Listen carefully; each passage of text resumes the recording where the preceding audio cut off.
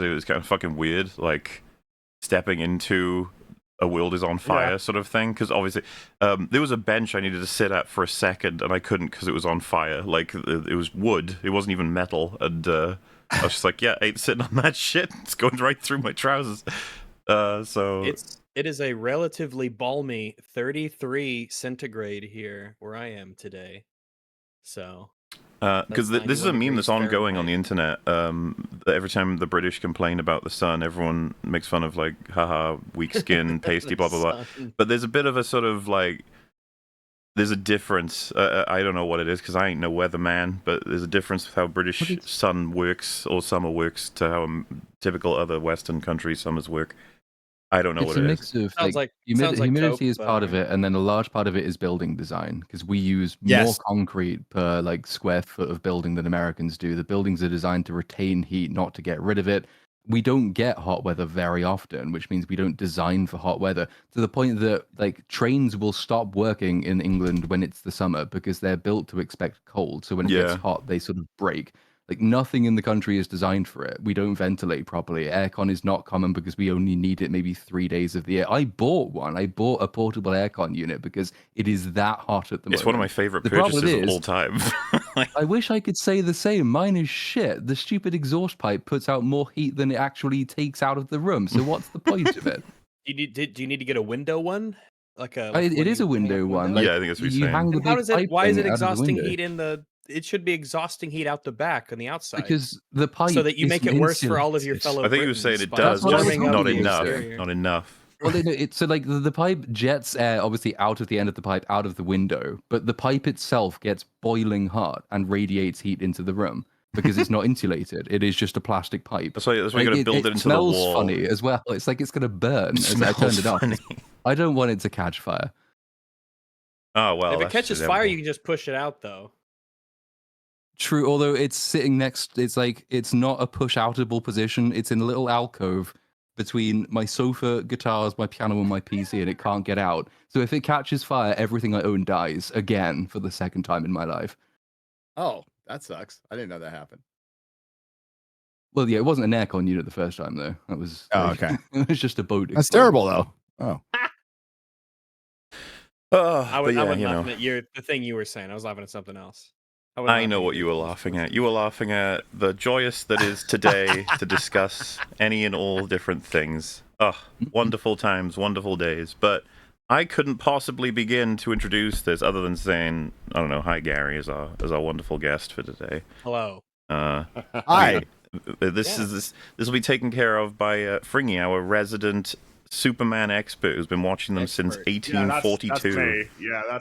That's me. I'm the Superman guy. I like Superman so much. He's my favorite DC character. It's not Batman. It's definitely not Batman. No, it's Superman. He's my favorite. So why did you say definitely not Batman? It's I was about to say I for some reason my brain was breaking on like, wait, is that sarcasm? I guess it's sarcasm. You're so sarcastic you don't even know if you're sarcastic anymore. That's fucking layers of sarcasm.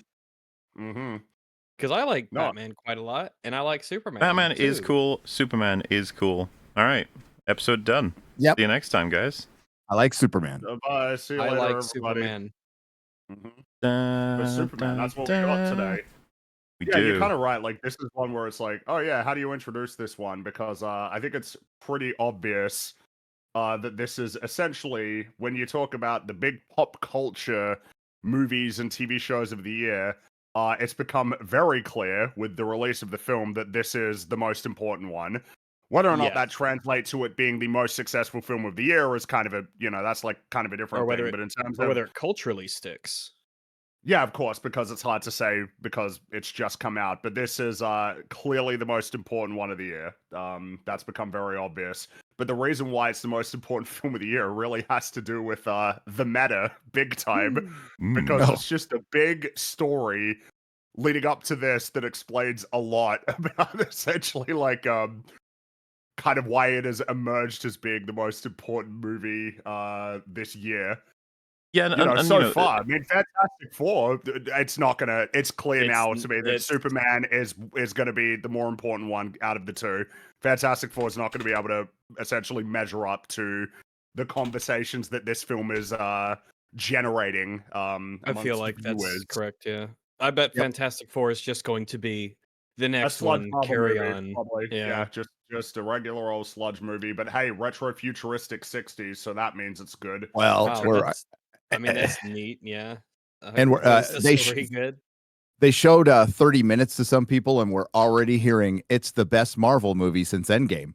Since the last Yeah, one? see Since that the last one, almost, that was the that's best one almost since like Endgame. something that is working in Superman's favor is that you don't Yes. have a whole bunch of shit Marvel movies for the last 5 years. You have something that is very much positioned as being new, and that it has a good reason to position itself as new because it is not a totally clean break from the DCEU, but pretty close to it.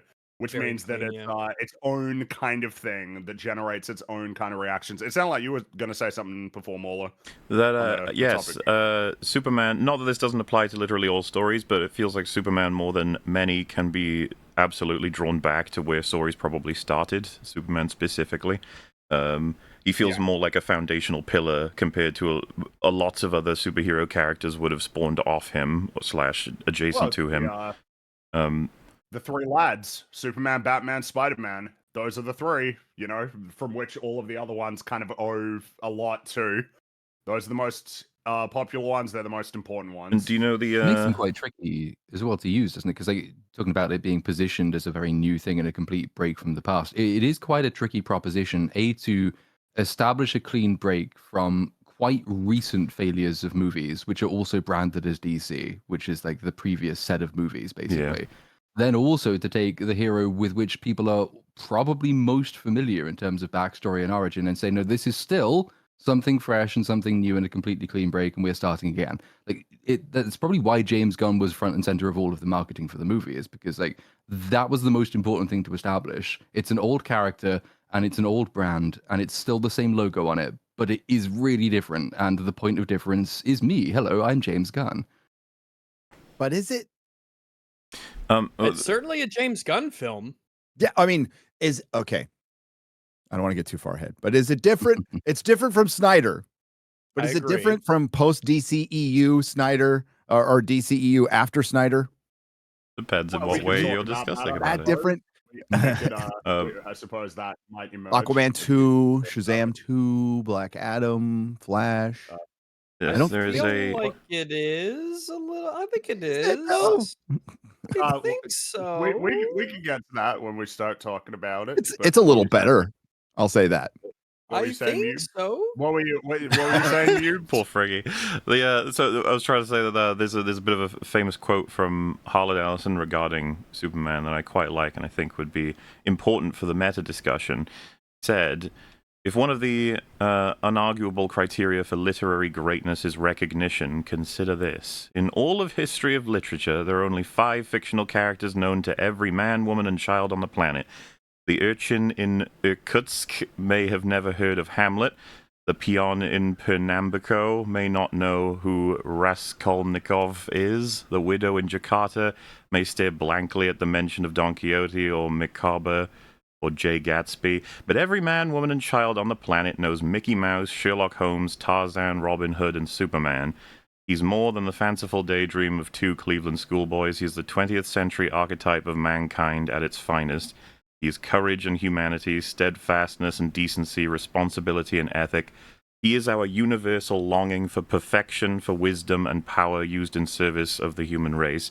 Of all the literary creations of American fiction, Superman, after all these years, born of a, quote, dispensable and disreputable genre, is the only one that seems certain to get posterity's nod, and that is because, simply put, he is our highest aspiration in human form." There is a lot of truth to that. Yeah, there is Harlan Ellison's legend was. Yeah, there's this underlying foundational kind of character that you want to be, and we should all aspire to. I agree. It kind of connects all of humanity in that sort of way. Something I suppose is worth noting is because it's probably safe to say that right now, like in the present day, Batman is more popular than Superman. In terms of people's general interest in the character. I mean, it feels like it's got to be reflected in the sheer amount of Batman media that's been created over the last 30, 40 years. But there was a time and a long time where Superman was the #1 best-selling like comic book. It was only until the 80s, I believe, that Batman surpassed it in popularity. So Superman was the #1 for a long time. And even though he's not necessarily #1, he hasn't fallen too far from the leaderboard. No, the recognition still exists. And technically, isn't Spider-Man beats out Batman right now, doesn't he? So I think so. Yeah. I think it's fair to say that anything could happen in the next 5-10 years for who's at the top. It depends on the media. But I suppose the interesting thing is that it feels like it's very difficult for any other superhero to break into the it's tough. The club that Batman, Superman, and Spider-Man belong to. Like even Iron Man, I'm not sure that I'm not sure. It feels like it's iffy whether you could say that he's part of that club. Those three keep getting iterations on top of each other. Iron Man's a little more complicated. It's like, are we going to release a new Iron Man movie? It's like, I mean, nowadays he's so tied to Robert Downey Jr. In that iteration of the MCU that to break out of that is going to take time. Even with even with people generally settling on the one iteration of the character that is considered to be like the defining one for Batman, Superman, Spider-Man, it's like, yeah, but I mean, it's still complicated. Some people do have preferences one way or the other. Meanwhile, Wolverine is hyper popular, but in terms of films, Wolverine is like attached to Hugh Jackman in a very strong way that hasn't really been tested with that's going to be another actor. A really tough hurdle for him. Especially nowadays, now that we just got Deadpool vs. Wolverine, and they just sort of came back after all these years and resubmitted that. The third goodbye to Logan. It's like, well, welcome him back, boys. Hey, we're going to get one more. We're going to get one more. At least one more. It depends how much money it makes. At least. Yeah. Well, at least they treated Logan's death respectfully. So. Oh, yeah, they said that they did, so they did, right? Yeah. Fucking hell. Anyway, so I suppose to start, we should go back in time nearly 50 years to the original Superman film, Superman from 1978. Which that's right. 1978 was about 50 years ago. Everybody, it was the 70s that was 50 years ago. The way to think about it is that the original Superman film is closer to the creation of Superman than we are to that film. 40 years versus about 50 years, which is worth thinking about, considering that when the film came out, it's like, yeah, Superman had already been around for decades at that point. Sorry, guys. I need to change my adult diaper real quick. Sorry. All right. Just a second. No, I'm just kidding.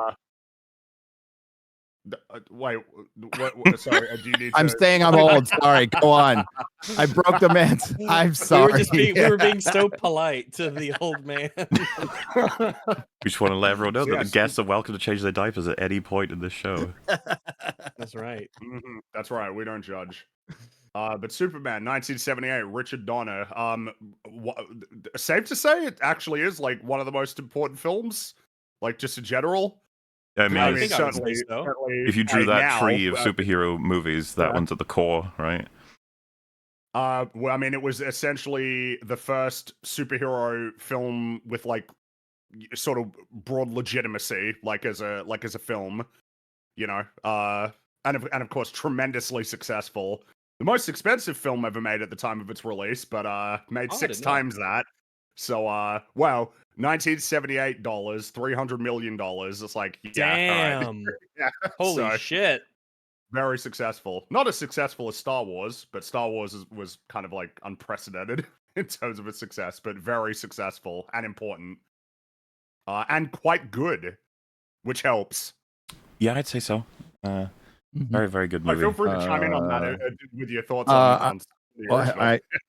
Adjusted for inflation, it was, God, I just saw it's like 1.44 billion for Superman. It did pretty good.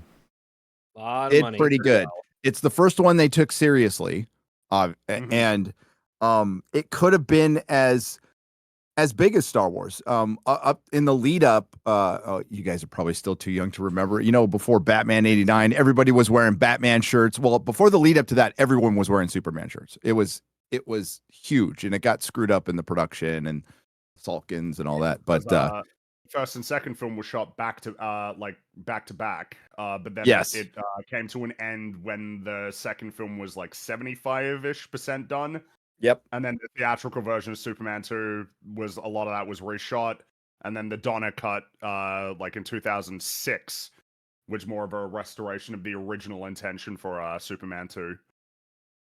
You know, the one thing, I mean, because like I really like the original, but I really love Lex in the second one more so than in the first. But he's funny as fuck in the second one.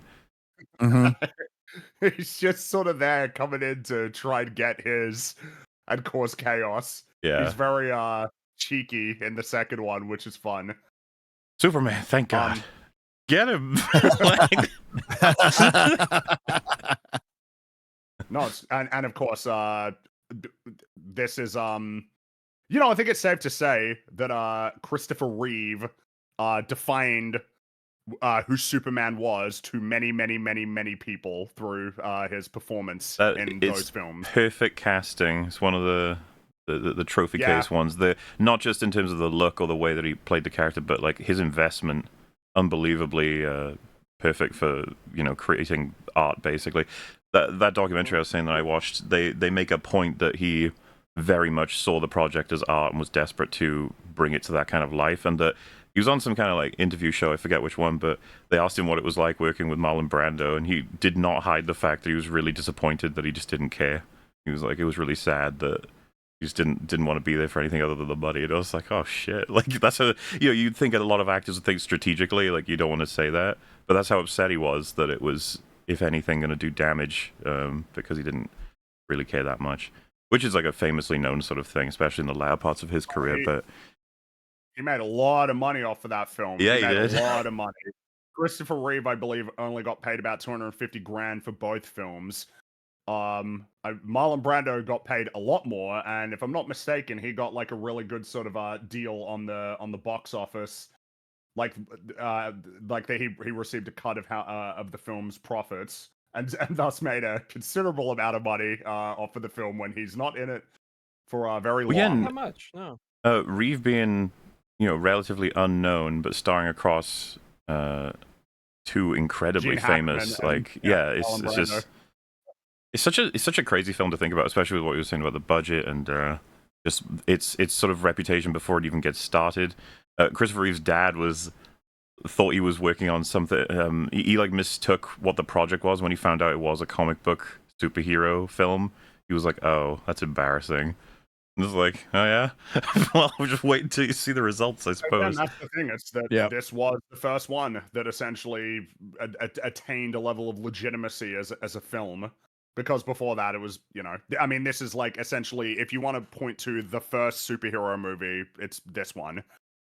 There may have been other ones that came out before it, but this is the one that essentially set the stage for what came after. I mean, you know, it's like 10 years later for Tim Burton's Batman to come out, and then another 10 years before Blade sort of kicked off the era of modern superhero movies. But yeah, they are major chapters, the whole set there. Mm-hmm. Yeah, definitely. But you have Superman, then Superman 2, then Superman 3, and then Superman 4, which is one of those sort of notorious bad movies. That's it's one of those notorious bad ones that basically nobody on Earth is going to be saying anything other than, yeah, it was bad. It's just like, oh, well, yeah. I guess because a lot of you know how production issues with that film. Well, and just being, how could you not directly compare it with the predecessors? And it's just like, oh, what a downgrade. Yep. Yeah, I it mean, was a massive downgrade. It was essentially resulted in Superman movies not existing for a while, but you know, there was a brief you know, Superman eventually came back with the Iron Giant released in the late 90s, which is my favorite Superman movie personally. But then in the same way that Incredibles is your favorite Fantastic Four movie. Mm-hmm. Yeah, though The Incredibles is just my favorite superhero movie in general. It's pretty good. It's a pretty good one. That's the number pretty one. Good. But yes, the Iron Giant came out and was awesome, but unfortunately, not many people watched it. We will talk about the Iron Giant one day, don't you worry. We will, yeah. And then in the mid 2000s, Superman returned with Superman Returns, one of the most boring movies I've ever seen in my entire life. Yeah, what What a fascinating little thing that I believe that it's going to get to a point where a lot of people don't know it exists at all. Superman Returns. What a weird movie, man, in terms of the choices. Superman, the Stalker, primarily throughout most of the film, and then there's so many scenes that are padded to hell and back for a plot line that, broadly speaking, I don't know many Superman fans that are going to be that enticed by it for a return. It's like, oh, it takes you like an hour before the film fucking starts. I have precisely one memory of that movie because I think, and I might even be making it up. It could be a different Superman film. I'm pretty sure it's this Superman film. The only thing I remember is that I went to see it in the cinema when I was young, and they were trying some 3D gimmick, and they gave you those little shitty cardboard glasses with the red and the blue, and the film was so boring that like we were just staring at the bottom right corner of the screen for it to say, "Put on your glasses now." And then you put the glasses on, and it looks shit. And then you go back and you take them off, and it's like, I'm just gonna have to wait until the next one because that's the only thing I'm really engaged with in this movie. It's so boring. Like it's one of the lamest, most boring movies I've ever seen. I might just be saying that because I watched it yesterday. You did, huh? Well, hey, Fringy, there's similarities between James Gunn's Superman and Bryan Singer. DC poached a Marvel guy who had just done just coming off of X-Men 2, and instead of doing X3, he went to Superman. There was a ton of hype around it. Both directors had some accusations. We don't know if they're true or not, but that's what happened. And where's Bryan Singer now? Not directing. That's Israel, is it? But he's in Israel right now. Probably a really safe country to be in at this moment.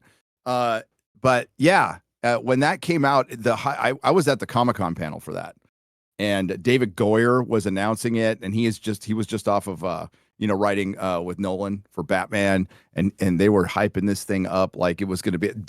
Donner was there. It was crazy, and I don't want to get too far ahead, but there's still a memorable moment in that movie that I like. That everybody talks about is the airplane scene. It was where he's saving a bunch of. Now we can get into the details that they probably would have been all mashed into jelly, but it's a memorable scene. It's also a Superman movie where Superman didn't talk very much. He didn't have a lot of dialogue. No, he just kind of sat there, which is not even unusual for like Henry Cavill's Superman didn't have many lines in Batman v Superman. That's like a shockingly low amount. Someone's talking about he only had like 43 lines. 43 lines. That's how many lines he had. All of them, all the movie, everyone. It's crazy. Yeah, he doesn't have a lot in Justice League either. It's because of course we could spend a good amount of time talking about what makes the Superman 1978 a really good film, but I mean a really important part of it is the focus and emphasis on the leading character of the film. It's an important thing, getting to know who Superman is, why he does what he does, how he maneuvers through the world, because obviously one of the most notable aspects of Christopher Reeve's performance is how clearly he distinguishes Superman from Clark Kent as a persona. Oh yeah. It's kind of wonderful watching him sink into that role and the transitions between the two, and how subtle but simultaneously stark the contrast can be when he slips in and out of the persona. It's quite remarkable and he makes it very believable that people don't know that Clark Kent is Superman when you see them.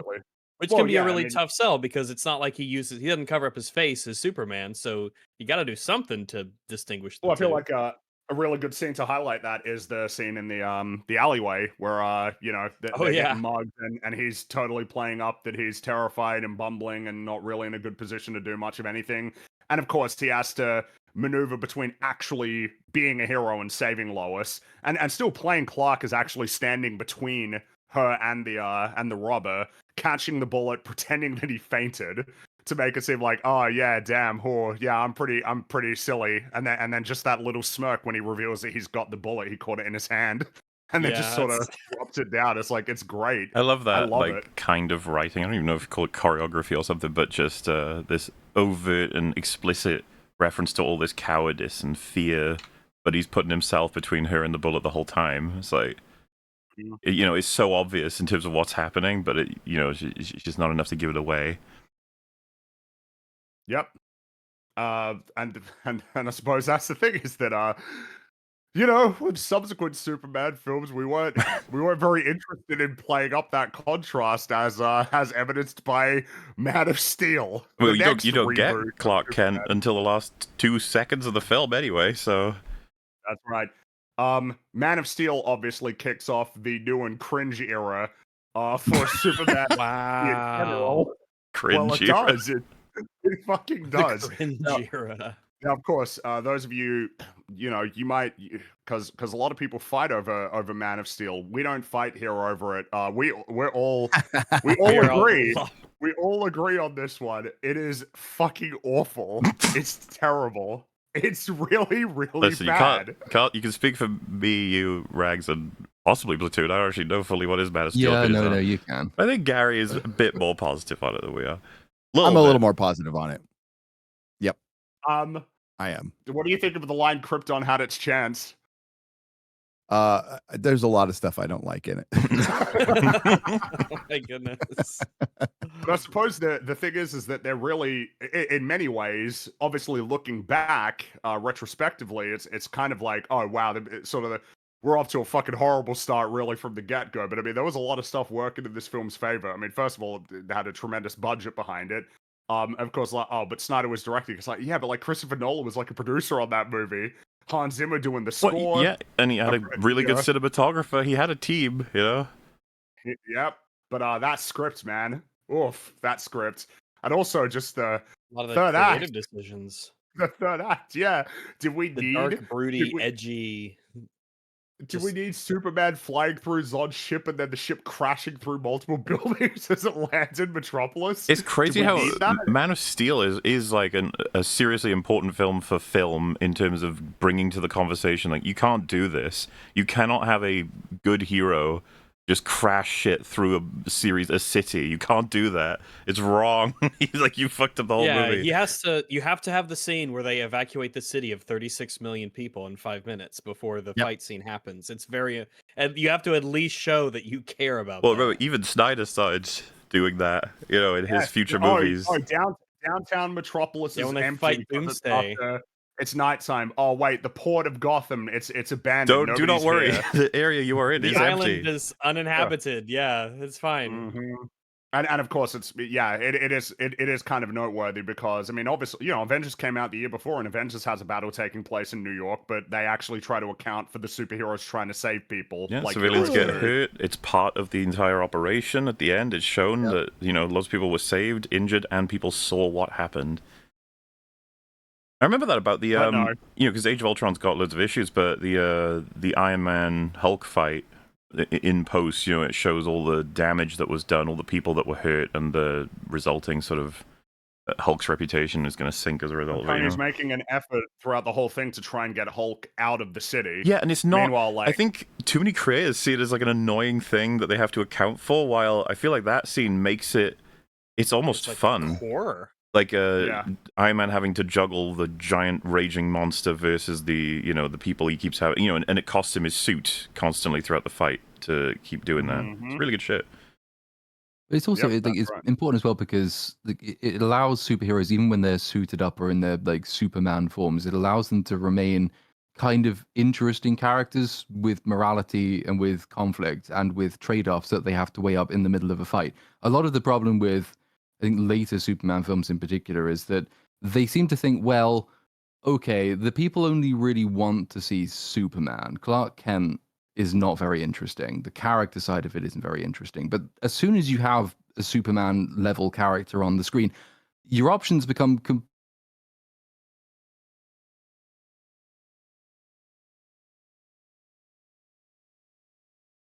Oh no.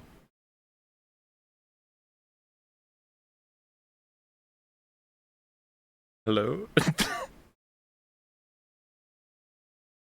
I'm alone. Why am I alone? Hear us? Mahler, can you not hear us? Apparently I am now back. Hi. Oh, yeah, what? hi. Yeah. What's weird hey, is what's up? Hello. it's like I couldn't hear any of you guys, but apparently everything was fine on the stream. So I don't know how that works. Yeah, we could hear everything fine. Okay. Yeah. Well, Very on Platoon.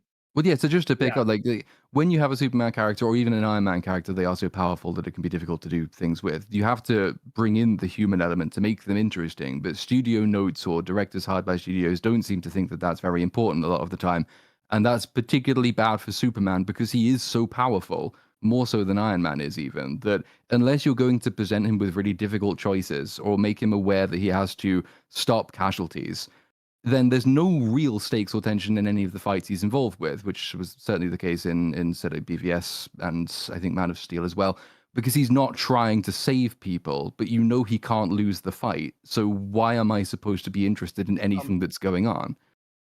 That's like an interesting point to raise, considering that this was a problem that, again, Richard Donner solved in Superman 2 when he has to deal with Zod and his crew.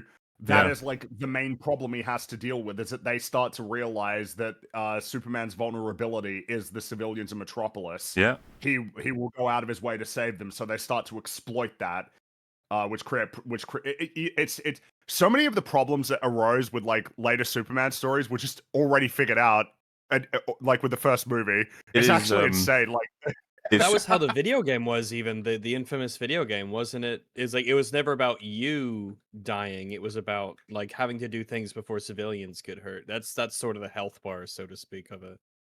Yeah, a couple of games try to use that sort of thing because you still want to entertain playing as all-powerful creatures or whatever, but like you got to find a way to around it. Because another example of what Frank just said, as far as I was concerned, is upon rewatching the '78 movie, it's so cleanly done that Jor-El and Pa Kent are both big influences on Clark's life, and they have one of them arguing you should be a part of humanity, you should help humanity, but don't direct them and steer them to the extent that you completely change what future they're intended to have. Stay out of a lot of human affairs, but do what you can. Meanwhile, the other one is like, no, you should be involved. You probably should change things for the better because you have the potential to do so. It is some core responsibility sort of stuff. And both of them have an interesting point to make, and that, both of them are respected by the film, but one of their points of view is going to be the one that he's going to go forward with. It's like a really simple, interesting, pointed conflict. And even going as far as Man of Steel, they already somehow fuck this up significantly. Like it's famous, that film, and we've talked about it again and again, and people are talking about it to this day on Twitter right now, thanks to the new movie coming out. What was I supposed to do? Let the kids die? And he says maybe, which still people are trying to defend it. If the scene taken in full, if you had changed his maybe to no and kept everything the same, I think the scene works. The fact that he said maybe destroys the whole thing. Because he talks about, because if you're going to do this, you both points of view need to be valid. They need to have equivalent weight behind them. You have to be, because you're supposed to be involved in that moral dilemma, and you're supposed to be unsure about which way the character will ultimately choose to go.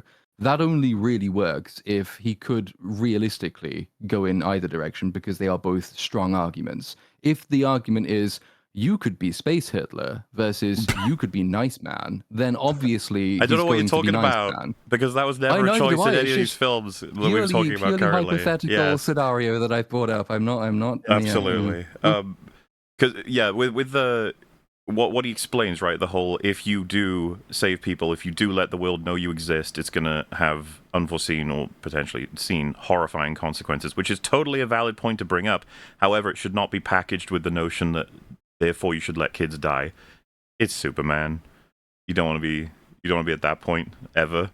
Then the sequence, obviously, where, and it is again being discussed to this day, where he lets Jonathan die. I still hate it. I know a lot of people do. It's not a fan. And upon giving it an old rewatch before seeing the old new movie to discuss, it's immediate, the problem, right? Like, Jonathan is the one that's like, I'll go help people in the cars, you take your mum to the underpass. Like, no. Clark will go help people, you go to the underpass.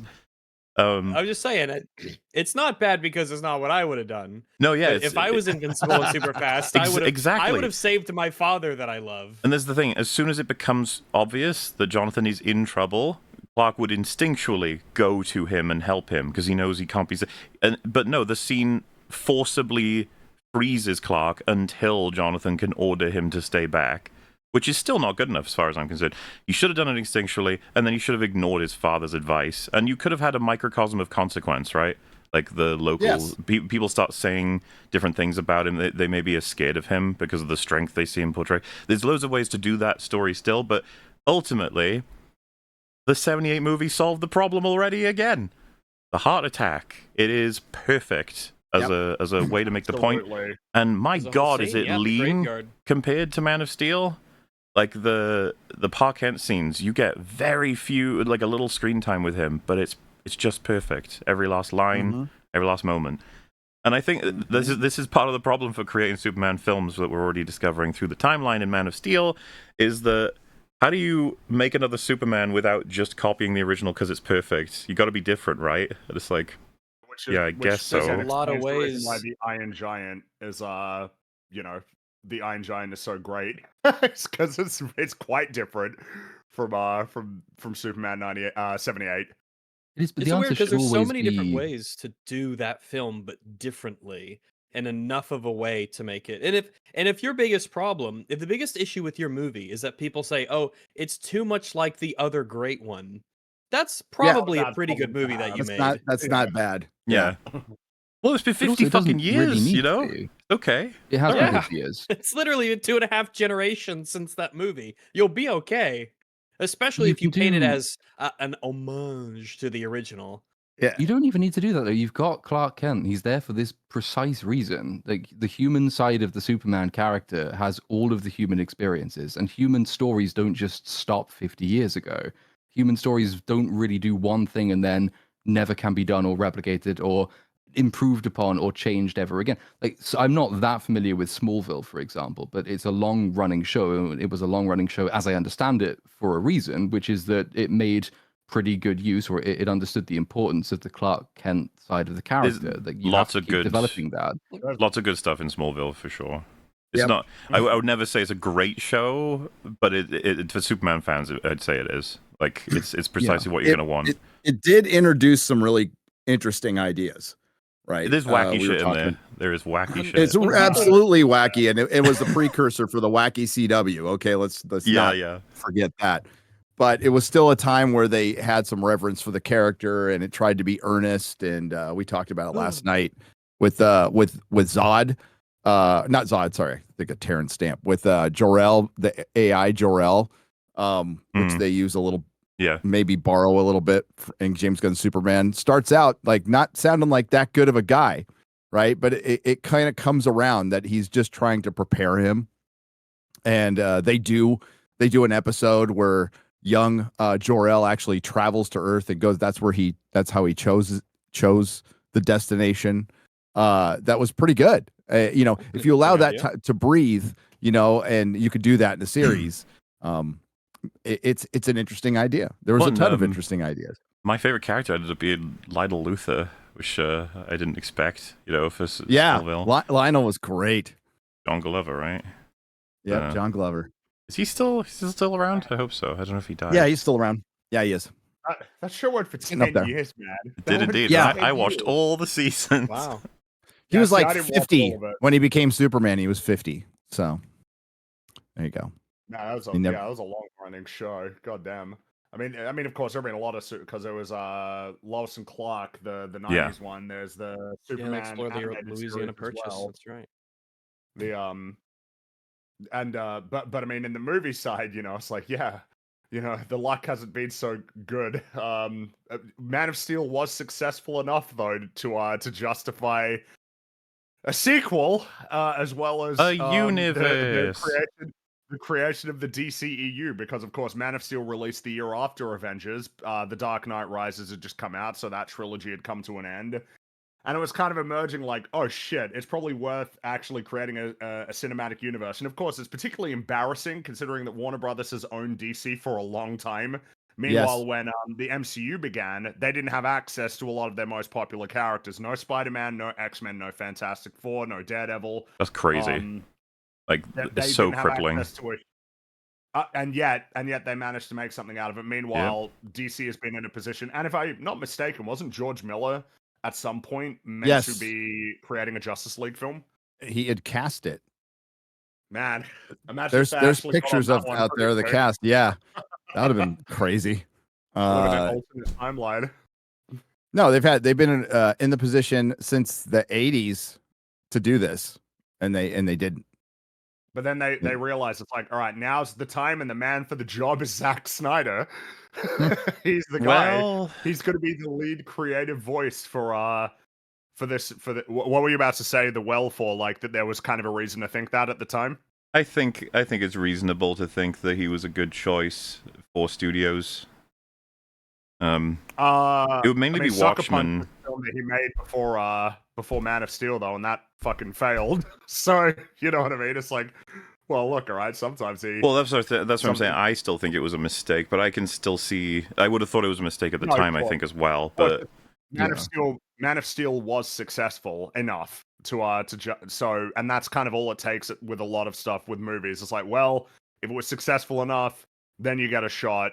I mean, hell, sometimes you don't even have to make a successful movie, and you can still get more stuff afterward. Yeah, but the reasoning is like this broader reasoning as well. Like, so, like, if you're trying to start up your own superhero franchise, extended universe, many years into the MCU, after the MCU has kind of monopolized that market, what you need to do from a studio's perspective is to make it visually distinct and tonally distinct. You need to make it quite obviously not part of the same thing, because otherwise, how will people notice what you're doing? And I think it's kind of fair for them to have assumed at the time that Zack Snyder's general tone and his style of filmmaking is different than what Marvel has been giving us for many years at this point. If we want to make it very distinctive, we've chosen someone who's not going to do what Marvel has done. Whatever else can be said of it, people will know that it is DC, not Marvel, and that it is Snyder, not anybody else.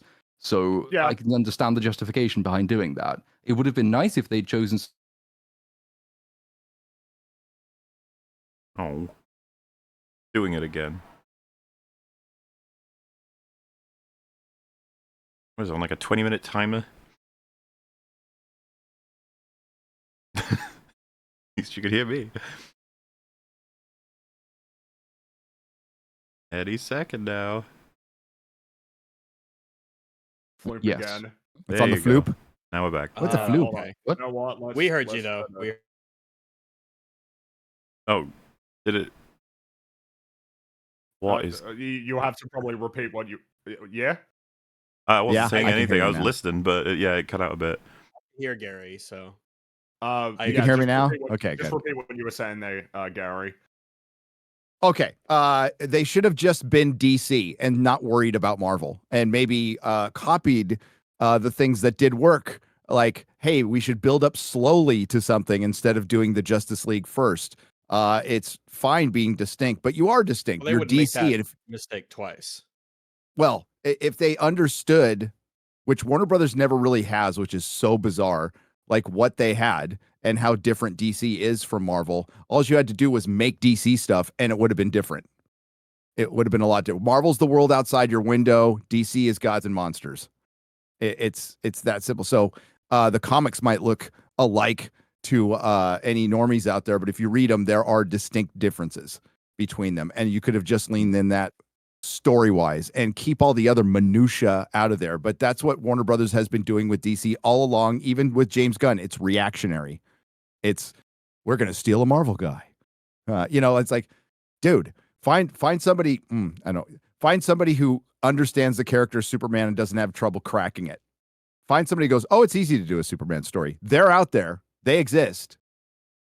But I'd almost they haven't yet. To suggest as well, because like when, as has been pointed out, Marvel didn't have access to its big top tier heroes when it started. I would have been very tempted to look at that and say, before you start giving people Superman, what you really need is someone to prove that they can do it with a smaller character, because that limitation actually helps. They had to understand like how to make the characters people hadn't heard of popular and good first. That's what they needed, and They they give it to, succeeded like- with Iron Man and people like Yeah, that. and you don't have success guaranteed essentially as well. You're gonna have to kind of earn it. That's a really fair point, considering the next film, Batman v Superman, which was not successful. Even though there was essentially no reason it shouldn't have been, because it's fucking Batman and Superman Batman versus fighting Superman. each other. Like, remember the conversations I about remember the conversation about how Civil War should move out of the way for Batman v Superman, and you know, I felt that way at the time. I was like, dude, it's Batman Superman. Come on, like, but well, it came out. People did not respond to it positively. It had an incredibly strong debut, but it also had one of the biggest drop off in the second weekend ever. And it ultimately ended up making $874 million. And you'd look at that and go, that's pretty good, right? It's like, not for Batman v Superman. Yeah, That's not it's good like- enough for Batman and Superman fighting each other. That's spending a token that you can't spend again for a long You time. can't spend again. Yep. Yeah, because there was plenty of hype for that movie, naturally, because it was the first time that these two characters were going to be crossing over on the big screen. And it's a pretty, though I remember the unfortunate thing is, it's like, oh, so where does that one rank in the DCEU? It's like, dude, Batman v Superman is pretty terrible. It's one of the best films in the DCEU. That's how bad this series was. I mean, It's so bad. just remember I what think I remember as Batman a kid, was in that film. I watched. You know, the use 'cause of before guns to then- kill was driving people fucking nuts Yeah. already. He's branding people. Well, they. Which is Yep. okay because they're not gonna die, even though they'll die because of the brand. Hey, People over with. No, his it's just Batmobile. unhinged. Remember the part where he It's knocks crazy. the car over, he shoots the hook into it and drags it around with the occupants still in it for Yeah, a while. like drags it around like a safe and Fast Yeah. and Furious. Yeah, Yeah, it's exactly. insane. I'll, It was I'll say Yeah. before that movie came out, my only there was, I think it was like a late 90s animated movie. I think it was called The Bat World. It was Batman Superman World's Finest, I think, where they kind of like meet and team up, and it was an animated movie, and I was like, oh, Yes. this is fun, and I watched it It's a not a decent comic. amount, and I really kind of enjoyed it, and that was my very young person's view on what a Batman Superman movie would be. Nah. So, bit of a departure. Bit of a departure. Yeah. And let's not fucking forget Lex Luthor as well, by the way. Oh yes, cringe Lex Luthor. Yeah. Good God. The jelly Oh. And babies. it really it established the trend Jolly of, Rancher. Yeah, yeah. Jolly Ranchers, yeah. Oh, the Jolly Jolly Ranchers. Rancher. Jesus What's Christ. It was the Mark other baby? Zuckerberg. Grandma's The It was peach jar tea. as well. Piss jar, yeah. He killed Mrs. Incredible. He He did. He did. and blew her up. He also made lots of weird floop sounds as well. And do you remember the part at the end of the film? The ding ding ding ding ding Oh, ding God, ding. don't remind me. Oh my God! Look at it. The demons are coming from the sky. Parademons. Oh my Paradise Lost. God. Oh my God! You don't understand the deep symbol. That's something a lot of I am people need clever. to figure out. It's like, no, everybody understands. You can't not understand it. That's the problem. You can't not I understand. swear we get it. It's and it's just sort of like that film as well, probably more than any of the others, really established for me like how futile it is arguing with fans, particularly of Zack Snyder, because With I fans. was honest, you fans generally, but especially Snyder fans, and it's like, so because I've been on a couple of streams since talking about that movie, and the argument is just rote. It's a good movie. Okay, it's not a good movie. It would have been a good movie, but studios interfered. It's still a good movie though. And okay, it's not a good movie, but Martian Manhunter would have explained it all, but the studio interfered. So, well, okay, but it didn't. Okay, it's still a bad movie, and it just goes on and on and on and on and on and on and on, and nothing's good. And then eventually, of course, we get the non-interfered with studio version of the next movie, and it's just no, the vision was always shit. You're just defending the indefensible. Well, perhaps that's the most We're gonna have to wait controversial a thing we while. can still keep saying, is because yeah, a lot of people love the Snyder Cut, right? So I guess that's not next. you're right. Justice You know League is next. well. I Correct guess me. something- yeah. Didn't it come out like his map for it? Correct me if I'm wrong. Oh, 'cause God. It's been a couple years and I've slept since then. Oh, And like Batman's gonna die at the end, and they were gonna kill Lois. correct me if I'm wrong, but it was Superman dies as is, Death of Superman, and then Batman and Lois hook up, and then Lois is pregnant with Batman's baby. Batman dies, and Superman raises Batman's baby with Lois or something. It was like, what? It was something like that. It was like, what the fuck? His plans. Like George Lucas talk about Star Wars now. His plans were horrifying for the sequel trilogy. Yeah. Oh yeah, and everybody's all the plans are out. They're great. I'm like, what? Yeah, Wonder Woman was going to be Kryptonian as well. Yeah, that one. Jesus that was one Christ. that people really struggled with. That one for pretty obvious reasons. Like even the most diehard fans were like, "Well, okay." It's like, yeah, because that's a really bad idea. That's a really, really, really bad idea. Like co-opting Wonder Woman and making her story just a part of Superman's story. It's like, bit weird. But I mean, I suppose the next thing is Justice League. But something that's worth noting is there is a trend that kind of happened in the DCEU where it probably would have ended quicker if not for one film being inexplicably successful and encouraging them to continue with the series. Wonder Woman. That was Wonder Woman. Yes, Wonder Woman was very successful and well received. People like that film. We don't like that film, but people like that film. Yeah, people really like that film to this day. And then Justice League comes out and is a massive because Batman v Superman was not successful, but like Justice League was a bomb. That was an actual box office bomb. I think it made like $600 million and it had like a $300 million budget. I still remember when it came out. It was like iconic for bad movie at that point. It was just everyone agreed. It's like that was a horrible fucking movie. Awful. And of course, that kind of derailed the shit out of everything. I suppose the relevant part for the conversation was that Snyder was directing the film.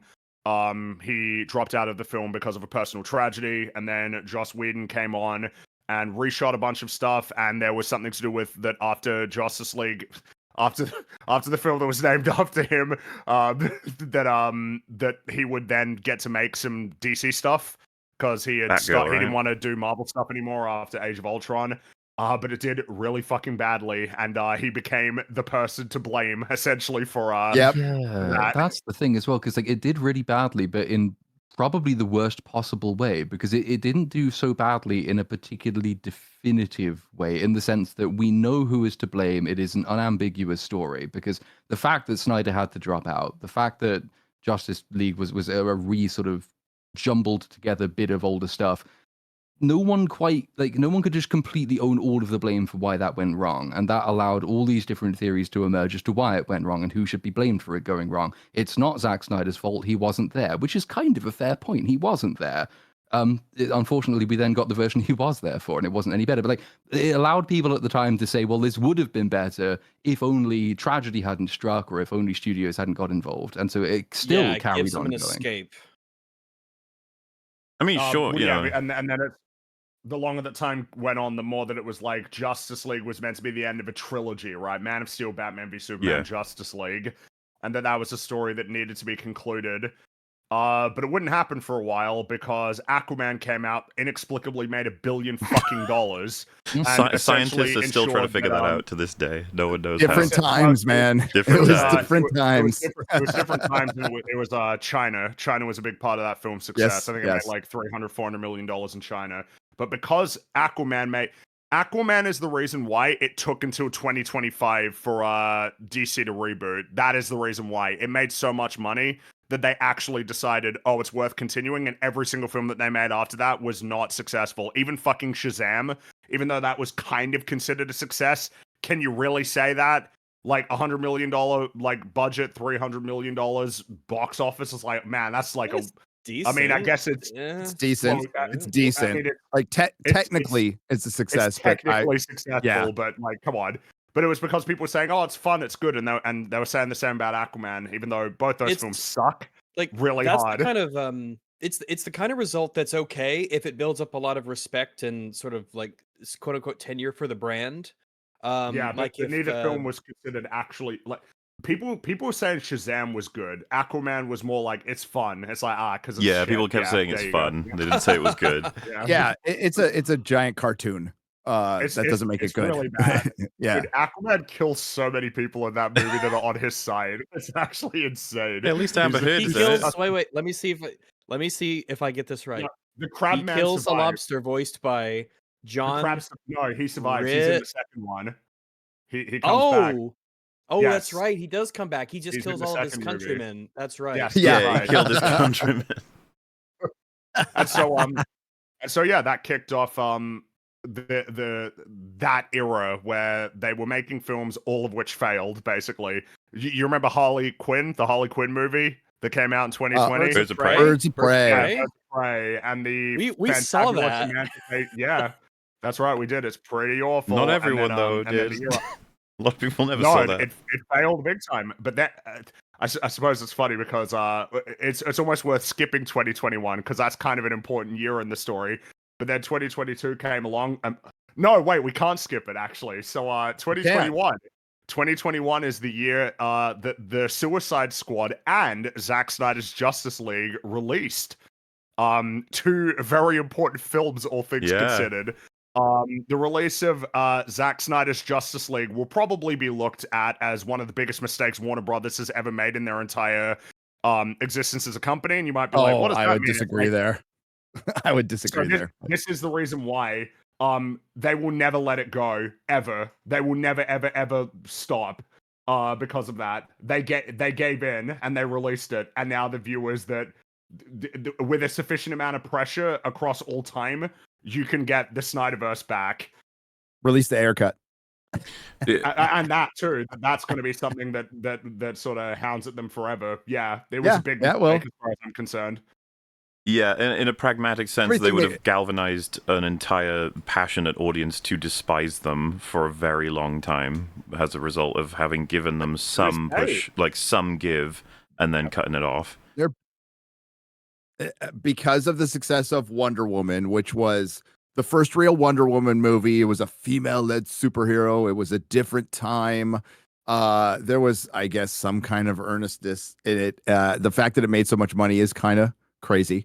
But if you think about Captain Marvel making $1 billion and Aquaman making $1 billion, but Captain Marvel is explainable. Yeah. But the fact of the matter is, the people who should have been fired from the get-go were the executives. They did throw Joss Whedon's not an innocent party in this. I like some of his work, but I'm not like gonna back up that he's not an asshole once in a while. Don't think he should be canceled for it. But they threw him under the bus and the whole Ray Fisher thing that was going on. And then the Buffy stuff came on. Zack Snyder's daughter committed suicide. And you would think that the executives could delay their movie a year.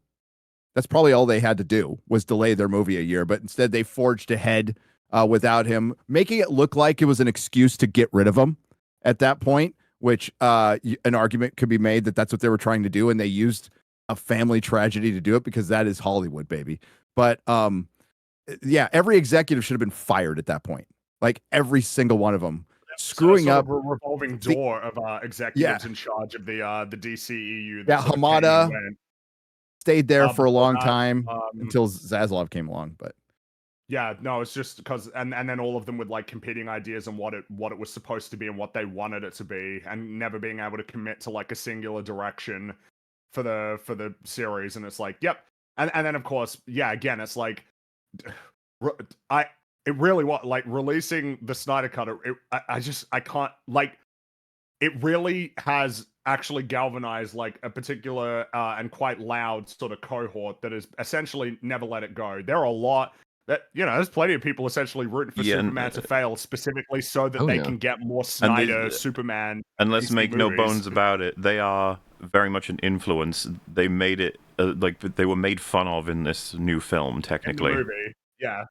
Yeah. So, Yes. The studio also tried to head it off another way. I mean, I thought it was established basically since 2001 that we don't negotiate with terrorists, but like Warner didn't remember that important lesson, so off they go.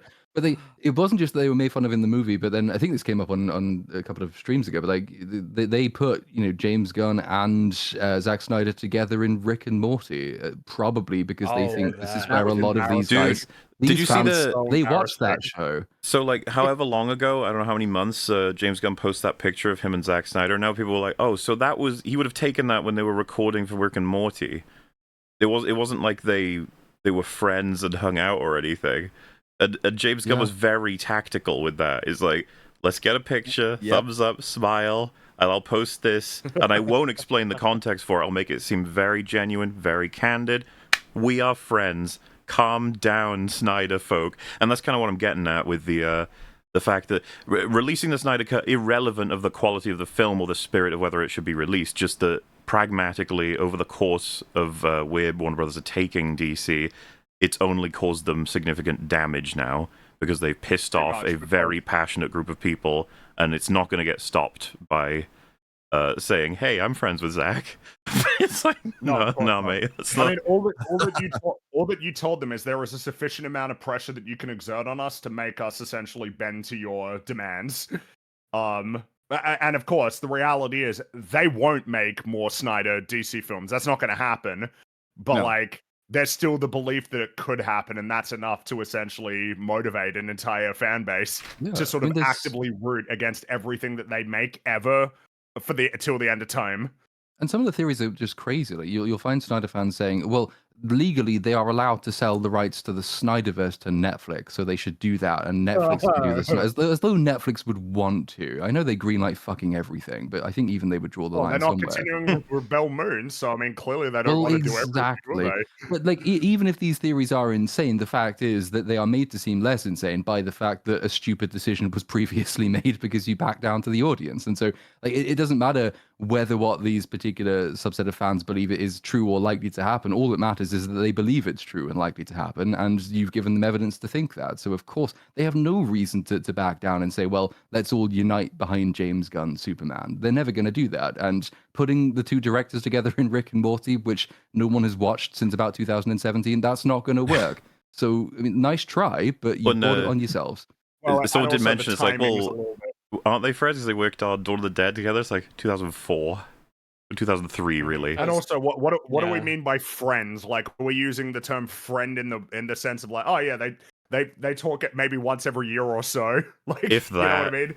If that. Yeah, like I don't know, and even that, and of course the timing of the Rick and Morty episodes. Like, dude, it's the week Superman came out, and Rick and Morty is owned by Warner Brothers. You know, there's no winning. This is why it's a problem. I think is the point Fringy was making as well. Is like, let's say James Gunn says, "Hey Zach, you can have the second Superman movie. I'm going to give it to you, and you can direct as you wish." This would never happen, but let's just say he did. How much chaos this would cause? Because if it were a good film, people would be like, he needs to take over, give it to him. And if it were a bad film, we'd be like, look how he was sabotaged by James Gunn. James Gunn tried to make him look like a clown or something like, you know what I mean? Okay. And what I'm getting at is just like, there's no healing this wound. It's going to be open and it's going to get infected for a long time. We've seen the results already of this for the discussions online. I will say the sort of Snyder fandom have galvanized many other people against them with their aggression. But you know, whatever. That's just how it goes. That's how everything goes. They need to get a better PR person. Yeah. Well, the thing is whether or not it actually bolsters anything that comes next. But I mean, I suppose that remains to be seen. But again, as mentioned, 2021 was an important year because that released. But it also saw the release of The Suicide Squad, directed by James Gunn, after he made the move over to DC. Which it failed. It did fail, but it was well received. It failed, and they gave him Peacemaker after that, right? That's the next step. Yes, yep. Peacemaker was the next one, and that was I think modestly successful for them, and was well received. We didn't like the first 2 episodes of that show. We liked The Suicide Squad. It's not a great movie, though. We did. Yeah. It's got a lot of problems. But that was, well, the thing is that the story wasn't done yet because there was another fucking character in this saga. Dwayne Johnson. Oh my god, this is a fun chapter. Another character in the story. So, as I understand it, Black Adam... that was something that was potentially going to happen for years. Years. Almost independent of anything to do with the DCEU, but then eventually as time went on, it became a DCEU project and then emerged as a fucking important one. Which is kind of funny. It's like, yes, the Shazam villain is going to potentially be the most important film. And I think history will say, yeah, it was, because it kind of determined the future. Yeah, I think a lot of people wouldn't even know that, though, like the general public being like, Black Adam, I don't know, but if it had released in like 2018, 2019... It would, probably would have made $1 billion. We'd be looking at a completely different DC right now. Yes. because basically, to a long story short, Dwayne Johnson wanted to basically take over the DCEU. Yes, he did. And he wanted to be the main man. He almost had the power. He just started like waning his power and superhero power. Like, that's right. He was just too late. But he done it earlier. When you said waning, I thought you were talking about Bruce Wayne, and I'm like, what the fuck is Mueller saying? No, he started waning. They're like, what, he waned all over the place? What is he trying? Why did you say that name? Martha. But it was really because you remember the hierarchy of the DCEU was about to change, and little did he know it fucking was. Yep. The hierarchy was about to change. Yeah, while he was doing all that stuff in the background, they were secretly hiring James Gunn and Peter Safran, which is hilarious. Yeah. In the words of Pirate Software, he got everything he asked for and nothing that he wanted. Yes. Yeah, Black Adam released in 2022. And it did not make its money back. It was a failure. It wasn't as spectacular a failure as the DC films to come after it in 2023, but it was a big failure. And like a month later, we had the reboot essentially. DC Studios, James Gunn, Peter Safran. We're going to be doing a new universe. No more Black Adam, Dwayne Johnson, and of course, it was particularly awkward because I got Henry Cavill back as Superman in the post-credit scene for Black Adam. And then like a month later, like, nah, he's done fired. With that, which I will say probably didn't help in terms of the again the Snyder fan base galvanizing them against you. Whereas it's hard to be a Marvel fan because all the films suck, it's hard to be a DC fan because all the continuity is not even promised. You don't know what the fuck is even happening. Whether or not the films suck, you can't even know if they're going to carry on. You're just like, well, that could be that. Yep. And then that was the end of that era, and they were going to be rebooting the DCU, but they had 4 more movies that they still needed to release. Oh my God. One of them they really needed to convince people was really good. Because there was Shazam, which basically was a meme Written as soon off, as it came out. Everybody was shitting on it. What's his name? I think what we were talking about it last week, right? Crashing out is I feel like we were the only people on the internet who fucking watched that movie at this point. Like, pretty much. Nobody else remembers it. Nobody. It was just, but Taste the Rainbow. Yeah, they did not taste the rainbow. Yeah. All of the hopes and dreams were Rachel in the Zegler. Flash. She was in it. She was in that Rachel movie. Zegler was in Shazam. Her power was insanity. She could like edit the world. Yeah. Foreshadowing. But wasn't it also Wonder Woman's Gal Gadot's last appearance as well? Yes. Oh, yeah. That's something I totally forgot to mention it. Wonder Woman 1984. Wonder Woman 84. How could you forget to mention? Iconic. Wonder Woman 84. Wonder Woman 1984 is one of those rare cases where like actually everybody does accept that it's like one of the worst movies like ever made. I would say a lot of DC films, a lot of Marvel films escape that fate when they deserve it, but Wonder Woman didn't. I would say it's one of so Patty Jenkins' Wonder Woman 84 is in the same like trophy case as Rian Johnson's Knives Out. Sorry, not Knives Out, Glass Onion, I would pick, and Zack Snyder's Rebel Moon, probably 1 and 2 put together. It's when you get full control, you get all the money, and you made that. Like what the fuck? Basically, yeah. Oh, sorry. I was going to say, Mahler, remember our conversation when that came out? Because it had just, we just had a hyper political year. COVID was going on, and this shitty movie comes out. We're like, thank God. Thank God. Thank God.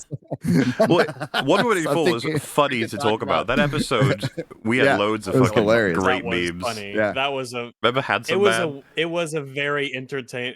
Oh, Handsome Man and the rape and all that. The DLC was like fucking up everyone's faces. Chris Pine, yeah. That was give me the stone. Who? That's Dick Trickle. Dick Trickle was in that. To it.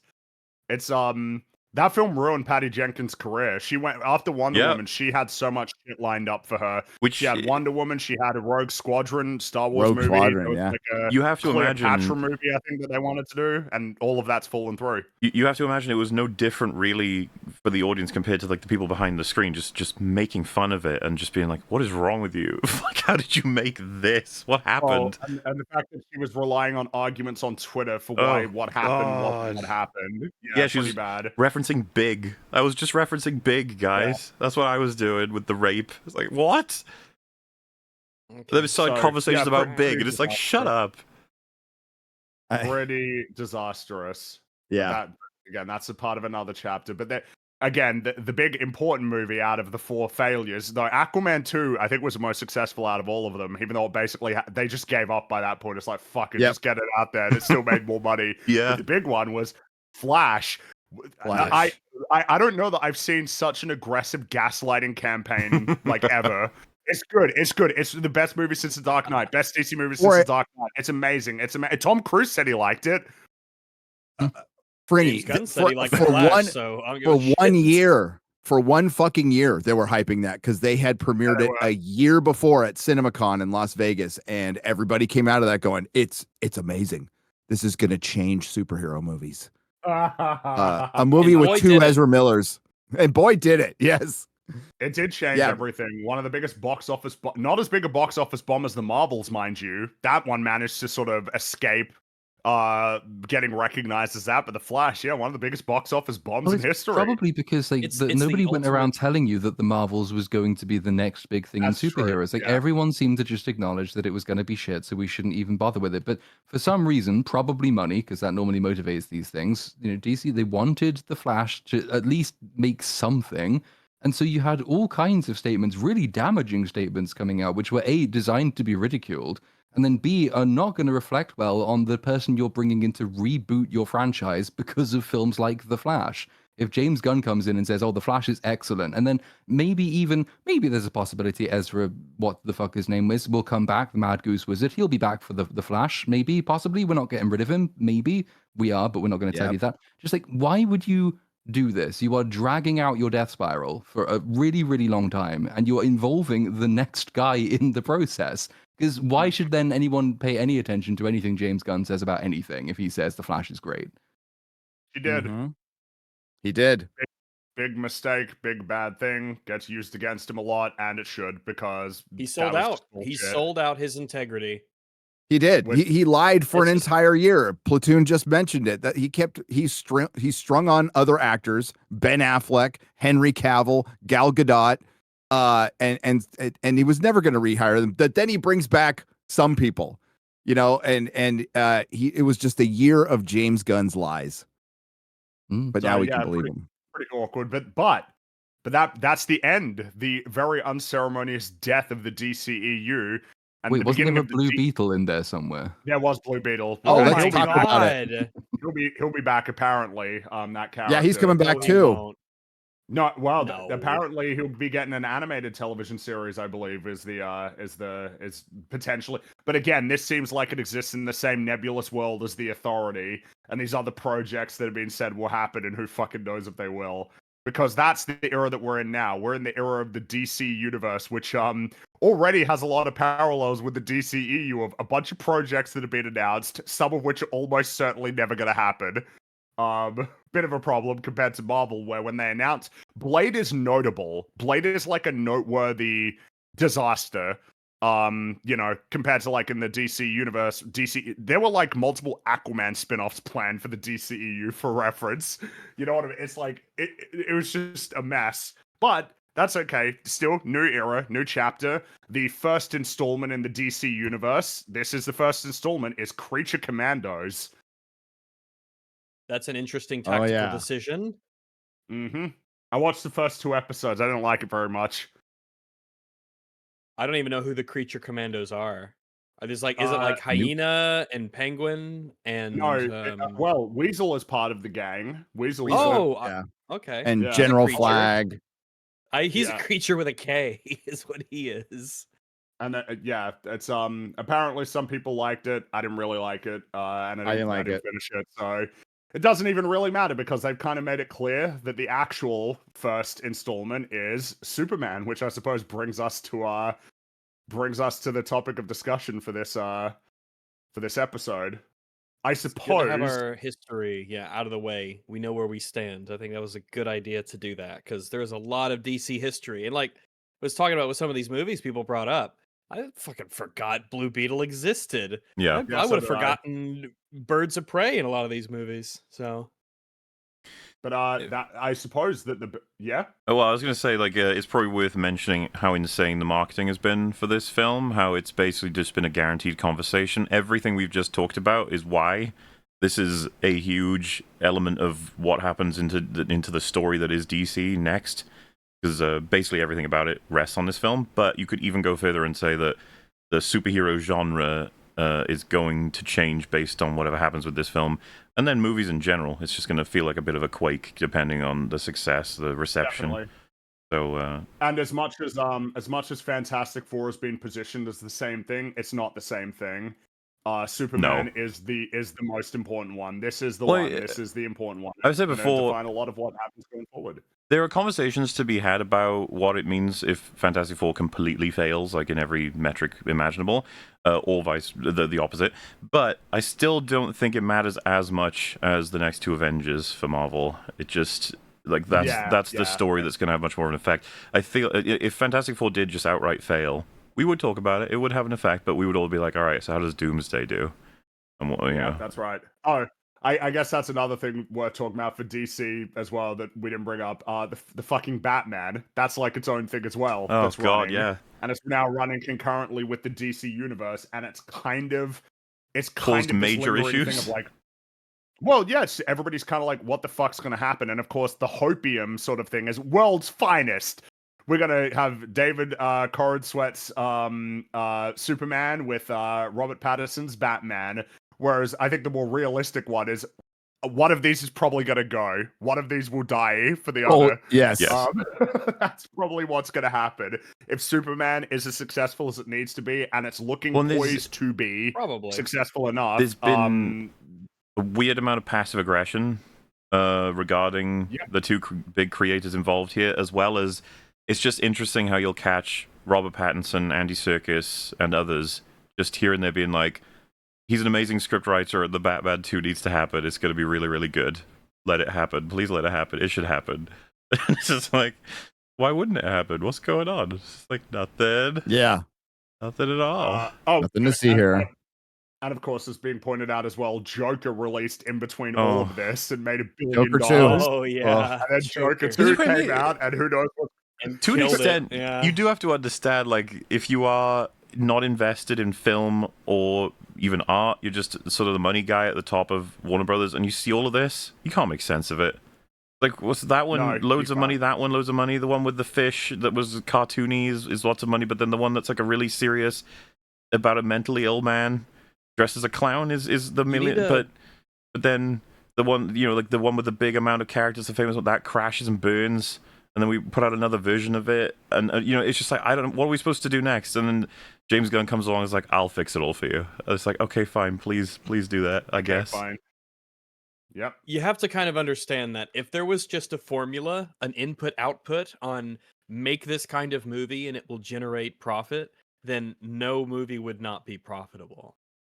Of course. The amount of variables that go into what kinds of movies are made and how much they generate and their cultural relevance is like, it's all over the place. It's not just like a formula where you can get a guaranteed outcome. This is a weird market. It's a weird market. The very best thing DC have come out with in, I don't even know how long, is a spin-off TV show. Yep. A spin-off TV show. How the fuck? Like, that may or may not even and continue. best by a considerable margin. I was thinking to myself, so what do I even think would be the next best thing chronologically? And it's like the thing that could even compete with Penguin. Right? I guess it would be 2019. Yeah, that'd be it. It's really, but I mean, obviously, it does speak to a funny problem that they have, which is Batman is the only thing that is reliably successful for them. Batman and Batman adjacent characters. That's the most uncertain area of their. What do you mean these variables? What the oh, I think it's lagged out again. Well, still, I get to say, those variables are fucking insane, chat, don't you think? So to an extent you understand it, but the chaos is still kind of unjustified in the sense that they managed to still make horrible decisions consistently. Maybe it does happen every half an hour. No, 20 minutes. I think 20 minutes matches. Me and you chat until they kick back in. Why not get a money guy who knows a little bit about film and culture and how about those variables. You don't have to know everything about every variable, but have a basic understanding instead of hiring some accountant from Pepsi to think he can work at Warner Brothers or Money Guy, which is what they're doing right now. And this is why they make so many mistakes. And they become so corporate, and things have become so produced instead of created. And they don't think that superhero stuff can be created because they have no respect for it at all. They just say, and we need it to make money, and it can if it's good. But now it's something that's been spread so thin. That's how you spend. You would idealistically assume you have money men right at the top, artists not at the bottom, but you know what I mean, and then you have the guys in between who can translate. That's what you at least need. But I don't know where those guys are. And they used to be there, and they weren't always successful all the time, but they used to be there, and they're not anymore because it's become so corporate that at what Rags brought up, they think it's a formula. They think it's a widget. So we can and look who's on the Disney board. Look who's on the Warner Brothers board. You're going to see a lot of people who were working for fucking John Deere and just like random companies because they were good company person at company, instead of being somebody who's somewhat familiar with the filmmaking process, which used to be nothing like a widget. And that's the biggest problem we're having, and that's why they plucked James Gunn. Hey, he was good with those Guardians of the Galaxy. We don't know if he's right for DC. We don't know if he's right for Superman. But he did good with quirky characters, and he brought a raccoon to life, which is and a tree, which is pretty good. And a tree, which admittedly is pretty good.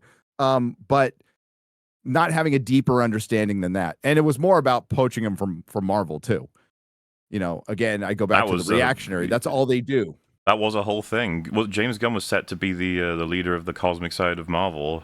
That was all going to happen. Marvel dropped him under the social pressure and then wanted him back once it was over. It's so fucking classic. It's funny because didn't Amazon kind of do a similar thing but more strategic with Clarkson?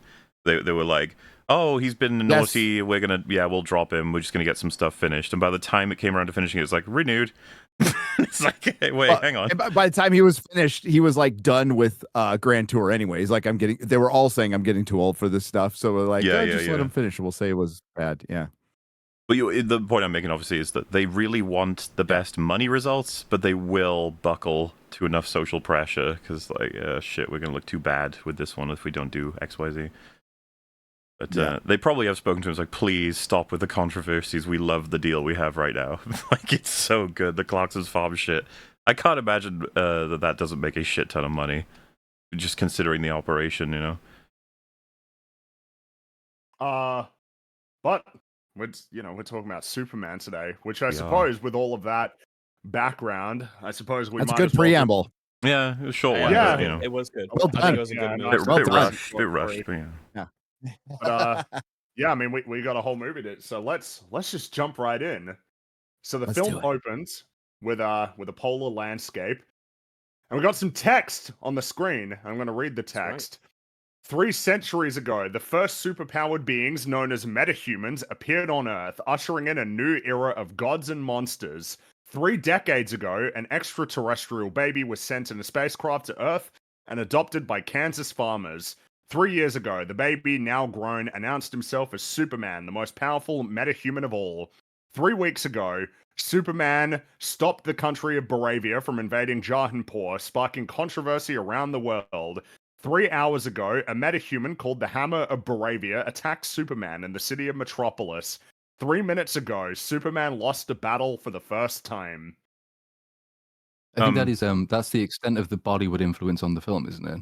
Jaranpur or whatever it's called is like, well, that sounds vaguely Indian, and James Gunn said he likes Bollywood, and he does. He has an Indian name in his opening little text scroll there, which is nice touch, I suppose. I was more so distracted by so I'd say we're not off to a great start. All of this information is either stuff that will be revealed during the film or is actually just superfluous. Or it will be a setup that they lean into for future movies, I guess. I think it's a lot to dump on you. But it's there to tell you you're not getting an origin story. Its first and foremost purpose is to say this will not be a character origin story. More importantly, arguably more importantly anyway, this isn't a universe origin story either. That you are going into the middle of the action. Everything's been this way for 3 centuries at this point, and Superman's been around for ages. So you're not getting character origin, and you're not getting a universe origin. Prepare to be jumped into the middle of like chapter 3, effectively, which is not necessarily wrong, but it does make it very difficult to explain things without backfilled exposition. But why tell me 300 years ago when the first super meta humans existed? How does in what way does this matter to the movie in any way at any point? And if you were going to tell me, if you had removed that text, how would the world seem different? Figure out, as far as I'm concerned. I mean, first of all, basically, like the latter half of this is all stuff in the plot that you're gonna find out pretty quickly anyway. You're gonna find out that Superman lost a battle. You're gonna find out about the Hammer of Baravia. You're gonna find out about what he did in Jaranpur. And you can infer that he's about 30 years old, and you know that he's Superman, and you can assume he's been doing it for some amount of time. You know what I mean? It's like, this is all just stuff. Why are we doing this? Why don't we just start like straight away with the landscape and then Superman crashes into the ice? Why all this information? I think because they were concerned, because of how hectic it is, they had to have something to let the audience know what to expect going in. Yeah. I definitely, I believe that. And I think it could have, in theory, worked. I think it could, especially the most impactful statement in there is Superman just lost his first battle, right? Yeah, that's like the big one, obviously. So that's a big one. So that could work in as the film. I'm trying not to get too ahead of myself. As the film develops, that could work if it gets solved, if it gets addressed. I'll just say that. I just want to see why. This is a nothing point to harp on. No, we're going to be here for a while. Don't worry. Welcome to EFAP. It's the opening text scroll of the film that's establishing a new universe. All I've said is it just sets up certain expectations about Superman and how good he might be in some fights, but we can get there. Yeah. Well, and for me, I would back what Frank said. All this information you find out in the film pretty soon. So all I can imagine is someone was feeling insecure about it. Studio exec, James Gunn himself, doesn't matter. Yeah, just like I'm a bit worried that people might get confused when it's just like, why would I be confused about that? I'm watching the film happen. What about the Star Wars opening crawl? Oh, Star Wars opening crawl is one of the best opening crawls that exist. The Dead Speak. Holy fuck! That one. That one. Okay. And it's funny because we know about that whole the video that goes over who's responsible for Star Wars being good actually goes over a lot of to do with how that opening crawl changed over time. The final one they settled on is such amazing information. Like paragraph 1 is the whole world, paragraph 2 is like the broad fight, and then paragraph 3 is the specific battle that's happened and why we should care about anything that's going on. And then you get the visual. We should do something on Star Wars someday because there's a reason why it's one of the most important films of all time. But it's not like we're saying opening title information is just always bad. That's insane. It's how useful the information is, what it does for you, like tone and context or setup. The thing that I'm baffled by is everything they tell us is told to us several times over within the first half an hour. Except the part where it's 300 years since the arrival of superhumans, which doesn't come up at all. I don't even know why they told me that. That's the one that seems out of place and almost like detrimental in a way. Because if you were going to say, all right, going into this movie, could you tell that there's been 300 years of metahumans in the human race or on the planet? I would have been like, no. The movie thinks kind of just like a normal world. Well, so the movie probably thinks that the fact it is presented as a normal world and there isn't much discussion about it is proof that that's the 3 centuries speaking for you, right? Like the fact that nobody notices or is particularly moved by superheroes being everywhere is because they've been around for ages. My problem with it was more that given how long they have been around, this will all come up in way more detail later, I'm sure. But given how long they have been around for, you would expect certain systems to be in place. You'd expect certain laws of world building to be operative. You'd expect certain consequences of that duration, which aren't really. The only thing you need to take away is that everyone's going to treat this as normal because it is normal to them. And yet, there's a lot of world building implied by that statement, which is just never done. I also wonder if it's a good idea to set a hard date for as early as you can go. With like stories of metahumans, in this universe. Yeah, that would be one of the things you setting it at 300 recommend years. against locking in stone unless you have to. Yeah, which you don't have to. Or unless you have a plan, unless you have like planned all of this out and you have got yeah, you're like, this is the story, this is the lore of the world, we've got all this planned out, boop, boop, boop, boop, boop. Then you can say it. But I don't think any one of us thinks that they've locked in a whole bunch of stuff, especially with everything that's been promised and planned and has, will or will not pan out. Also, anybody who's like unfamiliar, because like we were already prepped with a lot of this stuff because we knew pieces of the plot, or you watch the trailers, you know, the marketing. But anybody who's brand new, which is part of this film's responsibility, is to bring in new fans for DC and Superman. I don't think any of that is going to stay in their brain as soon as you get into the story, and then it's just like it's reliant on the story to make it stick, which then just makes you wonder what was the point of the opening anyway. So Superman crashes into the ice, and he's very badly wounded from that battle that he just lost, and he whistles, and Crypto, the dog, runs up and jumps on him, and it hurts. He is not being very nice to him, but look, he's just excited, all right? He's a doggo, a big super doggo who can run real fast. And Superman tells Crypto to take him home. So Crypto grabs his cape, drags him back to the Fortress of Solitude, which emerges out of the ice. So did Superman did he fly here and crash, or was he like punched across the globe? Or no, I think it's safe to conclude that he flew back here because he needed to heal up. Didn't quite make it to the entrance. Bear in mind, this is Antarctica, so he flew all the way from America, all the way down to Antarctica. He made it 99.9% of the way. That's right. And then when he was at the doorstep, he just couldn't quite do it. Yeah, nope, but that's okay because Crypto is here to help him out. He's going to take him there, and he gets inside. The door glows and activates as if like, oh, see, only Superman can get in here. Is I suppose what we're to conclude. And we're introduced to the Superman robots. One of them is Alan Tudyk, which is fun because he's always very reliable as a robot voice, I suppose. Yeah, I suppose so. He's 4. That's him. He's the one. He's number 4. His name is 4. It's not Gary. It's 4. And he And Superman, he thanks them, and 4 says, "No need to thank us, sir, as we will not appreciate it. We have no consciousness whatsoever. Merely automatons here to serve." But then he introduces 12, who giggles after Superman looks at her. Apparently this scene like was a conversation when it got released. Everything has been. Ago. Everything that has with this film has been a conversation. But yeah, I remember that one. It was whether or not the joke was good, whether or not that dialogue makes any sense, whether or not these are good decisions to be made. And whether or not you're an idiot for thinking that it doesn't make any sense because it went over your head or something. Yeah. Well, I could say it as far as the humor aspect goes, according to me and the rest of my theater, it was not funny. So well, I'll say this preemptively. There was one general slight giggle throughout the movie that I almost kind of had, and some people in my theater had just one. And I'm not going to tell you what it is. I'll let you know when we get there, because tension is a good aspect of storytelling. So it can be. There you go. Nice to have sometimes. Yeah. I wonder if, we might get some. Well, this is tense. Superman just got beat up. This is very tense.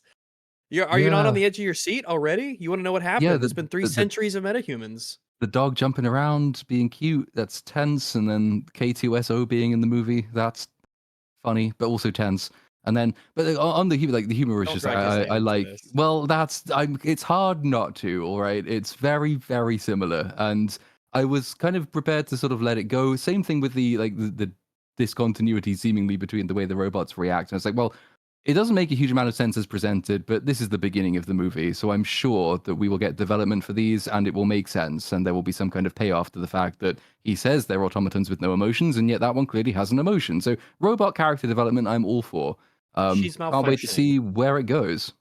I like the designs of the robots. Yeah, they're fun. I'm all right with them. Yeah, I'm all right with them. I like the eyelids, in particular. They kind of glow up and down. Yeah, they're all right. Yeah. I like when there's that one part where the eye does the fry meme with a like suspicious look with the eye. Yeah. I like That's that. right. The sort of glare. I'm pretty sure Harcourt, James Gunn's, what's her name? Jennifer something, she's is one it? of the robots. Yeah, she's one of the robots, I think. Good for her. I also think Mantis is one of the robots too. Good for her. But in any case, Four's got some information for us. So Four exposits that he's playing the recording that Jor-El and Lara sent along with Clark because Clark finds it soothing, but they're speaking the Kryptonian language, so we don't know what they're saying. So Four continues to exposit that the message was damaged in transit, but he translates the first half of the message, which is, "We love you more than heaven, our son. We love you more than land. Our beloved home will soon be gone forever, but hope vitalizes our hearts, and that hope is you, Kal-El. We have searched the universe for a home where you can do the most good and live out Krypton's truth. That place is Earth." The reason why I say exposits is because it's like it's just exposition. And well, it's there's no reason why. That's a lot of. Why would this come out now of all times?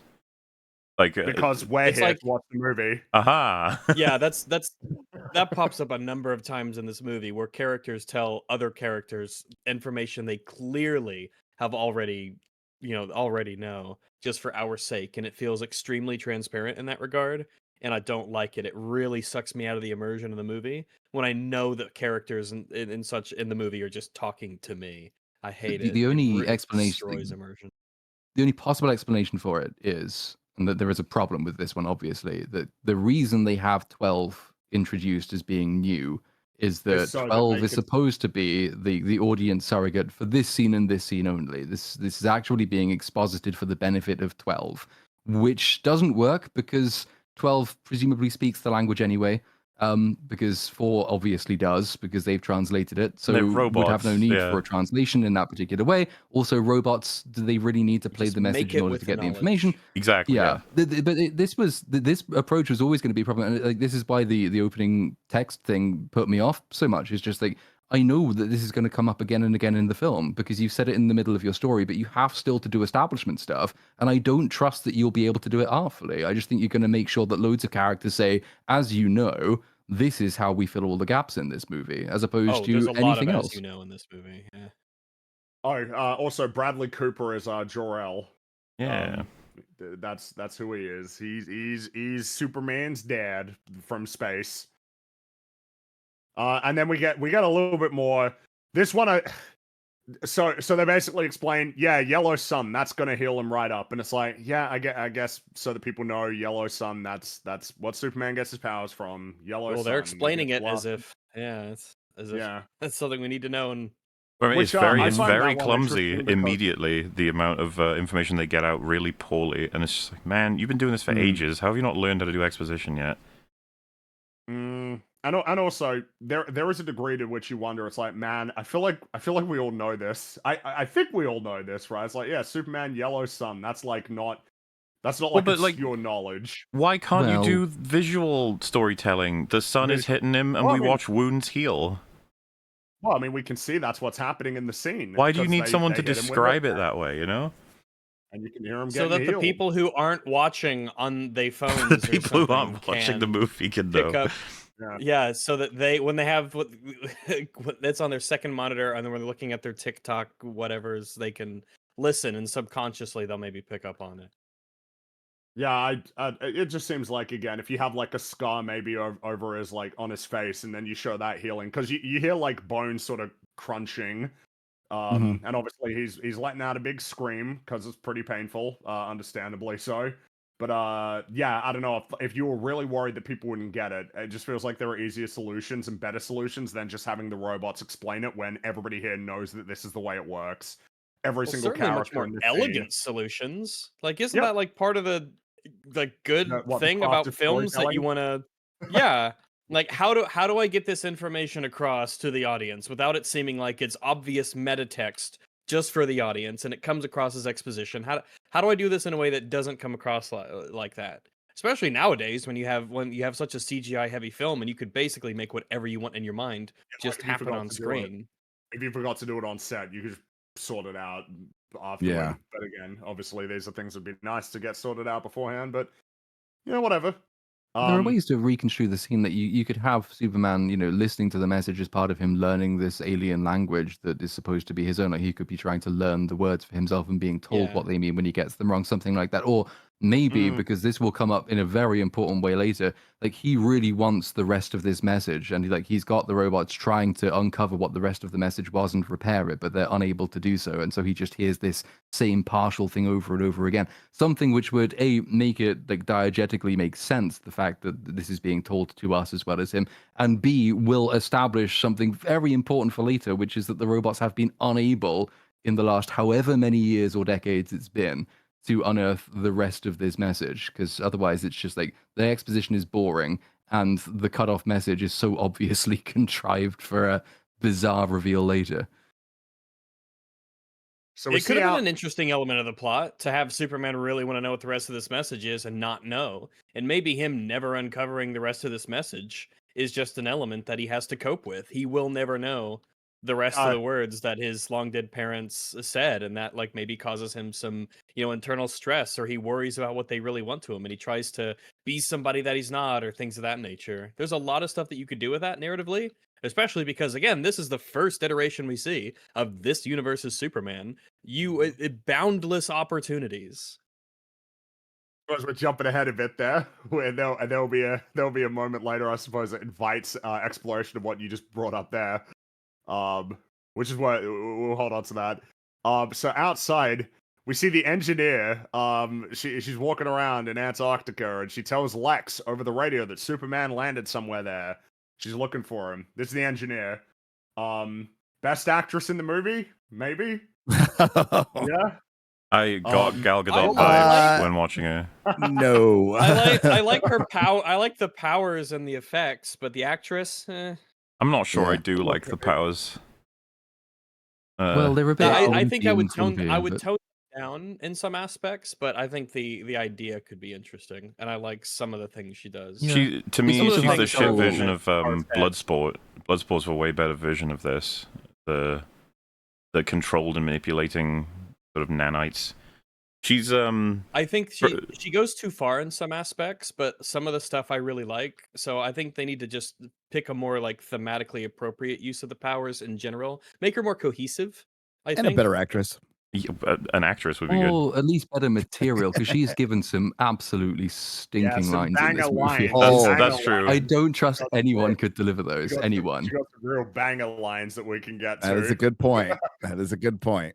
But on the power set is interesting. Like I think that's probably going to be a general comment on lots of stuff in the movie. Like this could be more interesting if we'd actually defined these things better. Like my first question, as soon as I saw her here, was like, what? She can fly as fast as Superman? Like how long did it take her to get from Metropolis to here? Well, so yeah, I will say, Superman, yeah, must do. Yeah, I mean, I'd say so. Close enough, anyway. But to be clear, because it may as well be, we don't have to go over the specifics that Lex says, but her power set, for anyone who doesn't know, is basically the T-1000 on steroids. Like, she can do anything she wants. She can do too much. Pretty much anything. I don't know what her limits even are. She would... It says in the film, anything she can imagine is what Lex said. And he says this in exposition, yet another like exposition as you know scene, to explain the powers, but he essentially says anything. I infused her blood with like nanomachines, son, and so now she could do anything that she can imagine. And the point was like crafting a jetpack out of nanites on her back to fly is something casually that can be done. So this is what I mean about T-1000 was very possibly the archetype best version of this ever. The rules are so very strict, and his strengths and weaknesses are very obvious, so that you can understand how he can win and lose fights. Bloodsport, a little bit more complicated in terms of like what are his limits and what are the things he can even make, but they still have the Iron Man aspect of he has the pieces on his armor, and the more he uses, the more they're taken away from him, the less power he has and stuff. With her nanites seem to be infinite. I don't really see much of a limit. And then anything you would conceive of, as mentioned in your imagination, she can spawn. Which to me is just like, I advise against that dramatically for a story. That allows for way too much. It's hard for an audience member to follow. It's just not believe it. A lot of it you just can't believe. So back in the yep. Well, it's going to become a problem if and when in subsequent movies these characters start to interact a bit more with each other, because now you've got one character who can say to her, well, what can you do? And she says, well, I can do anything I can imagine. What can you do, Green Lantern? Well, I can do anything I can imagine. What can you do, new character who we haven't seen yet, but will probably have the same answer? I can do anything I can imagine. It just looks a little bit different. It's got a different texture on it because this one is tech imagination and the other one is green jelly imagination. When one of the things the MCU does. They would have made a good foil against each other if they had to like fight potentially. But well, yeah. But then if you don't want them to fight or if you want them to do anything sort of going forward, one of the things that the MCU does really well is establishing, these quite distinctive and very limited power sets for each of its main characters. So they complement each other, but they don't overlap a huge amount because it just makes scenes more interesting. Like fight styles become more varied and people have specific uses and talents and specific weaknesses. Whereas if you're starting to double up basically in your first movie, it's like, here's some important people who do basically the same thing. You're limiting your ability, I think, to do really interesting things with these characters, assuming you ever want to. So despite not being fully healed, Superman needs to get back to the fight in Metropolis, but before he leaves, he notices that the fortress is pretty much in ruins. It's Crypto's fault. He's not being good. But then he asks what happened to the robots, and the robot Force says, "We feed the canine, but he is unruly." And he realizes that we are not flesh and blood, and in our heart of hearts, could not care less whether he lives or dies. That's not very nice of them. He's a little doggo. How could they not care? It's because they're robots, though. Yes. And then Crypto starts biting Superman's shoes. And I saw that people were really fixated on the length of his shoes. In this the clown shoes, scene. They kind of look a bit like clown shoes. But, because, the conversations around this film have been great. But he orders Crypto to sit and stay, and Crypto's a little bit sad. He lets out a little whimper. But Superman, he don't have time for him. He leaves the fortress and launches into the air, and the engineer sees him. Oh, so she's the thing where because they tell him not to leave because he's only 83% restored to health. Yeah. I don't know what that means, and I never know what that means when people say it, but people keep saying it, so it must mean something. Your rib is 83% healed. It's on its way. It's part way there. Whatever that means. I mean, it's basically like a health bar. Yeah. It's a structural integrity of the body. Probably worth just getting that general abstract kind of getting that remaining 17, I guess. But, well. I suppose could have used it. Yeah. All right. But he's gonna get back to the fight because he's gonna get back to the Hammer of Baravia. And then we Superman will win because he has 2 health bars, as we've just established. So. We have that shot that got released that everybody was arguing about. That's Superman's flying back, and it's like, oh, look at him go, and it doesn't look amazing, I will say. No, but it is it not the shot James Gunn said would not be in the final movie? He said that it was. I could have sworn he said that. It's been changed, but it's the same shot. It's just been changed changed up. That's all. Okay. So it's in the movie, yeah. Because I know he referred to it as like something that got past him, that he wouldn't have let get past him if he'd seen it. Yeah, but I mean, it's the same shot. It's just been changed a little bit, but it's the same. Yeah. And I mean, he said it was Top Gun Maverick inspired. It's like it feels like an oddly specific reference when like it's not even that unusual to just have like shots in movies that are kind of like that anyway when people are in the air. You know what I mean? It's like it's just normal. Yeah. Like I don't know why we're citing this specific. It's fine. Top Gun Maverick's got a lot of cool shots, but looks all right. And it's a fair sort of way to go, but it's pretty straightforward. It's normal. It's whatever. It's all good. Yeah. And then it zooms in and we see the Superman logo, and then it says Superman, and it kind of does the text from the original film, kind of, because this will be something that you will probably, maybe start to notice is man, we are.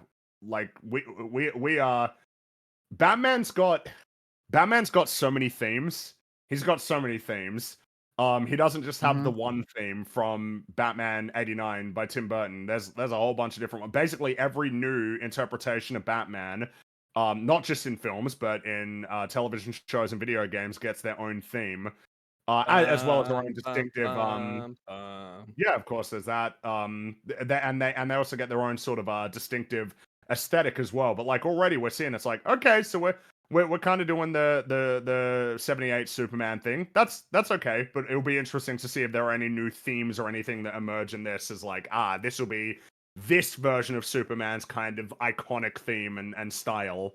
But it's it's a really good theme, the Superman theme. It's good shit. It is. Searching for themes will be a theme of this movie. That's right. Just keep an ear out for it. Just keep an ear out. Listen out. They should have done something radical and used the comic book logo. You know, the one that's been around forever. Well, because they're using the Superman logo in this film is from a specific from the movie, yeah. So right. Donner's 78 Superman used the Superman logo from the comic, and that's the only movie that's used the Superman logo from the comic for the poster, not for the credit scene. I would have used the Superman logo. Well, you're talking about this one here, the title logo where it starts as the S, the yellow on the front, and then like red behind where it says Superman, the one that they've used forever. I would have just used that instead of just reusing Donner's in the movie, and on the poster it's just like regular script. It's really boring. Anyway, I agree. I think I agree. Obviously, I would want them to have. It could have made for a neat aesthetic, especially if you play it. If you're talking, this is going to be this is a comic book leapt off the page. Then use the goddamn comic book one. Yeah. So, back in Metropolis, we see the Hammer of Baravia, who's a big flying guy in a suit. And he declares that he's retaliating against the people because Superman intervened in the conflict between Baravia and Jaranpur. And so he fires a laser through an office building. He's being very mean. And then we see inside the nearby Luthor Corp building, you got Eve, Lex's assistant, taking selfies.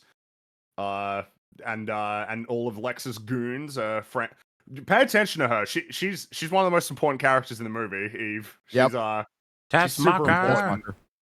That's right. I had to do a double take when I saw her. It's like, oh, for God's sake, what is the woman doing taking a selfie? And then I thought, well, hang on a minute. You wouldn't have shown me that if this isn't going to be important somehow. Mm-hmm. I don't, as a rule, like plot attention on selfies.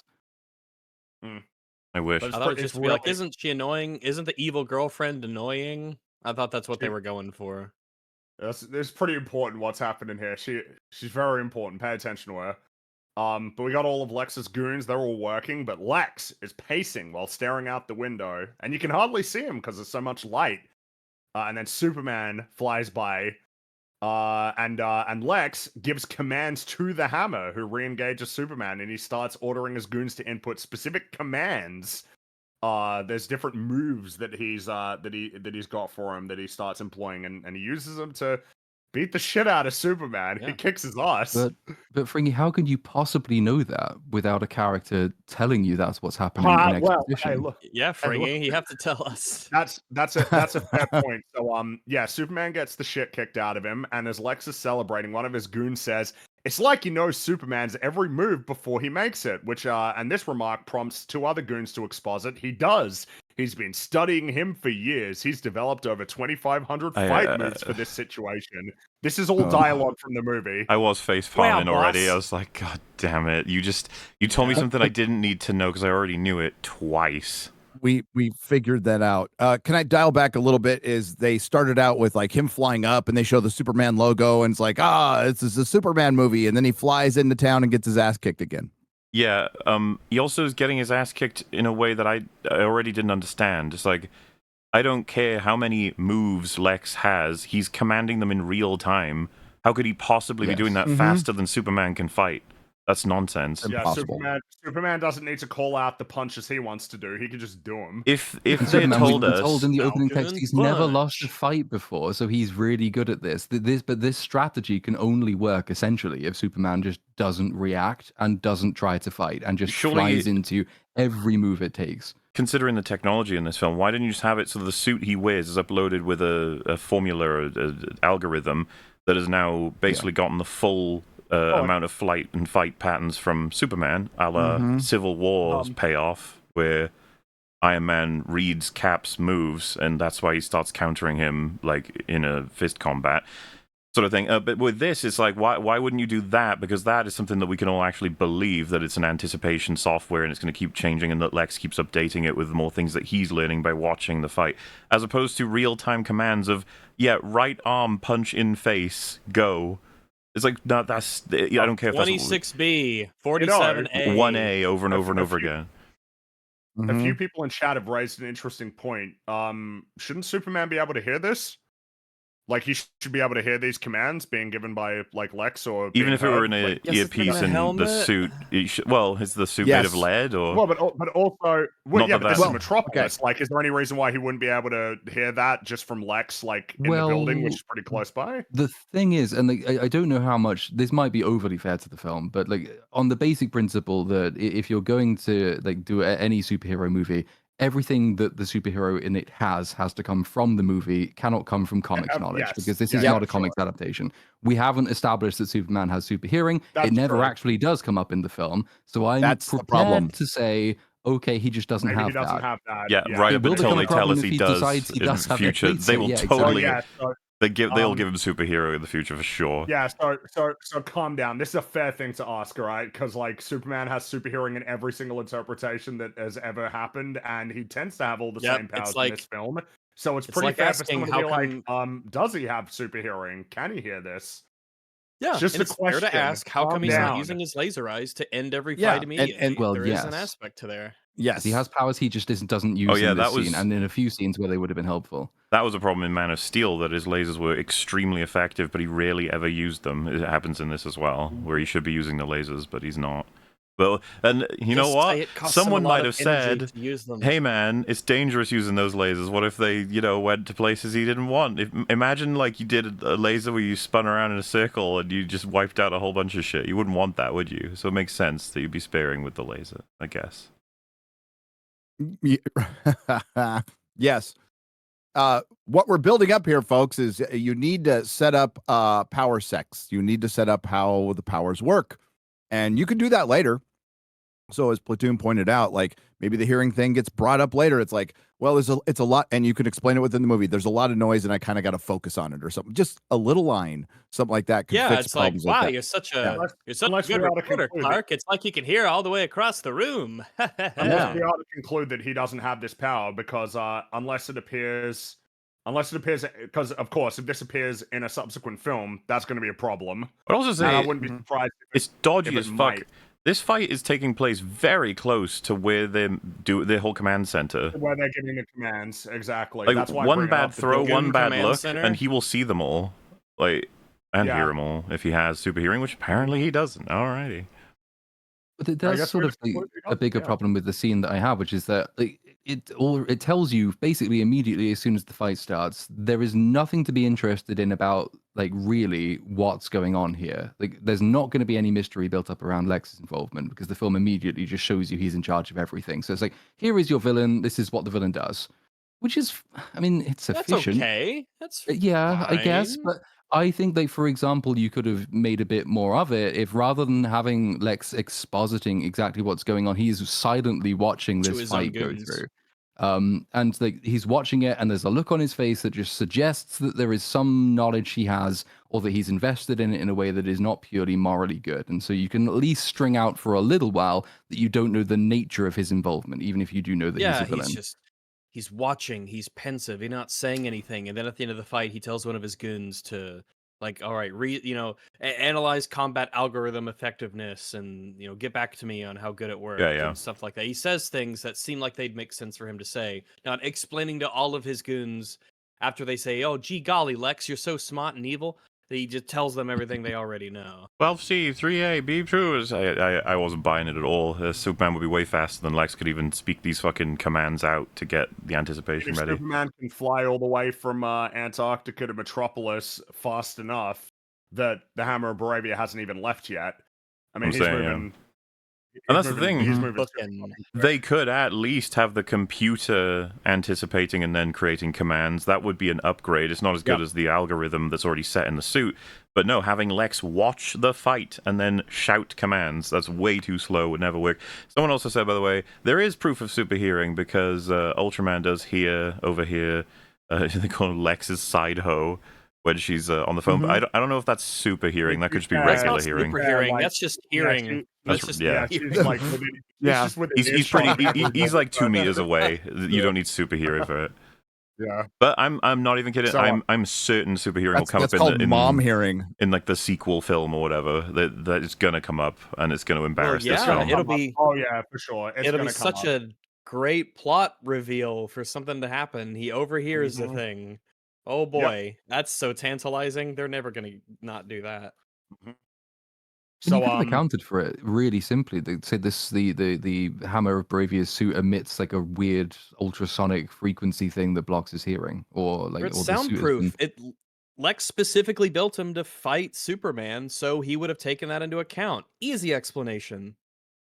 I know Superman could do this, so because generally Superman's hearing is so good that he can hear shit like all over the place, which means that he would be in a position to potentially hear Luthor in the building.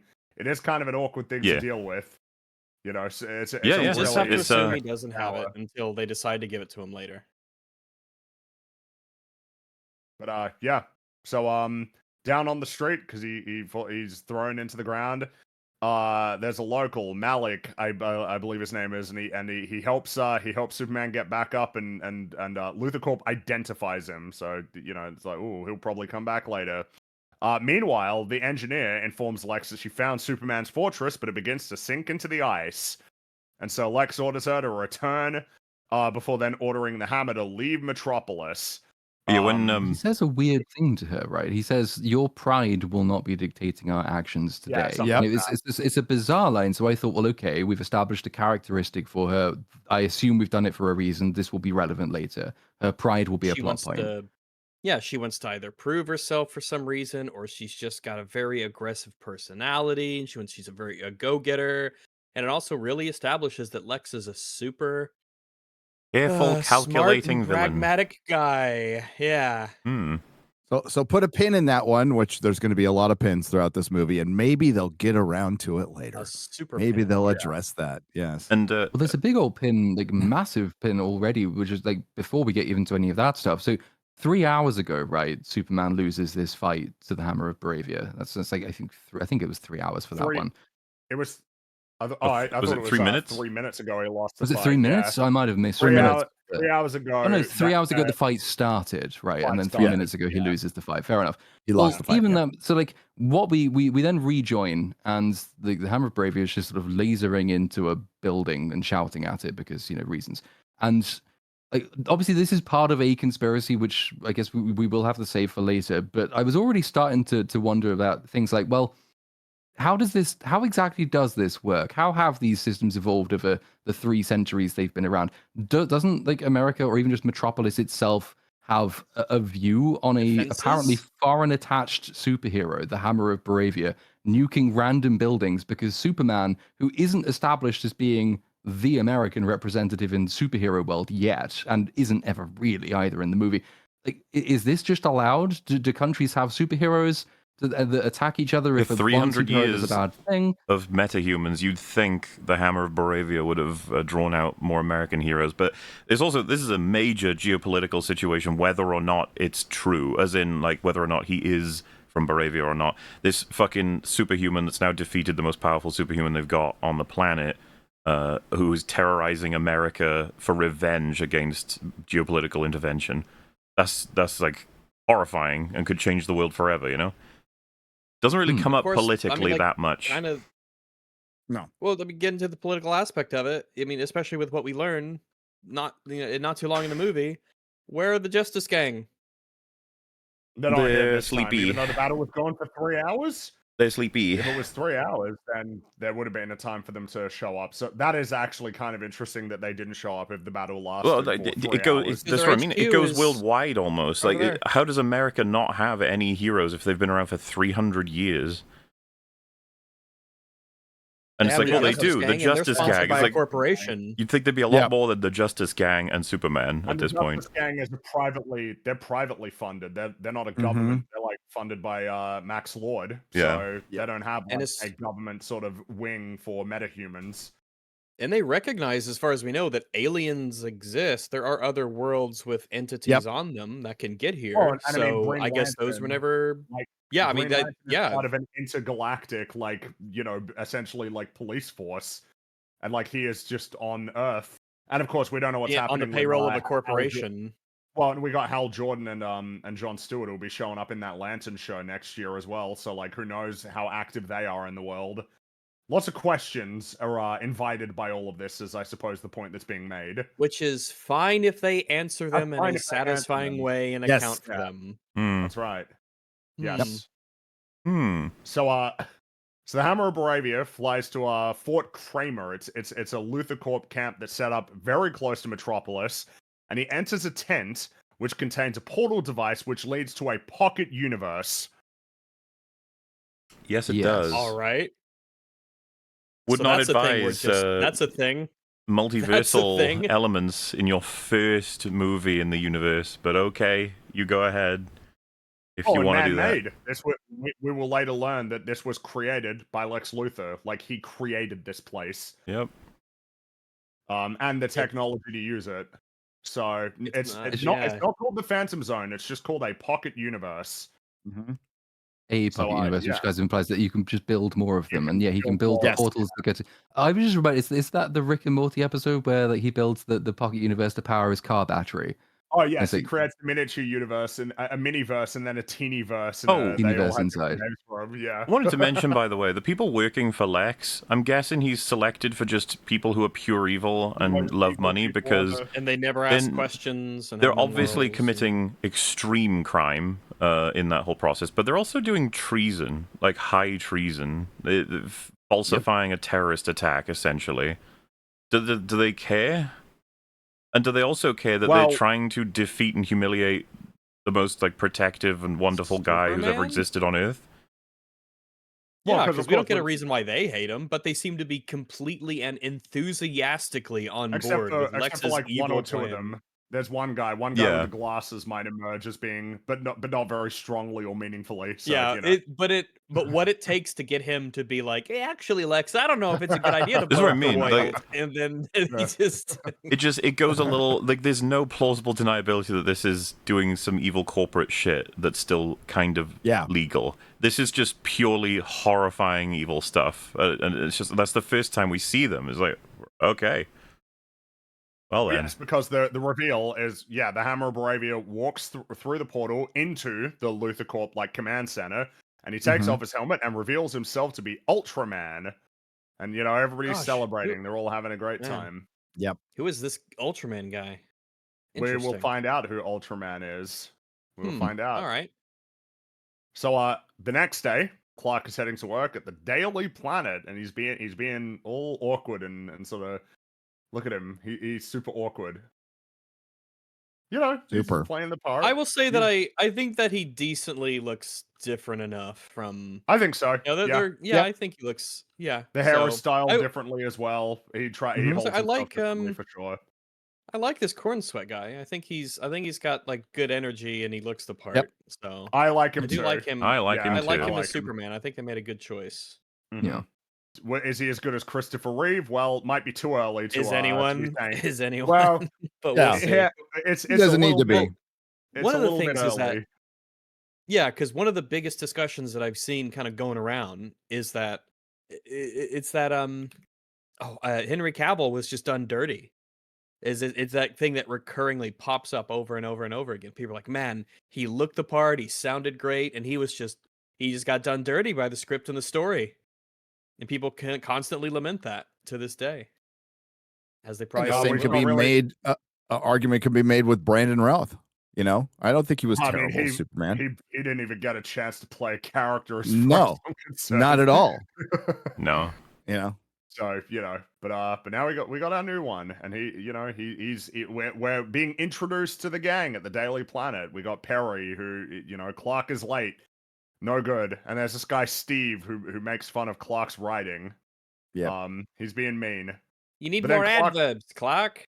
Clark receives a call from Jonathan and Martha, Ma and Pa Kent, who congratulate him on making the front page. And it's kind of fun because Martha's doing the thing where she's talking kind of loudly and awkwardly into the phone because she as is an it's laying older on the lady. table. A lot of boomers do it. She's It's leaning great. down. It's amusing. But yeah, he made the front page. His story is on the front page about Superman. And we also get introduced to Jimmy and Kat, who also congratulate Clark on making the front page. See, the gang's all here. Wow. How much screen time they'll all get very significantly, but yeah, they're all here. And but on the phone, Martha mentions, yeah. Oh, go ahead. You keep going. Keep going. Well, just on the phone, Martha mentions it's been a little while since Clark visited home, and Jonathan tells Clark not to be a stranger. So yeah, you're not just to be you're not going to be seeing those two for a while from this point onward. Soak in their scenes because there's not many. How do you feel about No. how Clark kind of talks to the parents here? Is very dismissive, sort of not really paying much. I describe it as being, I guess, kind of like almost. It's almost like treated as kind of like normal and not like a particularly. Which of course is like, well, they're calling about making the front page, so give them a little bit, you know. But yeah, that's the thing, right? There's a bit of distance, clearly. Like well, I mean, he's busy. He's getting, he's got Steve Lombard in his fucking ear, and he's late to work. So I thought it was fine. Yeah, I mean, obviously, it's just we're just seeing that is kind of where it's at right now. He's been away for a while. He's kind of doing his own thing, and they haven't spoken for a while. But still talking to him, obviously, because those are his parents. Damn it. That's right. So Lois, we get introduced to our new iteration of Lois, and she approaches Clark and starts questioning him about his article. But meanwhile, this is another thing that's got a bit more plot relevant than you might think. Jimmy's he's popular with the ladies. Well, yeah, man. I mean, yes, look he at is. him. Good for him. There's two ladies looking at him. And it's like, yeah, he's really, but he's kind of a little bit aloof about it though. It's like he doesn't quite realize how popular he is. This is really important. Hey, man, some guys just have it. Guys just pull. Got it. Jimmy's got it. Jimmy is they got aura farming. He's got Riz, is what they would say. He's got the source or something.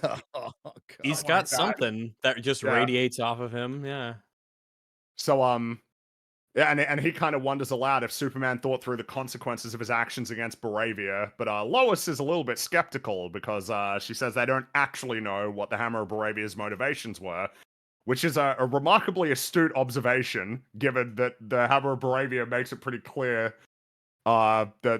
that's what he was motivated by. But it's just that skeptical. No, it's it's a fair thing. It's a fair point, I would say. Yeah, yep, fair point. And then Clark says that Superman claimed that the Hammer might be faking his accent, which prompts Lois to point out that Clark has inexplicably landed several interviews with Superman. It's like, oh, is she on it? Has she figured it out? Has she cracked the case, as it were? But then we see on TV, we got a little TV broadcast of the president of Baravia, Gurkos, who says that the country's relationship with America was pretty solid until Superman intervened in the conflict. So there's a bit of the political fallout from that decision. And then we head to the Pentagon we got a lot of exposition here, all right? So at the Pentagon, Lex is he's introducing Ultraman and the Engineer and his armored Raptors to a whole bunch of high-ranking officials. One of them is Rick Flag Sr. You remember Rick Flag from Suicide Squad? That's his dad. I do. Yeah, that's his dad. So is his son alive or dead? Because well, he's going to be in wait to find out. He's going to be in Peacemaker season 2, and the conflict in that, based on the trailers, is that he's after Peacemaker. So that means get him because his son's dead. The Suicide Squad is canon, right? Sure. Yeah, I got a trailer for Peacemaker before Superman, and they were talking about something about different dimensions, which is like making me wonder if they're gonna try and, like, Peacemaker actually did take place in a different DC universe, and that maybe that's what brings him over to this one. I'm not sure, but that's what it's alluding to, because a Peacemaker comes up on another Peacemaker. Yeah, right? That definitely. And then there was But General Flag did get his hair dyed from Creature Commandos.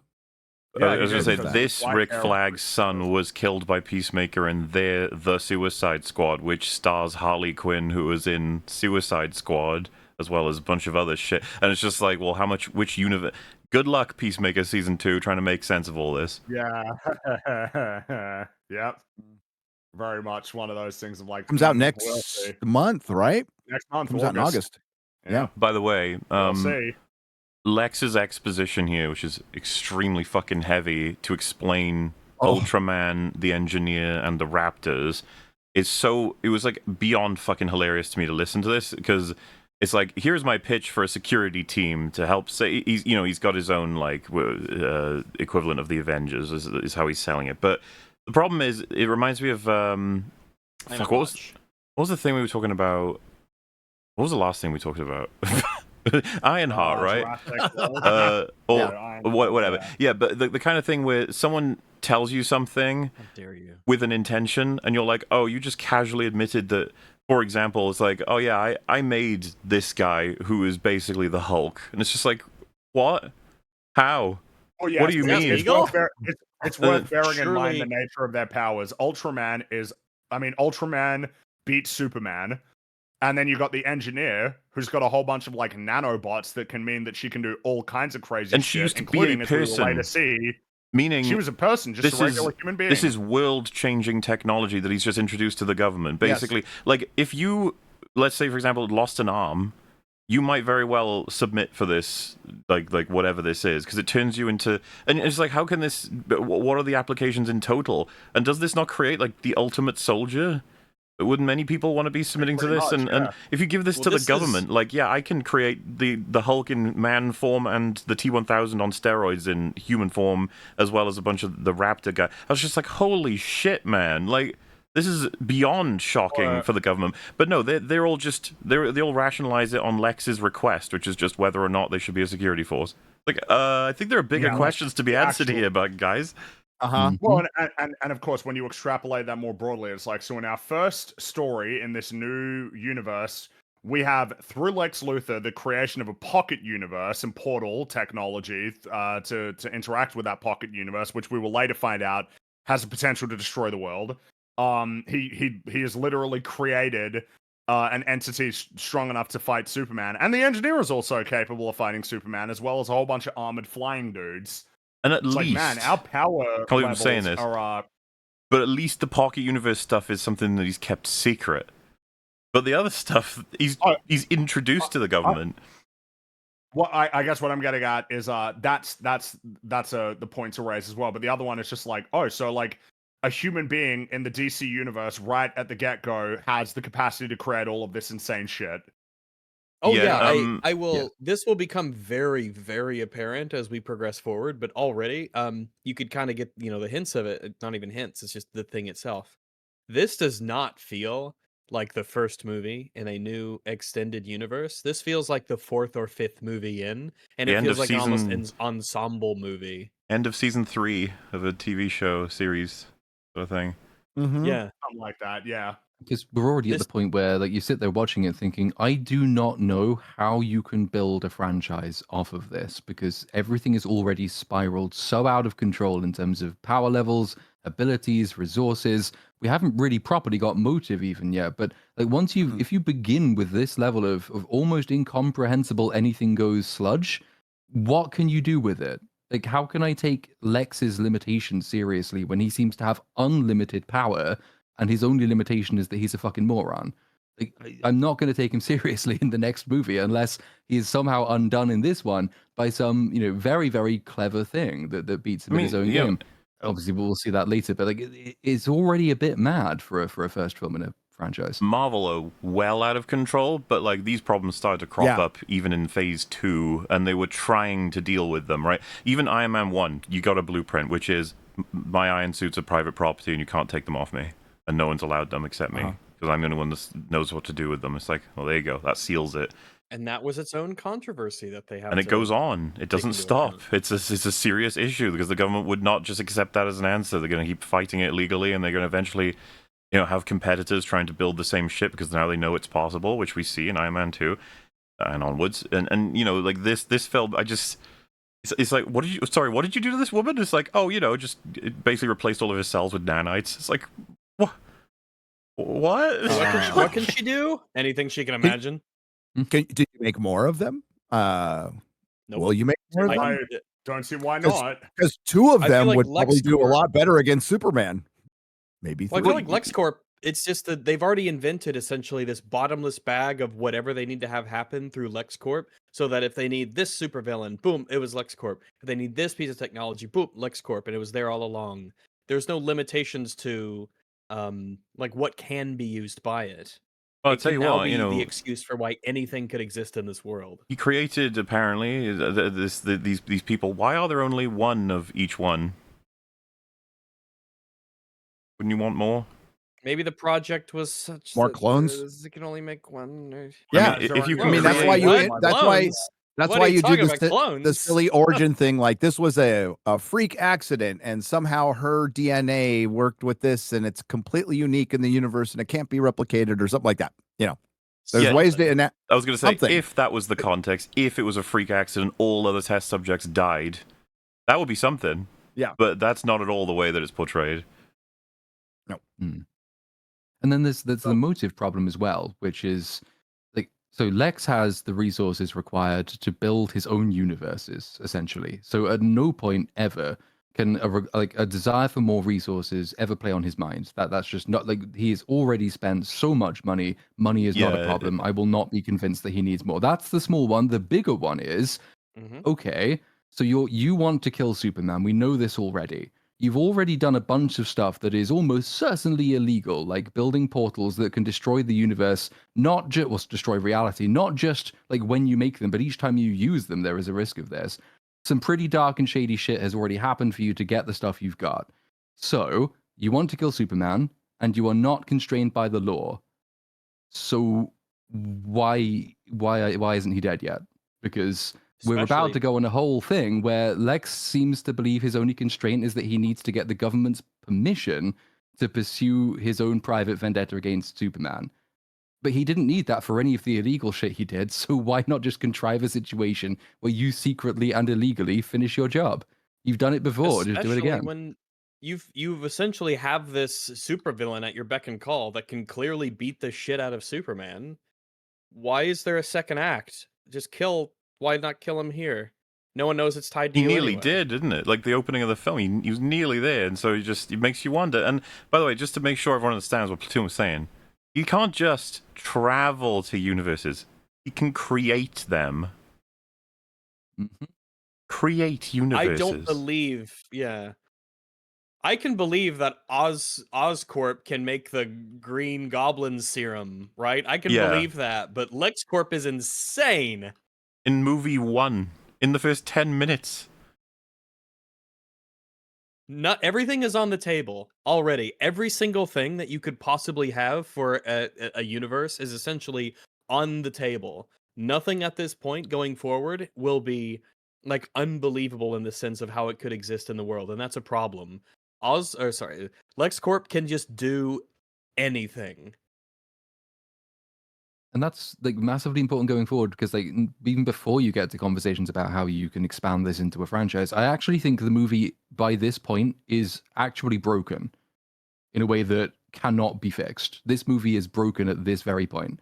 The whole thing proceeds from the villain's motive and the villain's ability to achieve that motive. The villain does not need anything he hasn't already got. The villain can do anything, and he has all the means at his disposal to get what he wants, and he doesn't care about any limits on his power. The movie pretends that he does in order to stop him doing it, but it doesn't make any sense, so the movie is fucked. The craziest thing is we've got all these different avenues for him to succeed, but one of them could just be, hey, Superman. He's like, yeah. He's like, I'd like to speak to you. You see this big portal-looking device? I just need to show you something in here. It's fucking crazy. Walk in, then walk out and close it and be like, bye. And Superman can't do shit. Yep. He would just be lost forever in a universe that Lex created, and that he never needs to open that door again. That's it. Mm-hmm. And the funny thing is, we haven't even mentioned Kryptonite yet, and Superman is already fucked. Like, Superman is already been beaten. And we haven't even needed to mention the one thing everybody knows can beat Superman, though we will have to mention it later. It takes some doing to make these... Oh, we'll get there. So yeah, Lex wants the Defense Department to hire his organization Planet Watch to take down Superman because of what he did in Bravia. And so Flag defends Superman, and this other lady points out that Bravia has bought $80 billion in arms from Luthor Corp, meaning that he stands to benefit a lot from removing Superman from the equation. But Lex retorts that Superman, unlike other metahumans, is an alien with a hidden base in Antarctica who caused an international incident, all of which he believes warrants bringing Superman in for questioning. But another official points out that Superman is popular, and Lex asserts that he's becoming less popular according to the online chatter. Like, this is kind of relevant. Well, I read on Twitter. Well, look, if your Twitter is to be believed, he's getting pretty up. He even says it kind of hurriedly and kind of awkwardly, like, "Hey, look, all right, if the internet's to be believed, he's becoming less popular." And then they also point out that they don't even know that he can't be restrained. And Lex insists that he can contain him, which prompts Rick Flag to exposit that there's no kryptonite left on Earth. And Lex insists he has a workaround, but they're not interested. They don't want to go after Superman. They don't want to do it. And that's the scene. Because he's too popular. He's popular, but the popularity... Never mind that he saves people. And also, there's no like, no one ever says, well, what if we just ask him to come and talk to us? Can we just say, like, hey, Superman, could you just come and talk to us? Why is the only option to arrest Not even like him? Why can't they just say, hey, you could come down so we can have a chat? Yeah, it's like, not even antagonistically. He just, hey, we're the government. Can we talk? Just let's have a chat so we understand where we're at and everything's on the same page. Just, could you come in? Can we have a sit down about you going into a country unilaterally and just kind of torturing a leader on a cactus? So maybe we should have a little chat about that. You're jumping ahead, damn it. Sorry. We're not there yet. Dude, Frankie, come on. Look who you're talking to. I'm restrained, man. I'm trying.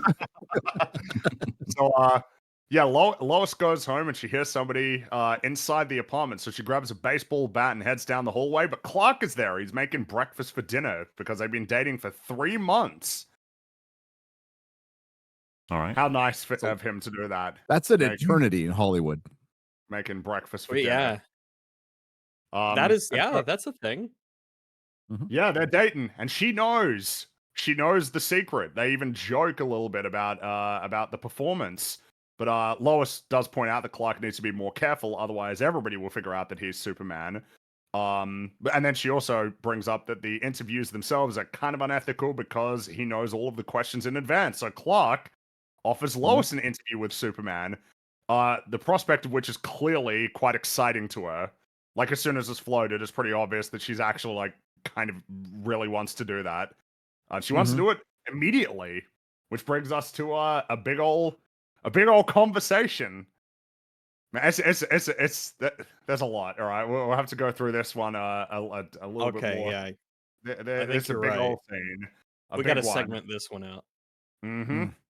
So they sit down for the interview, and Lois kind of already starts off pretty strong. She says that the Secretary of Defense intends to look into Superman's actions in Bravia, which elicits a smile from Clark, which she audibly notes by asking, "That's funny?" And he gets a little bit, he doesn't quite know how to maneuver through that, but then just says that he stopped a war, to which Lois says maybe, and Clark reasserts that he did stop a war, and all without causing any casualties. And then Lois asks him if he interacted with Gurkos, the president of Bravia, and Clark quietly points out that he told Lois that in confidence, that they had an interaction. And so she turns off the recording and reminds Clark he's on the record. And there's already a little bit of a problem sort of arising for Clark. He wonders if Lois would have asked him that if she didn't know what he shared with her in private. So it's like, ooh, a little bit of friction there. It's like already, I feel like at this point you'd be like, dude, it's a bad idea. You should probably stop now. All right, like this is not like going you're grilling me a bit. already. Yeah.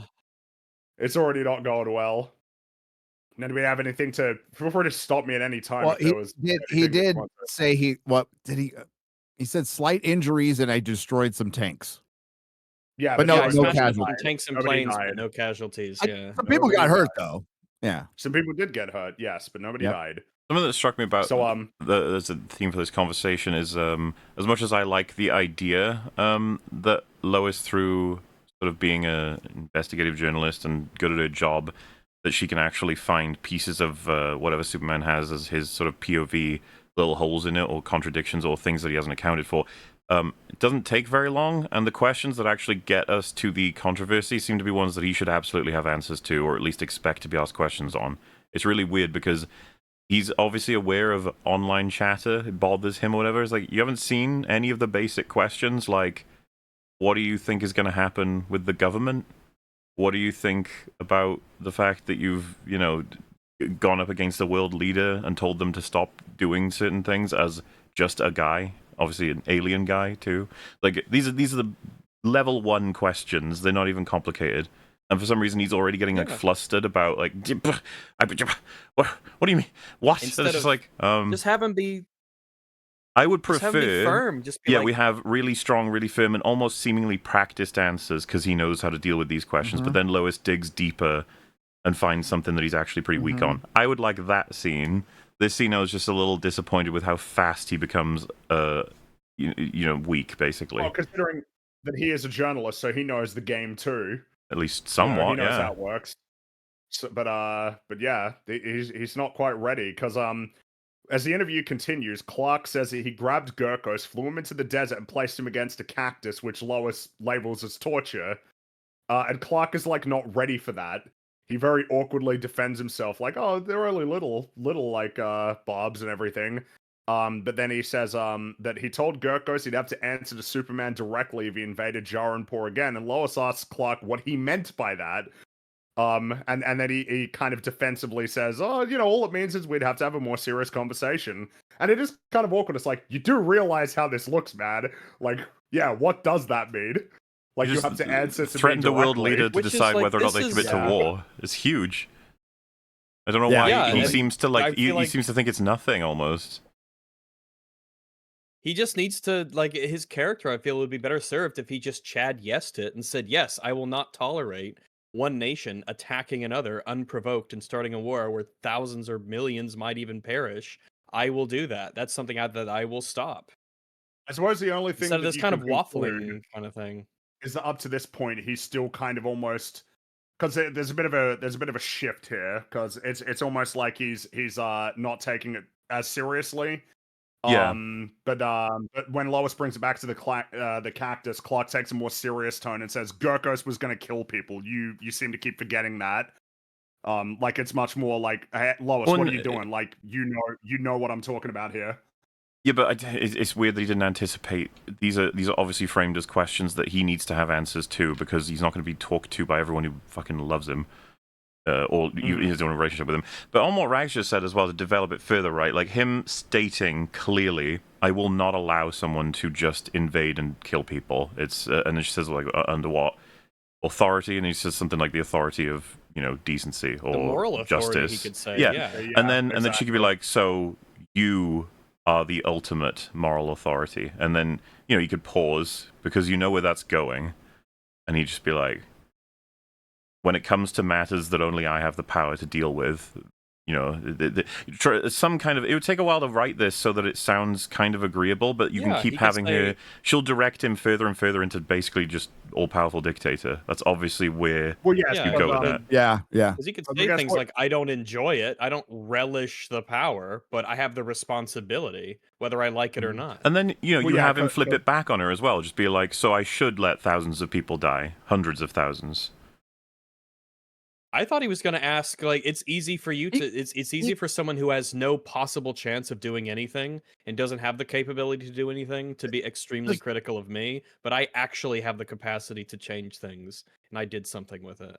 I think he does say, like, "Should I let people die?" And she goes, "No," but but they could have expanded on that more. What we're getting at is it's delivered with a sense of confidence and prep. Yeah. He knew this was the portion of the interview that he would expect. What he shouldn't expect is her to use a skill that she would have developed to dig into some contradictions that he didn't see coming, or deeper aspects. Because like I said, I love that idea, but as it's executed, he fumbles at the first obvious questions. Like, he is fundamentally like not ready for this, which is strange. Yeah. It is odd. And maybe the better part would be like, well, so what's the problem? It's like, well, maybe there's not a problem necessarily. Like, even if you were to concede that, but like, why not have him be better prepared? Well, why not have him be better I'd say it's a problem. He's had way too much prep in the Daily Planet to not know these are the questions he'd be asked as a journalist, but also as Superman. He already knows that people will be asking these questions. And like I said, these are the first questions one would ask about this scenario, and he doesn't have good answers. And also, Lois would have a vested interest, like, emotionally and romantically with him to make sure that he's prepared for it. They must have discussed this over the 3 months they've been together. Yeah, they must have. Well, they definitely have, because, I mean, Clark points out that there are things that Lois knows about what he thinks about it, because they've talked about it, things that he said in private. So she definitely knows. But it's like, yeah, he's like really not ready for this at all, which, no. And you guys have all made like really great points, and all of this also would have been helped with a little bit of something showing, like, you're trying to establish, like, Clark just lost his first, or Superman just lost his first fight, and now he's starting for the first time in this 3 years since he's been out as Superman, starting to get resistance, and this is all new to him. If there was some kind of establishment, like how that 3 years went, like, was it just like everything he did was perfect? Everything he did was right? And this is the first time we're seeing him get any kind of blowback for anything he's done? That would have helped. Well, and you can have it's only really implied that he's popular and people like him. Yeah. And there hasn't been any real issues until now. That's the implication. That's the implication. But there's an implication and an assumption at this point, because we haven't established. We just said he lost his first fight. That's it. And ask him a really tough question like, if the Hammer of Baravia truly is the man he claims he is any damage that he's committed to as a result of your actions your responsibility in any way, shape, or form? Do you take accountability for the fact that he is reacting to your actions? And did you anticipate anything like that? You care? You know, you can trap him with all these kinds of questions, which is the format of the conversation. He's just trapped with easy questions, as far as I'm concerned. Mm-hmm. Mm-hmm. Well, yeah, because the next thing, because Lois interrupts and says that Superman illegally entered a country, inserted himself in a tense geopolitical situation, openly sided with a country the U.S. Has had a shaky relationship with, and against a U.S. ally whose head of state he threatened to kill. And so, growing more agitated, Clark strongly asserts that Jaranpur being an imperfect country doesn't justify an invasion of it. And Lois retorts that Baravia is claiming that they're liberating Jaranpur from a tyrannical regime, and a very exasperated Clark plainly states that Lois knows that's silly. And she feigns confusion about that, which is, it's like, so Clark yells about the absurdity of Baravia claiming that they're a liberating power, and Lois reminds Clark that he's on the record, and so he tries to turn off the recording device before telling Lois that she's being dishonest, as she knows the Baravian government is not well-intentioned, and Lois simply retorts that she doesn't know that for sure, even if she's very inclined to believe that they aren't well-intentioned. So now it's getting more adversarial. Like, it's not, though, in the sense that it's not more interesting to me, though, because the idea there's like, hey, Lois, you and I agree that country and its leadership are bad. Like, this is Clark. Are you retarded? Like, who cares? That's not whether or not a particular country is seen as the bad guy in any given conflict. We're talking about the consequences of your actions, and then where's the line for where you stop? And what happens when you get all kinds of reactions? And what happens to the government? Like, all the interesting questions are sort of thrown aside a second there, because Clark is like, but good versus evil. And it's like, listen, I love and respect your principles about that, but the whole context of this conversation is the geopolitical conversation that happens as a result of your actions. So, good versus evil is like, you understand? Like, that's kind of useless here. Especially talking to somebody who he believes agrees with him on it already. Like, you got to give us anything a bit more intelligent from Clark that he would have considered, anticipated, or is he just going to be like, but they're evil? Like, all right, take bud. a strong, or just take. I mean, do you want to play into? You can't really play into his naivety in the first movie because he is a reporter, a journalist who seems to be quite a good one. You could maybe have played with this in day 1, day 10, even month 1. New job at the Daily Planet. Yeah, I just got a new job in the city. Mom, Pa, I'm a journalist. But, like, it's starting to make me wonder how embarrassing are Clark's interviews, his quote unquote interviews. You know, like, do you think you do good things, Superman? Yes. Well, I do too, buddy. Yeah, okay. So Clark sits down. Lois asks him if he thinks the interview is going well, and Clark replies, "I think I'm doing a good job." And so she turns on the device again and asks Clark if he consulted any U.S. government officials before unilaterally intervening against Baravia.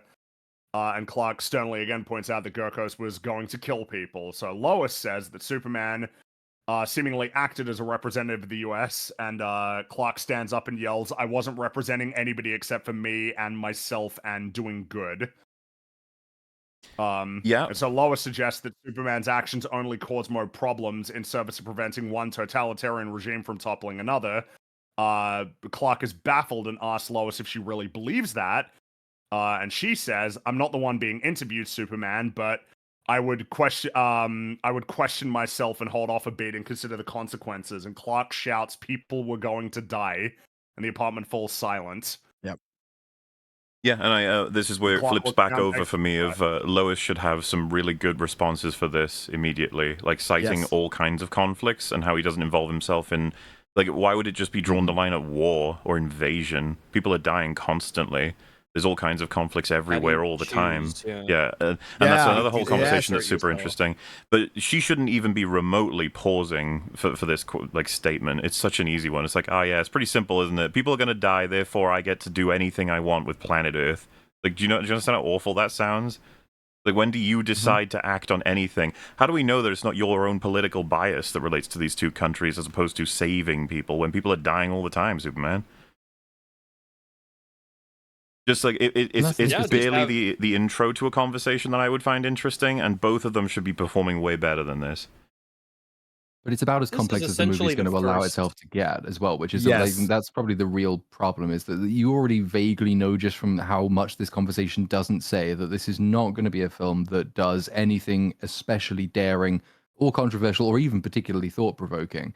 Because like the very simple way to do it, if you wanted to actually introduce like a real moral dilemma for Superman, is like, well, you intervened here in the name of doing good to stop one evil group of people attacking the other, but actually, you know, the other group of people aren't very good either, and as a result of your action, lots of people did die, but not like because you killed them. It was like you upset the order of the universe and of the world, and geopolitics is more complicated than good and evil. You can't just save people and expect that no one will, you know, respond in kind of thing. Like you could do interesting moral dilemmas, which, you know, he's been Superman for 3 years at this point. He's grown up in Kansas. We infer in quite an isolated sort of place because we have to infer. The backstory isn't part of the movie.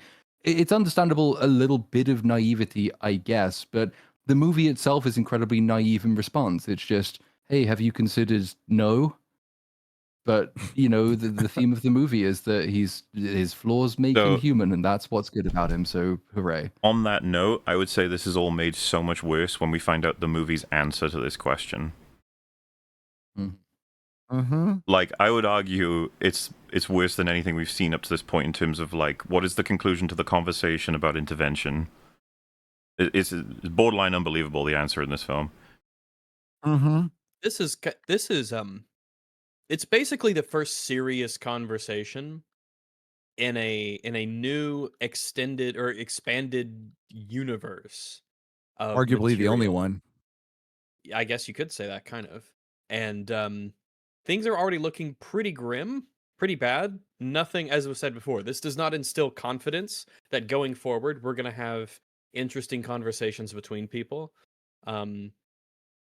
So not gonna be prepped and ready for it, but it doesn't instill hope in me that this is gonna be a well-written movie with interesting thematics and have a lot of things to say. So especially not when you consider, a shame. like, we're how many 2 decades into superhero media more broadly, you'd think they might have found out like a way to say something with a film that isn't like almost insultingly simplistic in its moral message. We must surely be above humanity good in terms of like the goal of a superhero piece of media, because we've done it for 20 fucking years. Surely there's a story to tell. Yeah. Humanity is good, but also messy. Therefore, and this is how we should behave, and and it's what a waste. What a waste. We got a bit of a stark tonal shift because after this moment of silence, the subject gets changed to social media, and Clark refers to himself in the third person, that he doesn't have time to read social media, and this becomes a bit of a joke about him trying to refer to himself in third person. Lois reminds me he's on the record. He awkwardly insists that that shouldn't be included. And then she tells him that he has to say off the record beforehand. And Clark asks Lois why she's acting like this. And so she lets the remark slide while, you know, sort of making fun of referring to himself in the third person. Because I guess it sounds a bit Superman silly. doesn't have time to read social media, essentially. Time for selfies, yeah. But like I said, again, I don't know, man. Like him screaming people were going to die to the point that it basically like puts that conversation to a halt. Like, yeah, man, Superman's got no time for selfies. Like, man, tonal balance is like a complicated thing. I don't feel like we're nailing it right now. I know you want to get some jokes in there, but like, you know, this is meant to be like kind of an important scene in terms of like making, you know, I guess a thesis statement for the film. So Lois explains that people on social media are suspicious of Superman because he's an alien, and Clark insists he's always been honest about that. He's from a planet called Krypton, which is gone, along with all of his history. And Clark says his parents sent him to Earth, which prompts Lois to ask where exactly he was sent. And to this, Clark replies, "I'm not going to say that. You know I'm not going to say that." Which I will say, it's like, yeah, I don't really... Why would you ask this? Like, you know... Like, you know... Dox yourself, Superman. Dox yourself. The thing is that a lot of the other questions that she knows that he's not, like, ready for, that's one thing. But, like, obviously... you know, he's gonna not answer and tell you that, like, you can't even include that you asked him that. And then Lois asks Clark what he knows about his parents, and he says, "All I know is they sent me here to serve humanity and help make the world a better place." Lois specifically asks, "They said that?" And Clark claims they did. And it's like, the fact that you put emphasis on that, I assume that this is gonna be really fucking important later. And indeed it is. As he says they did. They sent a message with him. And Clark says, "That message is why I do what I do. I cherish it more than anything." And then Lois points out that some people believe Superman is on Earth for nefarious purposes and references the hashtags #super spy and #super shit. And Clark leaps out of his seat and shrieks that Lois knows that super shit specifically irritates him. Why? That's tame. Come on. I guess it just does. It hits him a particular way. People are like, you never know what's gonna bother him, but super shit, that one is the one that really annoys him. I like that I would have reversed it, super spy, because then you can make a character point of that. Because what is, super spy kind of entails as an accusation that you're not really one of us. You've come from somewhere else. You aren't human. You have ulterior motives. Like that's the one that gets to his core idea of who and what he is, because it's denying that he belongs in this place and that he's doing things out of the goodness of his heart. It challenges his moral authority. If you're going to be pissed off by one, trying to other him in that way should be the one to pick up on, because it's more of a story accusation as opposed to just super shit. I don't like that one. Why? I don't know. That one causes him to crash out. That's and he does. He crashes out of the interview because of this. He does. He doesn't want to do it anymore. I hated that part. I really did. Well, super shit will be back. Don't worry. It's they just introduced a hashtag that the actual internet can use. Well I'm done. not a huge fan of that message is why I do what I do. It's like, slow down there, buddy. Like, you'd obviously say why you do what you do is because it's the right thing to do. You've already basically made that argument throughout this conversation. But secondly, you've got two parents who would have instilled this shit to you over and over again that you would obviously feel like referencing. And of course, they were there before he would have found the Fortress of... Like, obviously, we don't know exactly how it plays out, but generally, the Fortress of Solitude comes after. That comes later. Almost as though yeah. it's gonna be the arc, and that it has to be this way. It doesn't need to make sense. It just has to be this way. And it was pretty easy to figure out at this point.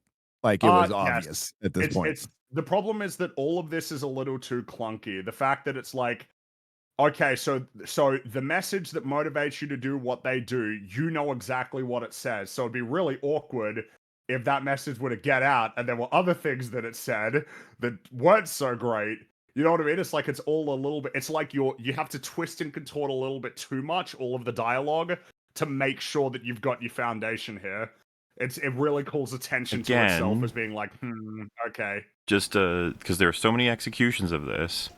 If you want to bring into conflict his Kryptonian parents versus his earthly ones, Superman 78 has already provided a beautiful blueprint as to how to do this with respect. Makes them both important, has both valuable messages.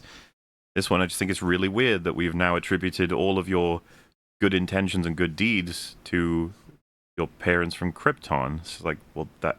From Krypton specifically. And of course you could be like, well, perhaps in this continuity that is true, and his parents weren't that great in terms of raising him with those values. Be like, okay, not going to be the film's opinion, but okay.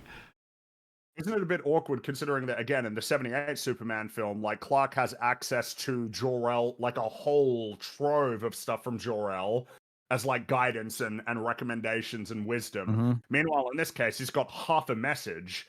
And that is the foundation for him. Exactly. Half a message compared to being able to interact with essentially like kind of a computerized version of his own father who can give him specific guidance and answer specific questions. If anything, there's way less reason for him to put much stock in anything that they said because there's just not that much available to him.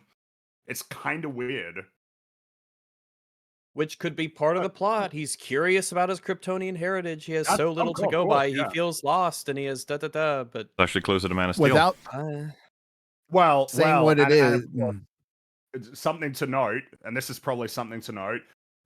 If Superman in this universe is in a position to interact with any other Kryptonians at all, even just one, surely that will raise some questions about the amount of information that he should know about his parents or Krypton in general. Like, if you would think talk to another living Kryptonian, if there was other Kryptonians around, we don't know that yet. We haven't been introduced to we don't know that yet. And maybe God's floating around in space, trapped in a mirror or something. Who knows? Do you think the approach to a lot of the things they are introducing now, I won't be specific, will be left for future movies? Do you think that's some of their attitude? Because it feels like it, and I think that's terrible. I'm already sad that we're running that up already. You know, like in Iron Man, there's barely anything that makes you go like, "Ugh, hope that gets explained in the next one." It's just a movie, really, really good. Well, it's just usually when you say, "Oh, well, that will get explained later." Usually, it's not, and it was just bad at the start. That's generally how it works, but you know. In any case, Clark crashes out and he wants to leave. And Lois says that he always gets mad and insists that nothing's wrong when conflict arises. And then Clark just says that Lois has got a lot of good material, but reminds her she can't use all of it. And Lois mutters under her breath, "I knew this would never work." Clark asks her what she means. And Lois says that she's not good at relationships. I was like, oh, geez, the interview didn't go well at all. Now they're having a fight. Nope. Oh, darn. On their 3-month anniversary. Yeah, damn. Poor Superman. Poor Superman. When he walks out, by the way, he's not wearing his glasses, and it made me think a bit harder about the scene overall, and I was like, man, I think you just missed an opportunity for Corin Sweat to show off sort of body language for Clark that's distinctly different, because he spends the scene basically Superman. You know, he's doing the interview as Superman as well, but there's no... It's just all a missed opportunity, because he holds himself pretty normally, so to speak, throughout the whole thing, and then leaves normally. There's no contrast anywhere. Like, okay. Well, it'd be interesting, right, if, because you could draw attention to the idea... Because, you know, it could be like, well, he's kind of playing the stoic Superman character at the start, but then it becomes more... It almost feels like more of Clark comes out the longer it goes on, and then he constantly has to try and oscillate back and forth Yeah. I don't feel like we got that super strong as like a thing that he feels like he needs to actively do. That's what I mean. You don't have to. It's just that there's so little Clark in the movie that you'd want to try and grab some more opportunities. So now we're back in Antarctica. Lex, Eve, Ultraman, and the engineer are there, and they're looking for the Fortress of Solitude. And the engineer, she wonders how they'll gain access, but Lex isn't worried, and it suddenly emerges from the ice. And the engineer looks at Lex because she's wondering how he knew that they could access it, but it's all good. They're in, and the Superman robots are there, and they attack them because they're mean, they're evil, and they chop them all up. And I don't think. I will say this whole scene was very disappointing for me to watch. Why is that? Weird. Because you are Lex. Let's not even imagine ourselves from the perspective of just a normal person, but Lex Luthor of all people, and he goes in and he instantly doesn't try to engage in dialogue to learn information from the robots, to see what's going on, to see what they know, to ask them questions. This is finally he has uncovered the secret fortress of his arch nemesis. He has all these things at his fingertips now. So much he could do, and instantly it's just basically break and destroy every robot, and then essentially do that to the computer and hope that this lady, who is now like a super mega quantum hacker lady, can decrypt and decipher this literally alien technology from another world so that I could use it to learn more about kind of anything. Essentially, an entire civilization's, a potential treasure trove of an entire civilization's technology, culture, language, etc. And he just sort of unga-bungas in there and then says, He really, quantum computer hacker lady, because that's the thing you can just do. Just like, suck out the message from this terminal.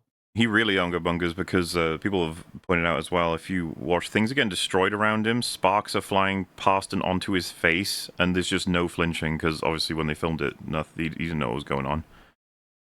I imagine people will say that they think that's the cool part, is that he doesn't give a fuck about what's going on. I've already seen people say it's just like, there's a difference between being like so strong and stoic that even explosions right next to you doesn't matter. It's just like, no, that's just stupid, sorry. Well, yeah, because the big one is that there's a robot that's launching at him, and like a buzzsaw flies through and cuts it, and it splits in half. Like it splits in half around him, and he doesn't react to it. Like he reacts as if nothing has happened, and it's like, man, like you could have just died right there. Like if the physics didn't work in your favor. Yeah, there's a way. Superhuman. Like he should know. That he should act in but like the whole thing just smacks of, well, it says in the script that it works, and so he knows that it'll work. They turn up there, and obviously like the fortress reveals itself. There is an explanation for it later in the movie, but at the time they arrive, I'm pretty sure he doesn't know how the fortress works, so it is just luck that it happens to work in the way that he guessed that it did. And then he goes in, and one of the robots says, "Hello, Superman. Sorry, I put the message on in advance to soothe you." It's like, well, fucking so, because if you hadn't done that, then he wouldn't have known there was a message to retrieve. But because he saw it in the script, he did know it was there. And then, as Rags mentioned, say the fact that fucking cyborg woman can just interact with alien technology, that's very convenient. He didn't even know what he was going to find in there. It's just, the script just wants to get you through it and accept that everything is in plan, and it's not. He doesn't know anything going in, but the script acts as though he does. And he has no idea what the power level of these fucking robots are. He should be staying back. Ultraman and the engineer will go in first, obviously. Exactly. Well, what if they had kryptonite? They were like, yeah, just in case Superman created a contingency. He found some kryptonite for us that we might need to use just in case. It's like, oh shit. That might cause problems, maybe. Who knows? Because who knows what Ultraman is and what his powers are. It is kind of lucky that the robots are kind of shit. They get their asses kicked. It's a missed opportunity because we need a reason for Lex to... We still need a reason for Lex to want to kill Superman. We haven't got one yet, and we're not really going to get one later. But if you were to establish, for example, that like he hates him in large part because he fears him, because he is so powerful, because he is alien, having him approach this fearfully, not knowing what he's going to find, showing him being ultra cautious would have done a bit of work to set up his motive later. Like, he's terrified of this, and he thinks it has to be wiped out because he's terrified of it. But him walking in there with full confidence just destroys really his own reason for being there, which is that he hates and fears this thing to begin with.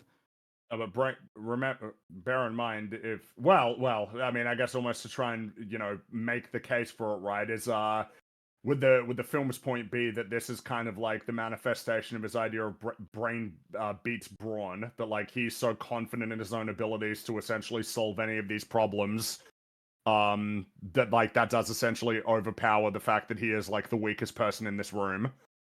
I am so smart like and confident that I can solve any problem. I feel like the strongest person and therefore can be stupid about it. Mm-hmm. Look, seems like we just circled all the way back to being retarded.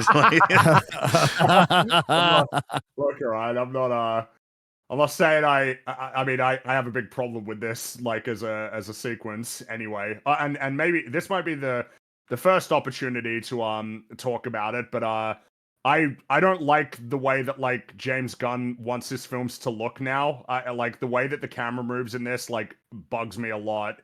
It looks really like clunky and awkward. He seems to like really like the idea of the camera spinning around. Yes, but, like he does. A lot of the movements come across as really unnatural, like multiple takes either stitched together or there's something about it that is just like so unnatural that it actually throws me off of like these action scenes. I don't like it.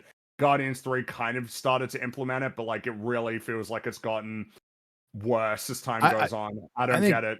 The Suicide Squad kind of implemented it. It felt a little bit. It was that was the beginning of the end of James Gunn's films looking good to me. Unfortunately, I think Guardians 2 was probably the best in terms of like the way that it looks.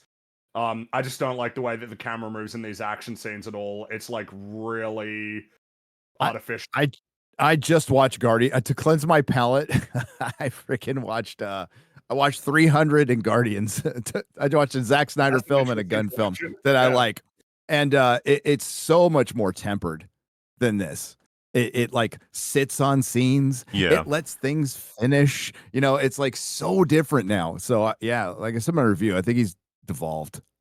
Well, I guess again, for sure. You know, if it was apt to point it out, but it's the Flash cinematographer, on the Flash, who I guess he really wants to work with now because he worked with him for Suicide Squad and Guardians 3. So I guess he's just a big fan of his work. I'm not, I gotta say, from these recent superhero films. I just do not, there's something about it that really just looks off. And just to mention as well, we on the topic of that sort of scene, it was mentioned in chat. It's like, it is cool. It's not stupid. You're all just miserable. If you're having trouble, chat, like you're getting emotionally compromised from listening to us talk about this movie, just you don't need to like deal with it if you don't want to. If it's making you angry to listen to us break down these things, just this goes for all the stuff we do. It's just like you don't need to just rage out in chat. It's fine. You just go check out other videos. It's no problem. Like we're not. I feel like Frankie did a pretty solid job of this intro. I don't know about the rest of you, but like I don't feel particularly incensed to rip this down or to build it up. I am just telling you what I saw and what I thought. The reality, like if you want to think about essentially all of the things that are playing into this as an analysis, number one, not big fans of Snyder's work in any respect at all. Two, kind of like some of James Gunn's older films, but you know, the last few ones, bit of problems. No particular affinity for DC or Marvel at all. Yeah, sorry, man. We're just trying to talk about the movie. Like that's it's an exercise. The movie thinks that it is a story, so we're analyzing it as a story, and it doesn't really work as a story, and so this is how we'd make it better. It does get a little bit tiring as well, having to constantly sort of do the we're not Snyder fans throat clearing for this. Because like, if you like it because it isn't Zack Snyder, that is as retarded as liking it because it is Zack Snyder. It's the same logic. Just because it's a different guy doing it doesn't make it any better or any worse. It's like there's a lot of the same problems in this movie that exist in the Snyder movies. It's an overstuffed, bloated, and incoherent mess. It just swaps edginess for jokes, and it's like that's kind of it. It's not nothing massively shocking. Bear in mind, we're only 1/4 of the way into the movie, so all of it could all the tenor hasn't been super positive so far, but we still got a lot of movies left. That's right. I mean, I feel like even though there's already been a lot of world building and plot issues, if they can nail the characters, then I think we've got at least something. So exactly. I mean, the show's called Every Frame a Pause. I mean, it's kind of been established. It's been around for a while. And this is what nerds do. Believe me, this would have been my entire conversation at my comic shop with my friends out to dinner. This would have been it completely. And at this point in the movie, I'm still with it. I'm like, okay, maybe some of the stuff will, work itself out. I had like reservations. It felt to me at this point, it felt like this was a rush script. Like at this point in the movie, I'm going, man, it feels like maybe this thing could have used another pass, another year. But maybe it'll work out.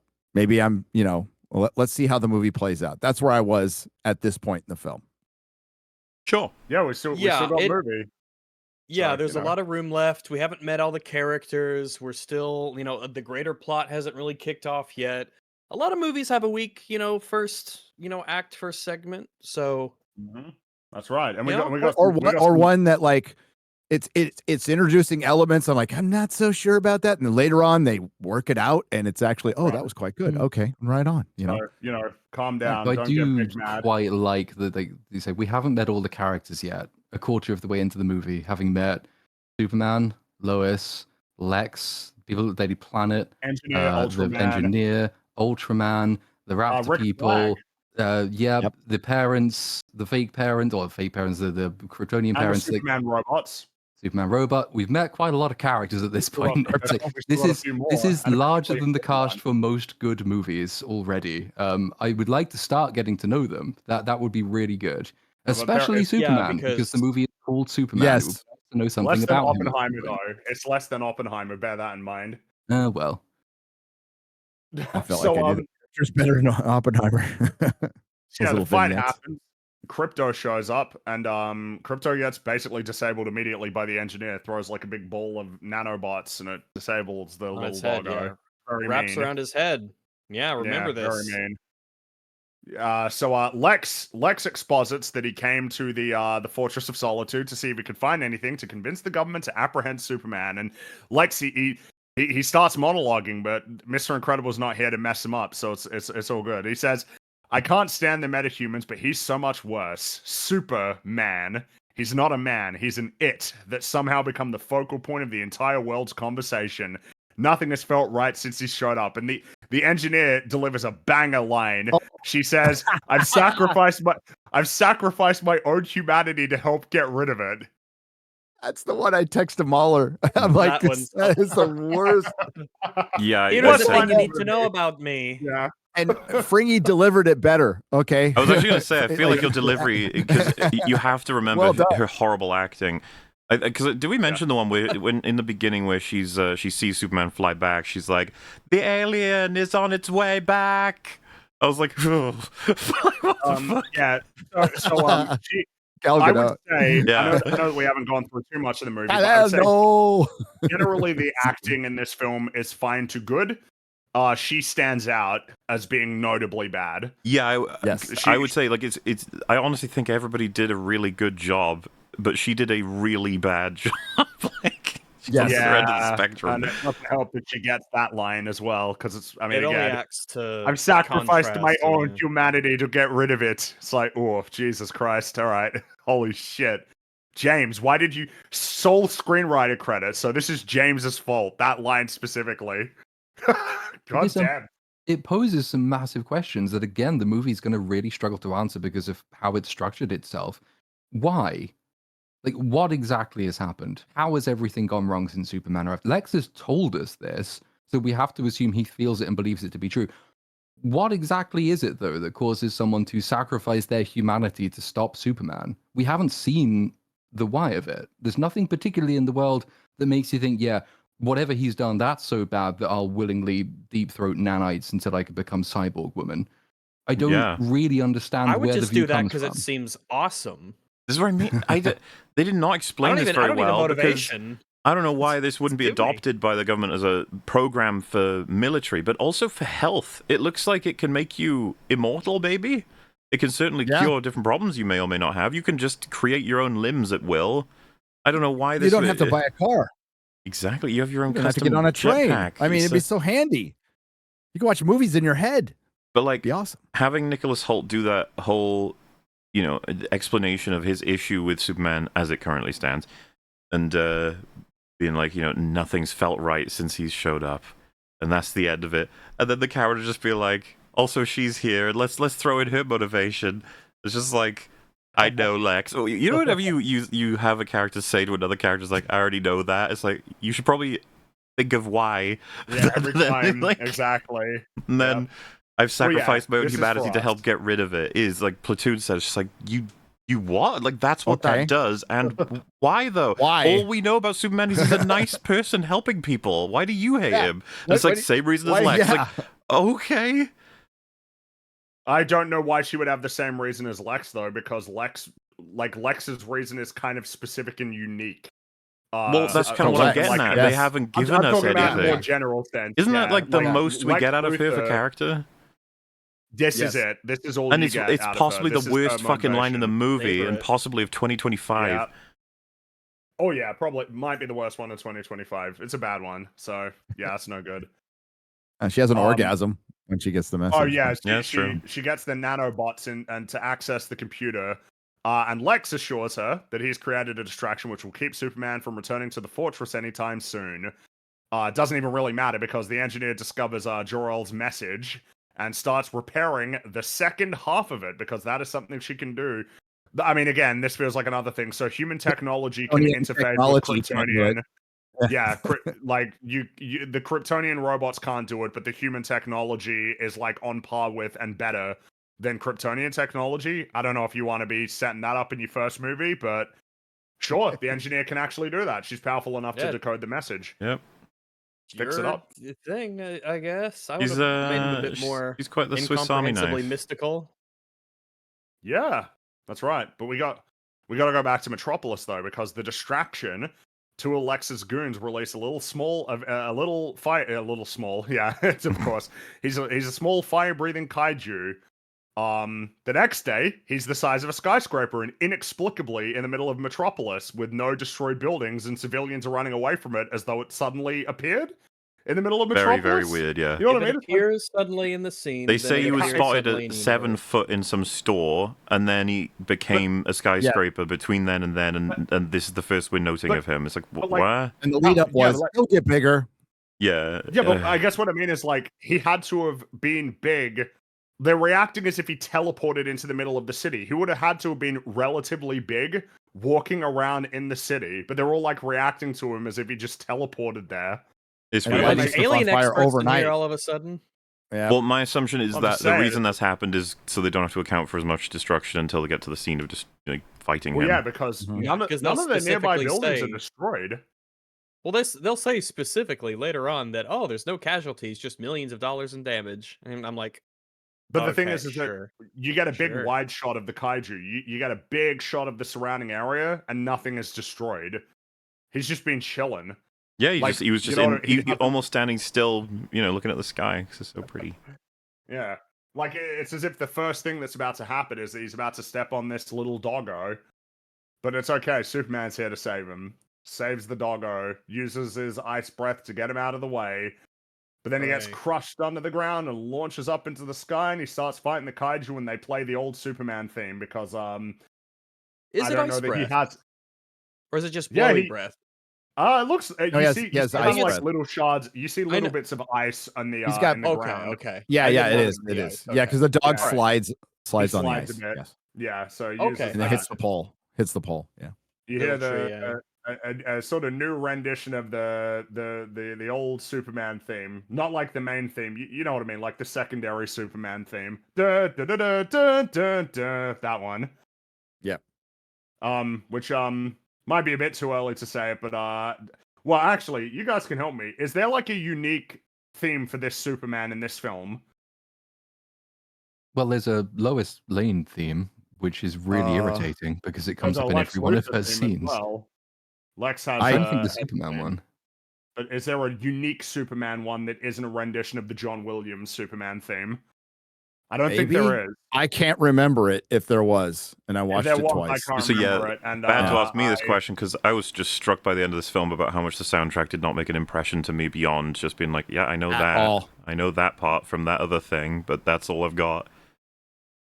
So the only one I remember is the one that sounded like the Batman track that everybody was freaking out over. Oh yeah, we'll get to where they use that because that's kind of funny considering what people thought it would be used for. Mean, yep. The only thing I remember is just the normal song they use for the end credits, and I'm like, well, that's just like a good song I know, so that's a great okay. song. It's So didn't I fit. already knew it, and it's the only one that I remember. Iggy Pop I guess rules. the reason why I bring it up is because I just think it's like a good idea to make sure that your version of like a superhero character gets their own theme. I don't think you lose anything for that. I think you just gain from it. Like I said before, Batman's got a whole bunch of themes.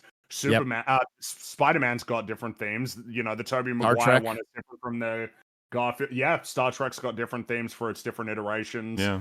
Meanwhile, I'm getting a little bit worried. It's like, oh, is the Superman one just gonna be the original, you know, the John Williams Superman one for all time, like until the end of time, rather than getting any new themes? Like, that would be unfortunate. You would think that the creative genius of James Gunn, as I've been told so many times about, would be able to obviously incorporate the old one because it's great and it's truly iconic. I'm fine with you'd be able to do incorporating some the of your old one. own. Yeah, Yeah, I'm but fine with it. But that's not the thing that you like lean on as the theme. You can do your own stuff. Yeah, like And it's not. With it. I'm. It's not. To be clear, even though I don't think it should be confusing at all, this isn't a problem. I'm just saying that it's kind of like I get a little bit worried about the fact that they don't want to create like a new theme because it feels like let's not get a little bit too reliant on essentially stuff that already exists that we already know. Like I like new themes. I like it when there's an attempt to have new themes, particularly when new themes kind of distinguish the characters, because all of the Batman themes have their own vibe that you know, sort of sets the tone for their respective stories. I think you can say it's a problem. The thing that fundamentally happens is maybe music doesn't get enough respect, but it should be created alongside understanding what story you're telling, and then the best way that like films are scored IMO is when you have the film and they're composing and you know expressing the whole orchestra while the film is playing, and then it can even be re-edited. This is how George Lucas did it, right? And a bunch of other Spielberg, I think, does it as well. Yes. It's like it all gets rechecked. The music is weaved in, weaved out throughout the whole process because it's an incredibly important element. I'm not saying it's impossible to do it with reusing themes, but if you reuse a theme and you lock in its size and shape for the most part, and then plop it down whenever Superman does something Superman-y, I think that actually loses a lot of soul with the whole project. It loses all of it. If you're going to reuse the Superman theme, then like you just said, use an orchestra. Don't use this whatever the fuck they used for this movie because it sounded cheap. It sounded really cheap. I was exercising today. And I was listening to the special edition Donner Superman soundtrack with the little preamble in it, and that thing is fucking epic. Just do that. You know, spend a few extra bucks. They already spent plenty of money on this, and get a full orchestra, and make it sound like it's got some actual depth. Well, that's what John Williams was really, really good at. And like, there's the reason George Lucas said he's the secret source of Star Wars. But the leitmotif for characters had been a thing before John Williams came around, but it was always done quite cheaply in the sense that this is a character, so this is the theme, and the theme is just the same. When character does something, theme plays. And John Williams' real great innovation for film scores was to expand the range of the leitmotif to make it sort of much more reflective on the state of the character, the state of the world. You see the same thing in like Howard Shore's soundtrack for Lord of the Rings, which obviously he wrote while reading the book and then while reading the script. But like the Rohan theme plays in different modes and emotions depending on what's actually happening. The problem is we're going back now to the pre-John Williams era, and we're using John Williams music to do it, which is quite depressing. Of just here's character you like, here's theme you remember, and that's it. And if Jurassic World did that thing when it's playing themes of completely inconsequential conversations. Like that's not where this music belongs, but you just thought it should go there because people remember it.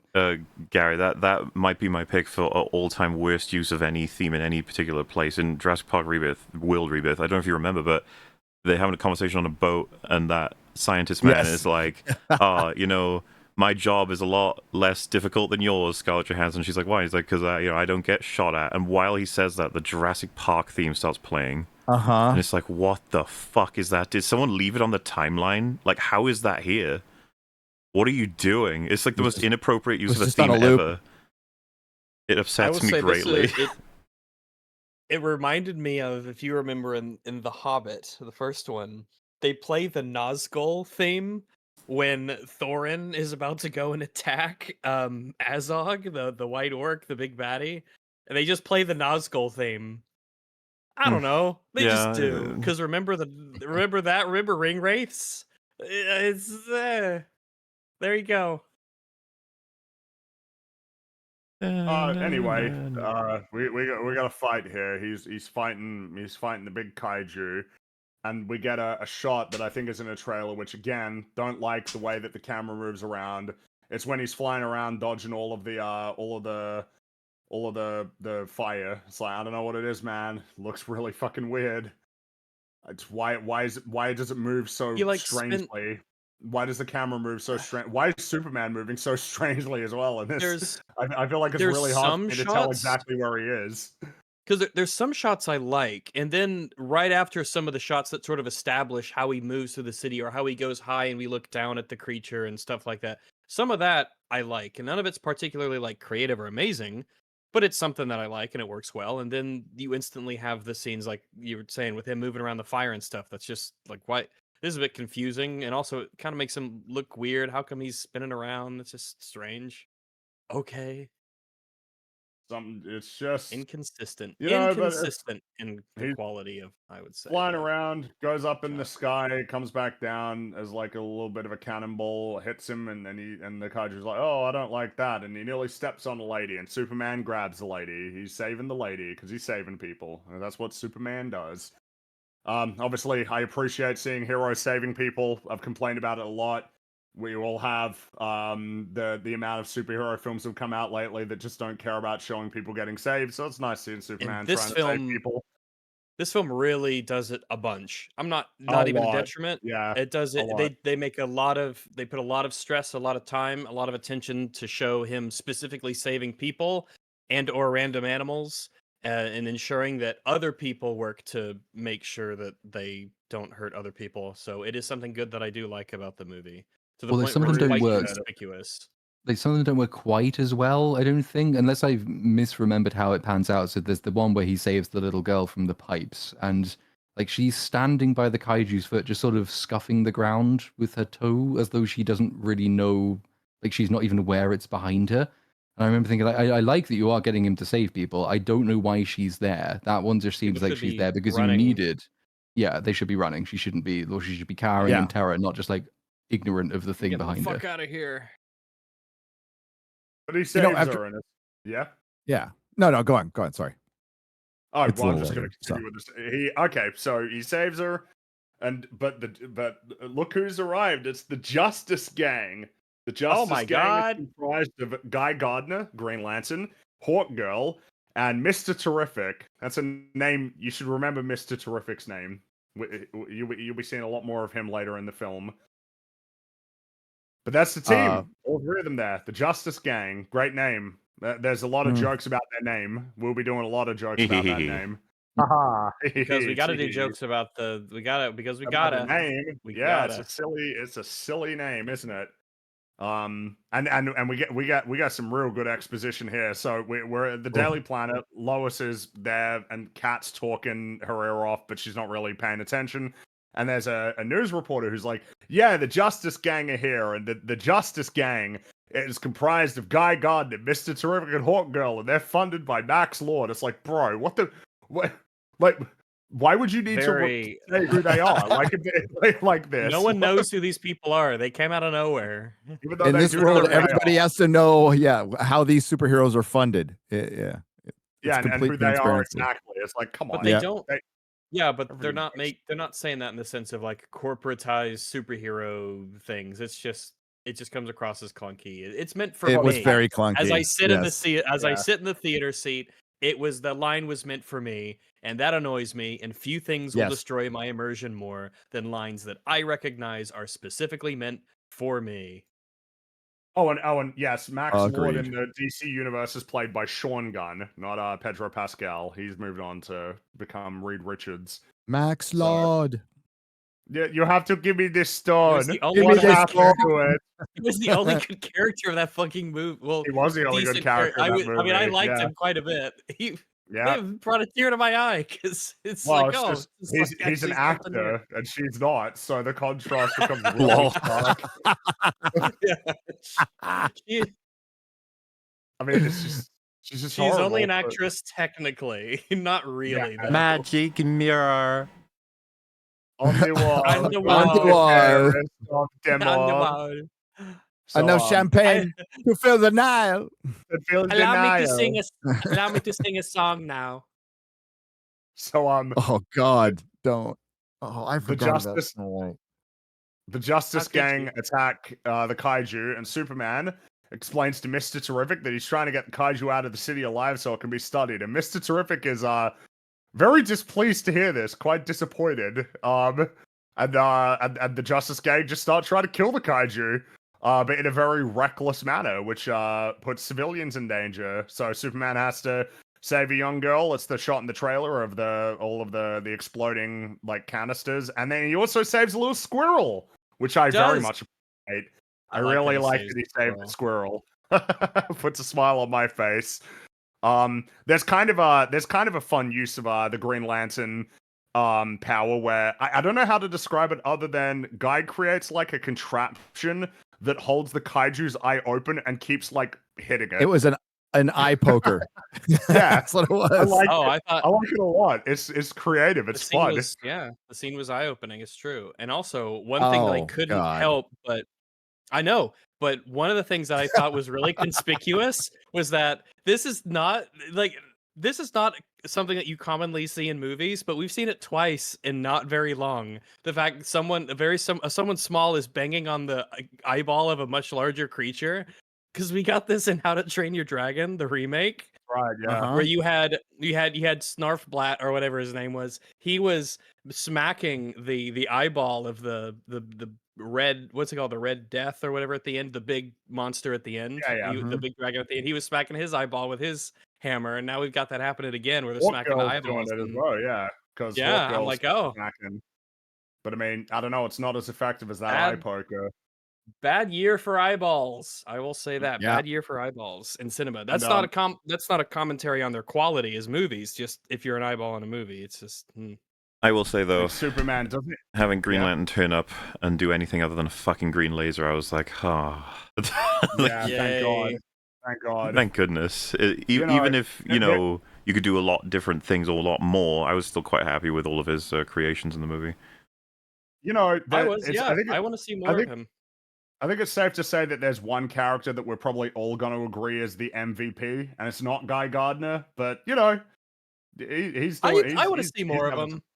I was disappointed I didn't see more of him. I felt like I'd seen almost everything already in marketing. No, there's one member of the Justice Gang gets all the time to shine, which it's fine because he's probably my favorite character in the movie. So yeah, which I think is everybody's favorite character, honestly. That's the condemnation. Even people who like the movie, the condemnation is Mr. Terrific is the best character in the Superman movie. Well, yes, it's the best hero moments. Mr. Terrific is the best character in the movie. But anyway, and the one James Gunn is more comfortable with, and if you haven't seen the movie for some reason yet, all the clips that you've seen a good portion of the first hour of the movie. Like you pretty much get the gist. Portion of the movie in general, honestly, they've shown a lot. They've shown a lot of stuff. I've seen it said they showed like nothing beyond half an hour in. I was like, what are you talking about? What? They show Metropolis splitting in half. They show the fight with Ultraman. They show a whole bunch of shit. They show a shit ton, yeah. I don't know what they're talking about. When I hear people say stuff like that, it's like, what's the deal? Like, what's wrong with you? Like, you have to know that you're lying. Yeah. When they said they were gonna market this like Barbie, I thought they were gonna be like creative, right? Do some creative things, and they did some, right? I didn't think you were just gonna, because I don't remember Barbie. Not that I paid attention that much. Spoiling half the movie. Not that you'd spoil a Barbie movie, but this was excessive. It was a lot, and they need to really dial that back. Do other things. I'd say it wasn't as bad as the Marvels, where they just spoil the villain's death at the end in the trailer. That was. But it was. Bro, But the it Marvels didn't leave- lied to, remember the trailer fucking lied to you. It connected it to Thanos So somehow. desperate. It was so desperate, but you're Oh, right. that's It wasn't right, that yeah. bad. Pathetic. So Mr. Terrific sends his T-spheres. Those are the little balls that he controls. He sends the T-spheres into the kaiju and blows up its internal organs, which kills it. And the kaiju falls backwards onto near a bunch of people, but Superman narrowly stops it from crushing them. It's like, man, that's Jesus. Like, that's a bit awkward. I was If lucky. Superman wasn't there to catch it, And those people must be really jaded to just stand there around a kaiju. And, you know, if they had their phones out, if more of them had their phones out, that would kind of make sense to me. I think a lot of idiots. Yeah. Some of them did, but it was like there was a bunch who didn't. And it's like, what are you doing there? But maybe they're like, we see kaijus all the time. Fuck it. It's been 300 years since metahumans arrived on Earth. This is just Tuesday for us. So everybody, you gotta pay attention. This is a really important scene. We got a joke to get past first. So Superman crawls out of the kaiju, and Guy is cheerfully like, "Oh, kaiju steaks all around." And Superman's upset because he wanted to capture the kaiju, or at least euthanize it less painfully. But Guy don't really give a shit and just starts gloating about the Justice Gang. And Hawkgirl, the most boring member of the Justice Gang, is just saying like, "Oh, it's a working name," and Guy's like, "Oh, it could very well prove to be permanent, though." Didn't laugh. Sorry, not funny. No one. No. Like, This is not a funny movie. Not the first time she makes the joke. Not the second. No, this is she's the most boring one again, but that'll become more. But now we're at the. This is really fucking important, guys. All right, so the civilians are all really happy to see Superman initially, but they all become very distracted by a news broadcast being played on a nearby screen. The tagline is "Superman sent on mission to destroy us." And so Superman gets handed a phone and he watches an interview that's conducted with Lex Luthor, and Lex explains in no uncertain terms that the broadcast he's discovered and the translation of that broadcast is categorically authentic and accurate, and it's Jor-El's message. Now, we might as well jump ahead. This is true. This message is real. The film states it on 4 separate occasions from different characters, more trustworthy and less trustworthy, that all insist it is real. Yeah? You know, what with the dialogue that I'm sure you're about to reference, I got a big impression that James Gunn wanted our wizard. He just wanted him. He should have used him. Because yeah, pretty much. We often save hypotheticals. Imagine an all-knowing wizard who just, whatever he says, it's true. You don't have to worry about it, and everyone trusts him because he's a really cool dude. The way James Gunn approaches this with the dialogue, you could tell he was just trying to get the wizard to say it was true, because he has no way of saying it's true other than people saying it's true. Like says, because how do you even translate it? You have hey, that's the thing. That feels like it's before we get to that, because that we can talk about that right after. But to make it clear, Lex says it's real, and you'd be like, oh, it's Lex Luthor. Mr. Terrific says it's real, and it's like, oh shit. The government says it's real. It's like, yeah, it's real. It is real. I mean, you missed out the funny part. It's like there's 7 researchers or something, and that's what Terrific confirms. He's like, those researchers would never say it's real unless it's real. It's like, what? Which is funny, it's like, I've just coded to disbelieve it when someone says 100 economists have confirmed that this is true. I just think, well, that's bullshit. 9 out of 10 dentists have confirmed this is true. The 10th dentist was shot. And Rags does bring up a point, which is, how the fuck do you translate Kryptonian? How do you do that? How do you decrypt it? You have no reference to use it. You have no reference you don't to the have. language. Oh man, way to begin with this, you know. The only reason that we could read like ancient Egyptian is because of the Rosetta Stone. Until then, we didn't know how to speak it, and the only reason that worked is because the Rosetta Stone has 2 languages on it, 2 versions of the same language, and then Greek on it. So that's how we were able to decipher it. If it was just another language that we didn't know, that wouldn't help us. There's a bunch of languages we don't know that are just as old, if not older. How does anyone confirm the source of the data? that Lex provides? How can Lex they? said he got it, and computer guy said it's real. Whatever the fuck that means. You just, Yeah, 7 experts They from put the it on a government. hard drive. They hand it to Dr. Truth, and then he says, "Oh wow, yeah, it does say what you said." And it's like, okay, but where did it come from? And it's like, well, Lex handed me this, and he promises me that it is from Superman's computer, so I trust him. But it's like, what the hell? Why?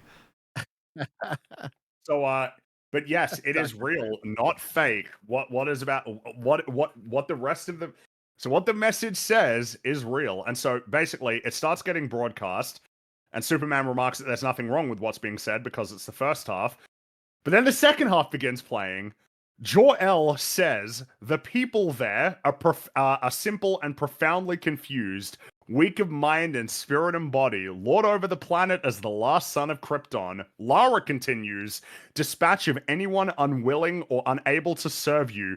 Take as many wives as you can, so your genes and Krypton's might and legacy will live on. Jor-El concludes, do us proud, rule without mercy. This definitely earns the classic emote, doesn't it? Yes. Okay. I guess this is what we're doing. You gotta show them, Molly. You gotta show them the emote. If you can. Definitely having this feeling in the cinema.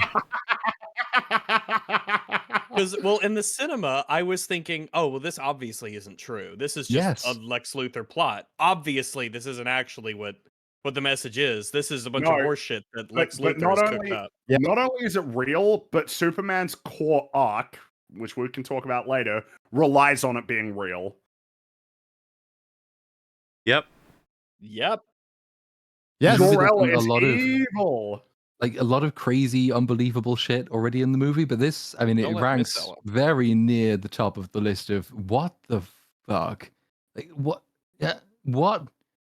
No. Yeah, because you were immediately logging in writer brain. When you'd be like, okay, if you needed to create conflict here with something Jor-El said, why wouldn't you have made it interpretable or more so focused on aggression with like anyone? You know, you can maybe stick with the thing as like anyone who opposes you, wipe them out sort of thing. That can play into his geopolitical aspect. But the starter harem, like, why? Yeah. And then, of course, you might be like, "Oh, whatever. It's just it's just one comment of many." It's like, no, this gets brought up a lot throughout the movie now.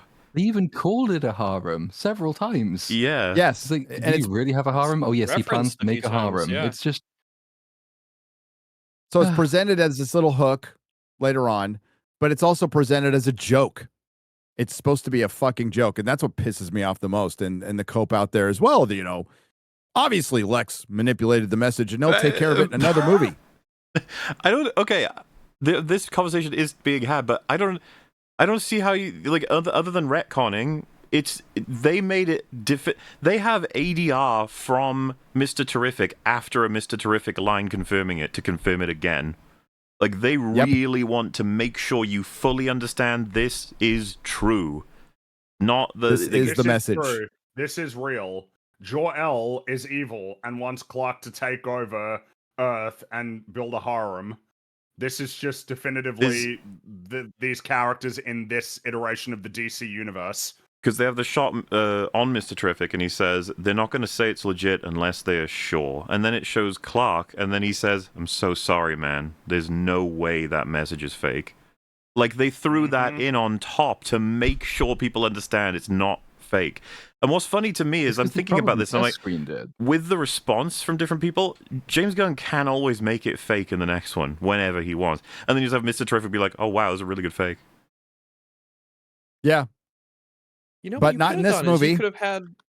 You could have had the robots eventually, because the robots already said they were working on decrypting the message still, and they couldn't quite do it yet. Simply say, "Oh, Superman, come to the fortress. We've decrypted the message." Then he reads the message, and then it is after this point that Luthor and company get to the thing, and then they get the message, and they don't even have to, decrypt it themselves. But honestly, I wouldn't have done this in the first place. I'm kind of like, fuck this. Oh, we're trying to do something different. Okay. Oh, boy, did you.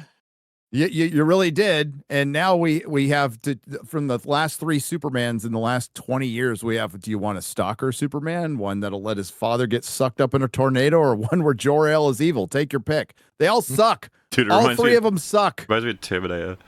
Do you want John Connor fucking splattered in the opening, or do you want Sarah Connor died of cancer between movies, or do you want the whole timeline to be wiped out? Do you want John Connor to turn out to be an evil Terminator? You're like, such great options. Why did you do this? No. Look, it's like it's not bad because it's different. I'm just saying, man, when you think about like Jor-El's speech and the 87 or the original, sorry, when he's talking about humans' capacity for good and you showing them a better way and this really noble ideal of what the Kryptonian way could represent, and it's so awesome and it's just a great voiceover. It's just, man, when I think about that compared to this, and it's I don't want this. Well, I'm just saying, I do not want this at all. It's bad because it's fucking bad. You are like relaunching the DC universe, and we are like, hey, they really made a point to pass it out to the people who saw this earlier to say this feels like it leapt off the pages of a comic book. This is a comic book movie. We're going to embrace our roots. We're going to embrace DC. Oh, by the way, Jor-El's evil. That's fucking terrible. It's a horrible decision. It also goes back to the thing we were talking about earlier. You can save her, you can save them all. And to just be really fast here, I don't think this is only, like, if this is the only Superman content that existed worldwide in all of time, I still don't think this works, because, first of all, it doesn't match the first half of the message whatsoever. The tone and, like, the instruction, they're completely fucking different, almost like they were deliberately built that way to subvert the audience and Superman himself. Secondly, why would you, on that point, why would you want to like command him to do such good and great things and simultaneously say, kill all who do not serve you, spread your seed, rule the weak without mercy? You're like, whoa, that's like a completely different set of... And then, of course, we can't get there yet, but something's going to happen right at the end of this film that's going to cause even more problems in terms of... That's the big one. Yeah. That's the big one. If Clark is ever in a position to interact with any other Kryptonians and has done for a while, is there any reason why they didn't know or didn't tell him that his parents were evil? And how does this extend out towards Kryptonian society in general, since Jor-El is generally presented as like a prominent figure, not just some rando, he's a guy who matters. Now, of course, that could be different, but it probably won't be, because, I mean, plenty of stuff in this is still pulling directly from the comics. So yeah, the comics and other media do a lot of heavy lifting for this movie. For context. Well, so that is interesting, right? Rely on a lot but of we're not going to do the origin because we know you're going to draw it from other media, but simultaneously we're going to break some of the most commonly culturally understood elements of Superman. It's like, yeah, okay. This happened all the time with like the MCU stuff. If something baffling happened, you'd not uncommonly see someone say, yeah, well, it happened in the comics. But then the obvious rejoinder is, yeah, but like, how much of the rest of this story tramples on the comics? This is not the comics universe. It is the cinematic universe. It is telling a different story. So you can't say, well, I'm going to rely on comics knowledge for 1/25 of the information in the movie. That's not an accurate guide. And this is how much of the foreknowledge am I supposed to bring into this at this point? Exactly, and that's been the fundamental problem with Marvel lately. Is you have to do the homework for their own shit on D+, and you have to fill in some blanks from the comics. And what blanks are those? It could be random. There's so many different versions of things, so that's why it's a terrible idea. Just stick with the damn comics. There's a way you could have done it, and a bunch of people have already talked about this. For the hook, that I won't say what it is at the end. There's a way you could have brought that home without making Jor-El evil. And that's why I'm convinced, just having watched a lot of James Gunn movies, that a lot of this was done for 2 reasons: for that hook and for a fucking joke, so they can talk about harems. So they could bring up harem, which wasn't even that funny. Even a joke though, because that's the thing. Like, I'm not sure the movie wants I asked that a lot in this movie.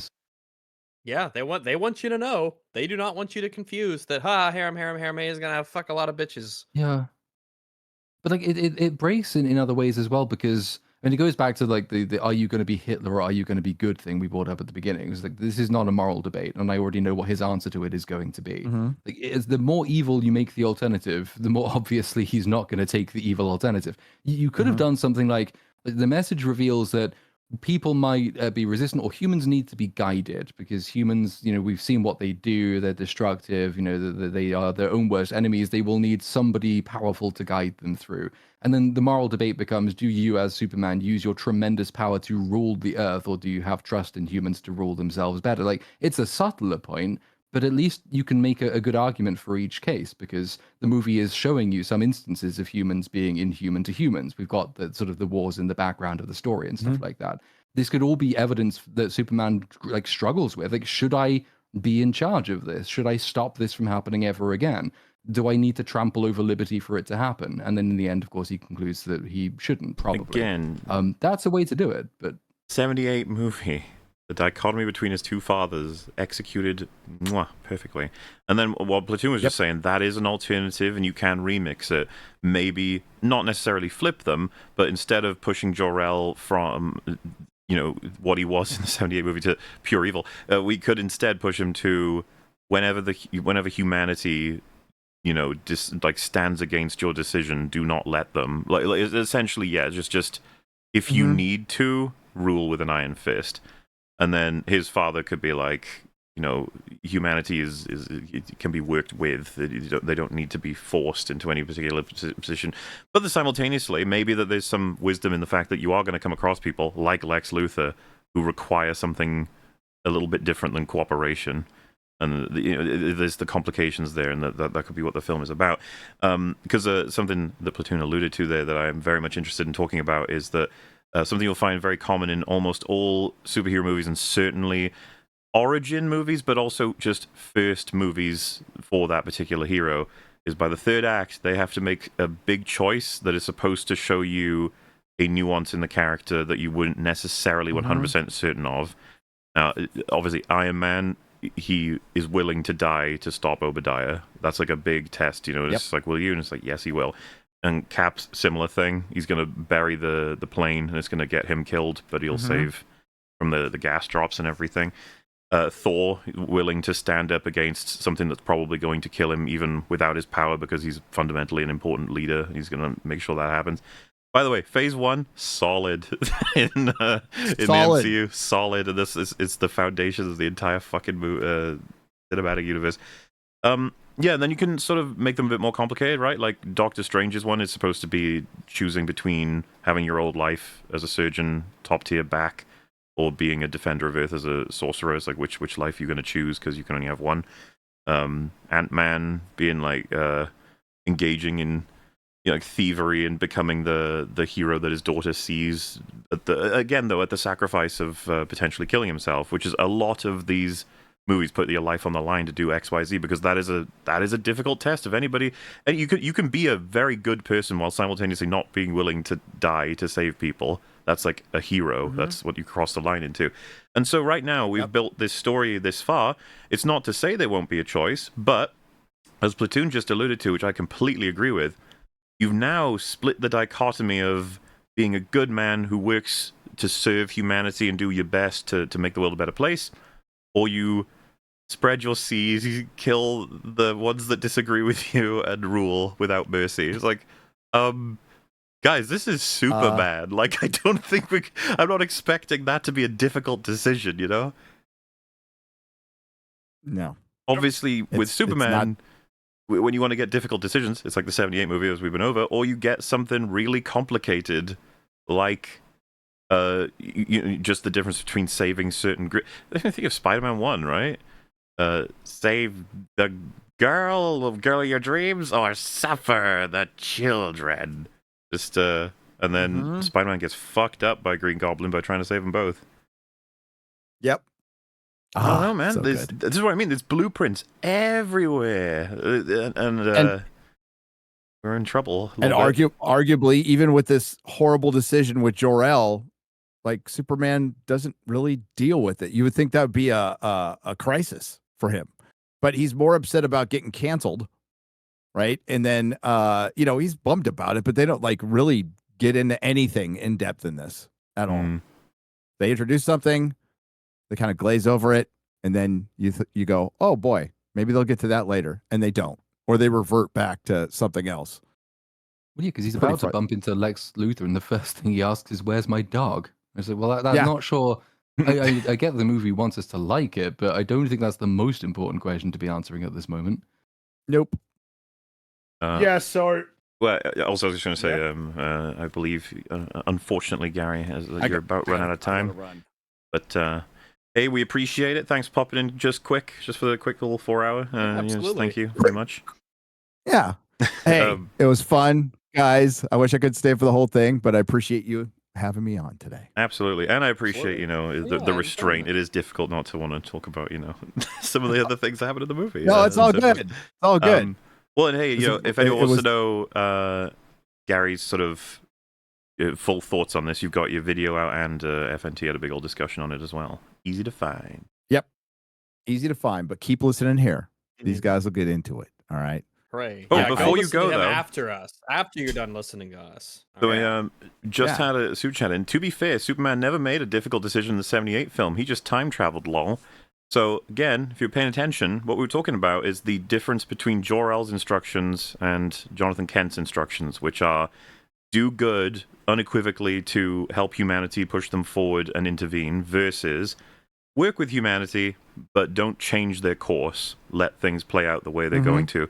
As much as I think wrapping yourself around Earth and rewinding time is a very silly mechanic to include because it's going to cause you trouble down the line, is very much in theme. Yes.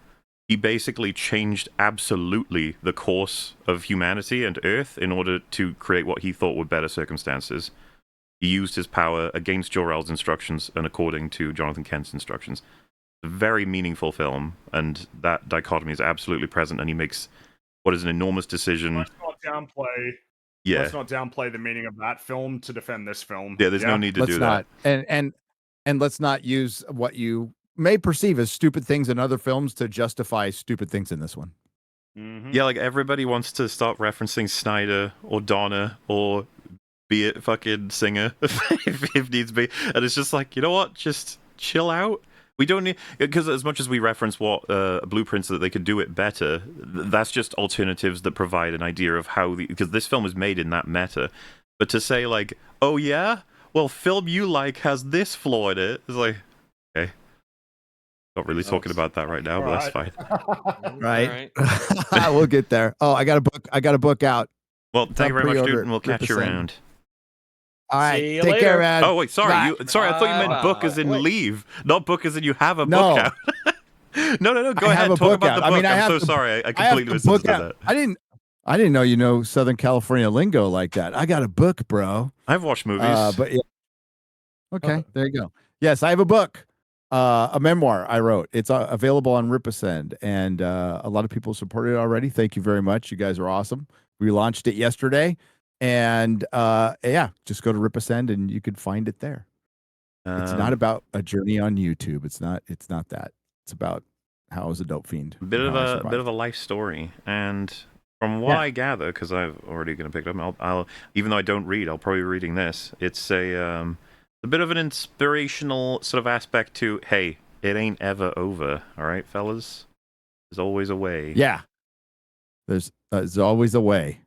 And, after a lot of bad decisions. I'm kind of excited for you. It's going to be interesting to, like I said, I was half considering not reading it until you get your audio version out, because I kind of want to, it would be nice to have your tone and tenor reading it, if you know what I mean, so I get the full Gary experience. But then I was like, you know what, I can just do both. And I'll make the audio version different.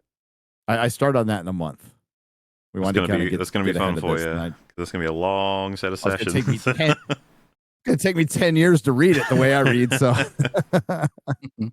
guys, thank you. Love EFAP. Thanks to the chat. You guys are awesome. Catch you later. Appreciate you, dude. We will see you later. Bye-bye. See you later. Bye-bye. Well, what a nerd. All right, back to the movie. So Superman goes into a building. Everybody's mad at him. They've all turned on him instantly. It's kind of like a bit ridiculous. There is no skepticism whatsoever from humanity that this person that they have regarded as a very good savior of humanity who stops wars and saves people. No, the news said that actually he's super evil and he wants to take over the planet. So now we don't like him. Instant shift. What a load of horse shit. Yeah. Bullshit. Yeah, it's stupid. That's just dumb. There's so many people who would obviously be like, we talked about verifying the source, but also just, would you believe it? Even if? No. Yeah. No. I can't believe it. The film asserts that it's true, no, and I don't remember, believe it. He said the article for Lois Lane, which corroborates this. See, he trapped himself. He revealed the game is up. But I mean, still, it's stupid. I mean, not to mention, too, it's not even him saying it. It's two people that the public don't really know anything about. And it's like, oh, but there is parents or something. It's like, okay, but like his actions? Then you'd be like, yeah, but that's what the movie's about. Podcast. And it's like, oh, shut up. I mean, people can see his actions. How many... He's been operating for how long as Superman? 3 years. Come on. That just goes to show the depth of his deception. Okay. We had the line earlier on where like the government said, oh, he's really popular. And so that is true. And then when Lex counters, well, not according to the social medias, we are shortly to find out that that's just because he's literally got fucking monkeys typing on computers. So Superman actually is really popular. It's not the sort of thing you don't just flip like this. I think the only line between the two that's supposed to tell you that anyone has any doubts about Superman is just some random guy in the street says, hey, maybe you shouldn't have intervened in wherever it was, Jarinpur. That's kind of it. But everyone else is just shown liking him all the way through. It's a really sudden shift. Not to mention the fact that when you've got basically Godzilla attacking the middle of your city, I'm not sure the news is going to immediately cut away from Godzilla attack to, hey, yeah, by the way, yeah, Superman. Absolutely. No, Godzilla would be all over the fucking news. They wouldn't even know that it's over until well after it's over, if you know what I mean. Because people all over the world would be asking for updates. I think you're forgetting that in the text they said it's been 300 years since metahumans, so this is just normal life now, and no one cares. So pay attention to the film, please. There's a monster attacking Metropolis every other week. Because it's implied that's happening because no one seems to give a shit after it's done. Right. So, yeah, Superman enters in the building. He tries to collect himself. The Justice Gang come in, and Guy directly confronts Superman, and they have a little tense standoff where Guy he wants to have a fight. He's excited by the prospect of fighting him. And then Hawkgirl asks Superman if the message is real. He says the second half is fake, and then Mr. Terrific just says it's absolutely real, pretty much. And then Hawkgirl wonders, oh, how was Lex able to obtain the message? At which point Superman realizes, like, oh shit. I mean, fuck. There's only one way to get the message. It's kind of... I know he's got a lot on his mind, but it feels like it would be pretty easy to figure this out immediately. It's like, how could he get the message unless he went there?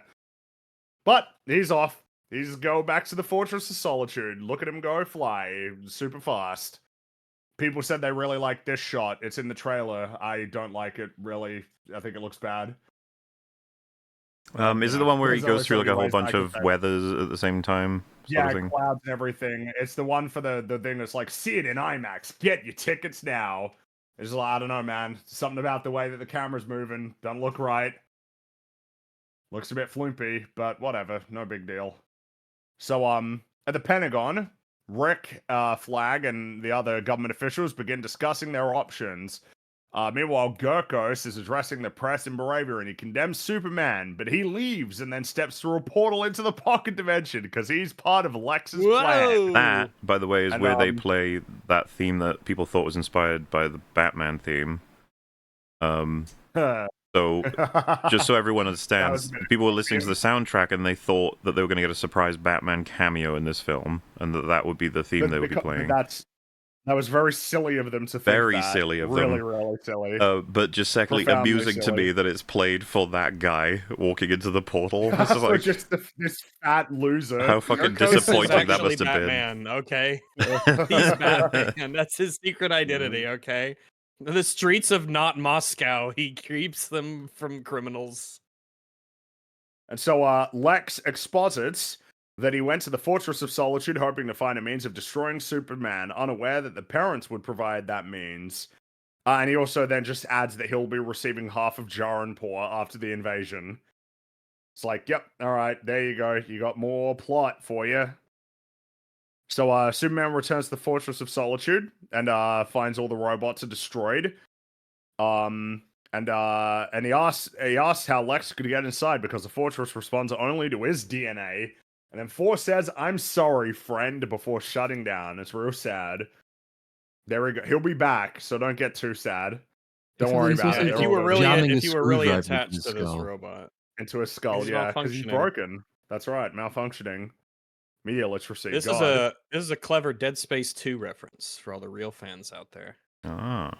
Neat. So he then calls out to Crypto, but he doesn't appear. So Superman flies to the Luthor Corp building, punches his way into Lex's office as Eve is recording him, and this is the scene that also got a lot of people fighting. Like, where's the dog? You took the dog. Everybody was really getting into fights on Twitter about this fucking clip. Jesus.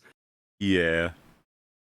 I mean, basically, if you're not aware, the fight is about whether or not Superman can get angry.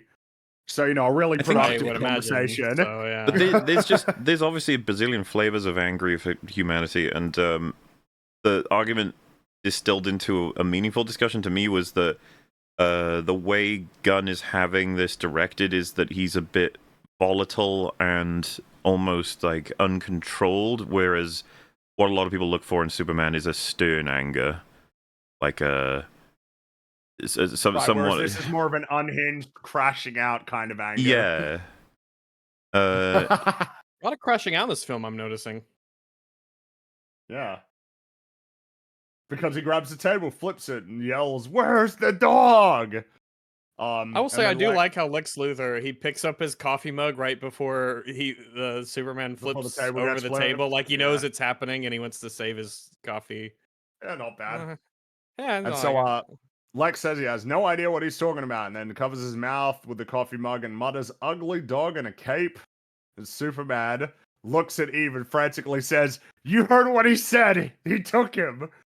It's a bit awkward, and it's being played on the news. And the host just says a mean thing about Superman. Says he's a rabid animal. Very mean. You'd hope that Superman would have maybe anticipated that this was a bad move. Nah, he's too mad. Too mad. Crashing out. Big mad. He's way too big mad. The guy's interviewing Peacemaker. The fact that just Peacemaker showing up got laughs out of people. Okay. Yeah, it did at my theater as well. Yeah, some people in my theater did giggle at it because he was there because it's Peacemaker in the interview. Where's the dog? You wouldn't leave it with an ordinary citizen. Where's the dog? Where is it?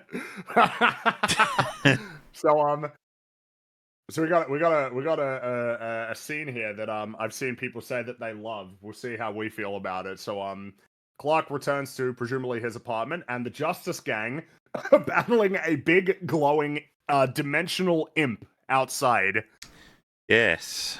So for everyone who does or does not remember, was it first promotional image of Arnold Sweater Superman? The first look at Superman, yes. The very first image is him in this room with the dimensional imp in the background. And he's putting on a shoe, I think, right? Mm-hmm. So the criticism of that being the first look was, the sort of standard one is just everyone was saying, like, don't you want to start with him in his prime, sort of looking strong, flying, whatever have you, Superman? It's like, okay, a little bit subversive, fine, and especially because of what James Gunn has said this film is going for, as it's like broad themes regarding the state of Superman. The other problem a lot of people were having was, man, I hope he knows that thing is harmless, because otherwise, like, he's just disinterestedly sitting in an apartment while a monster's attacking a city, which is not comfortable.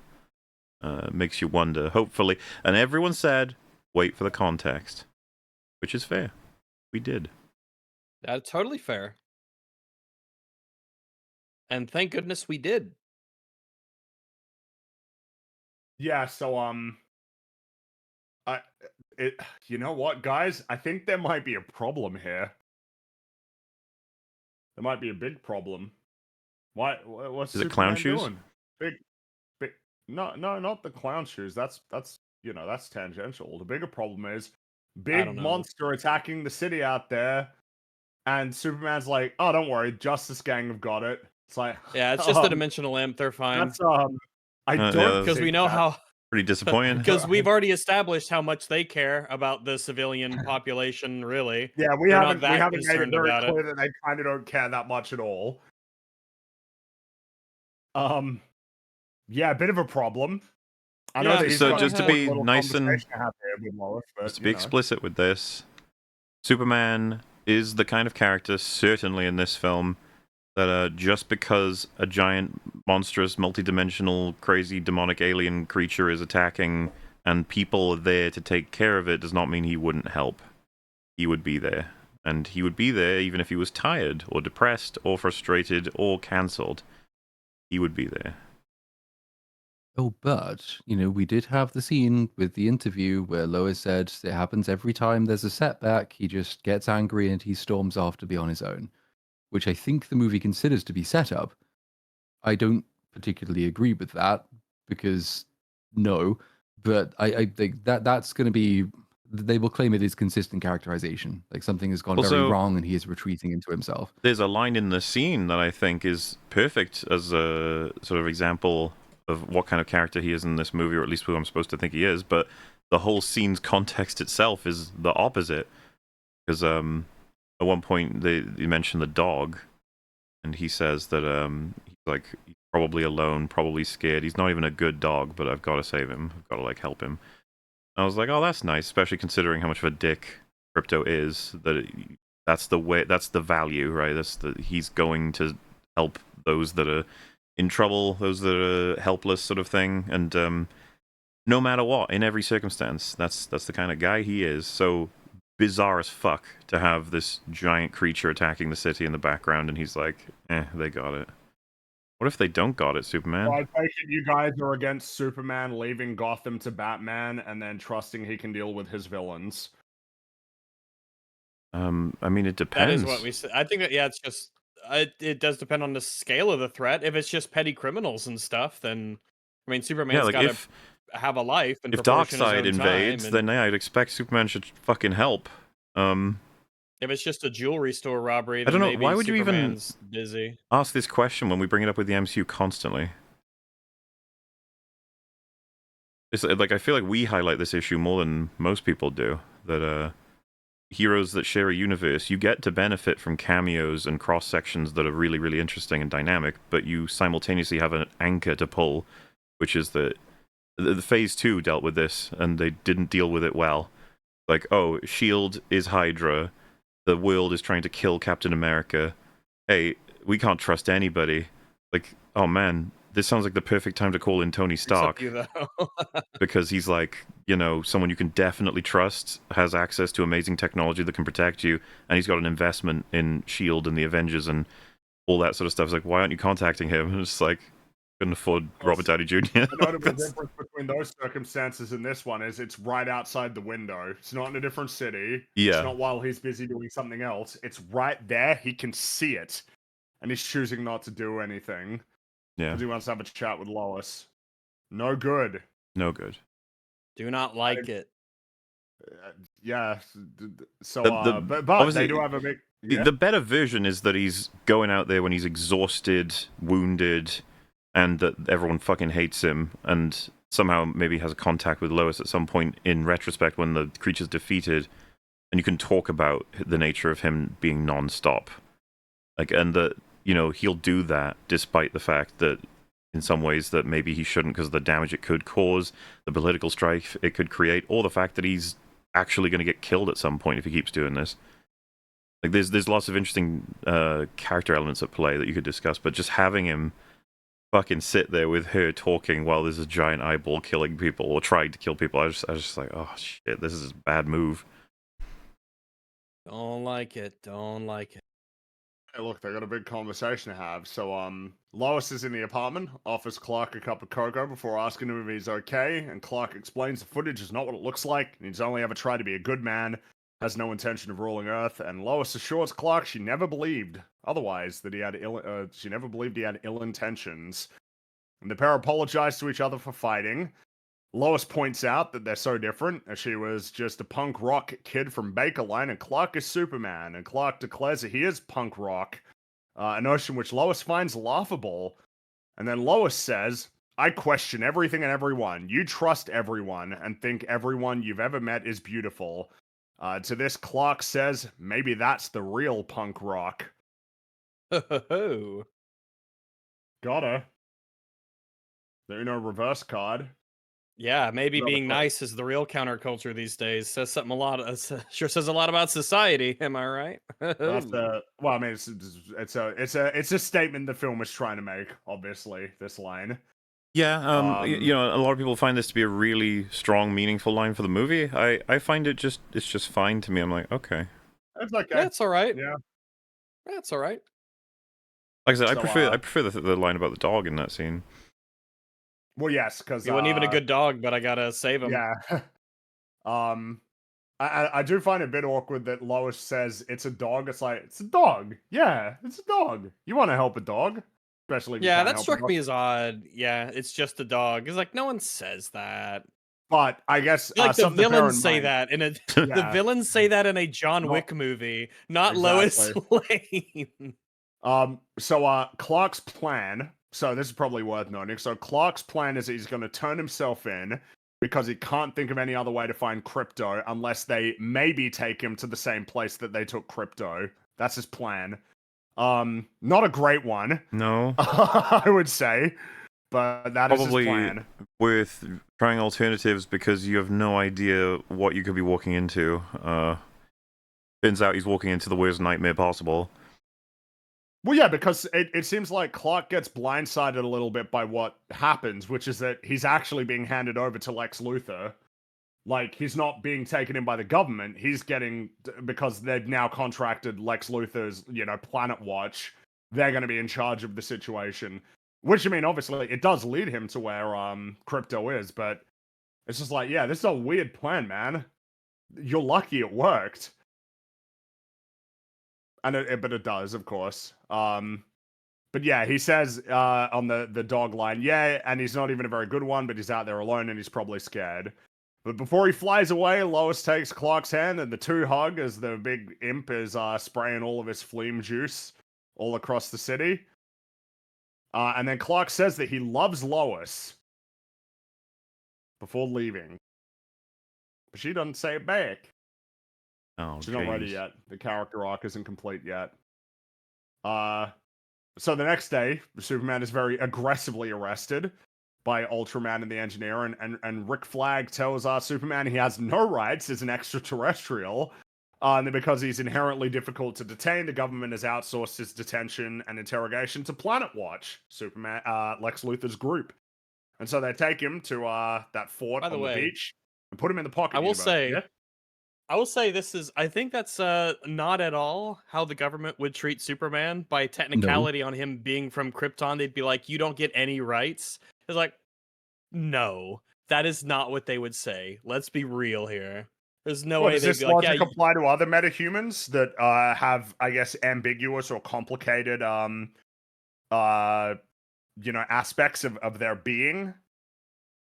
You know what I mean? It's like he's obviously probably gonna be. It doesn't even matter to say whether or not they know if he's a citizen or not. It just wouldn't apply. He's clearly a thinking agent. He's a being. He's a biological organism. He's a person who's been operating in this world. Probably has the normal human identity. He's also saved countless lives by. for 3 years.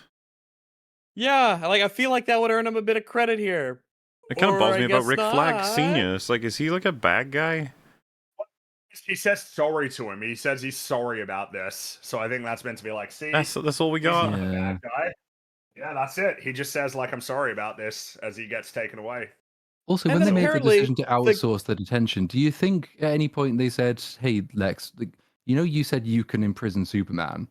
Tell us more about that. Where are you going to put him?"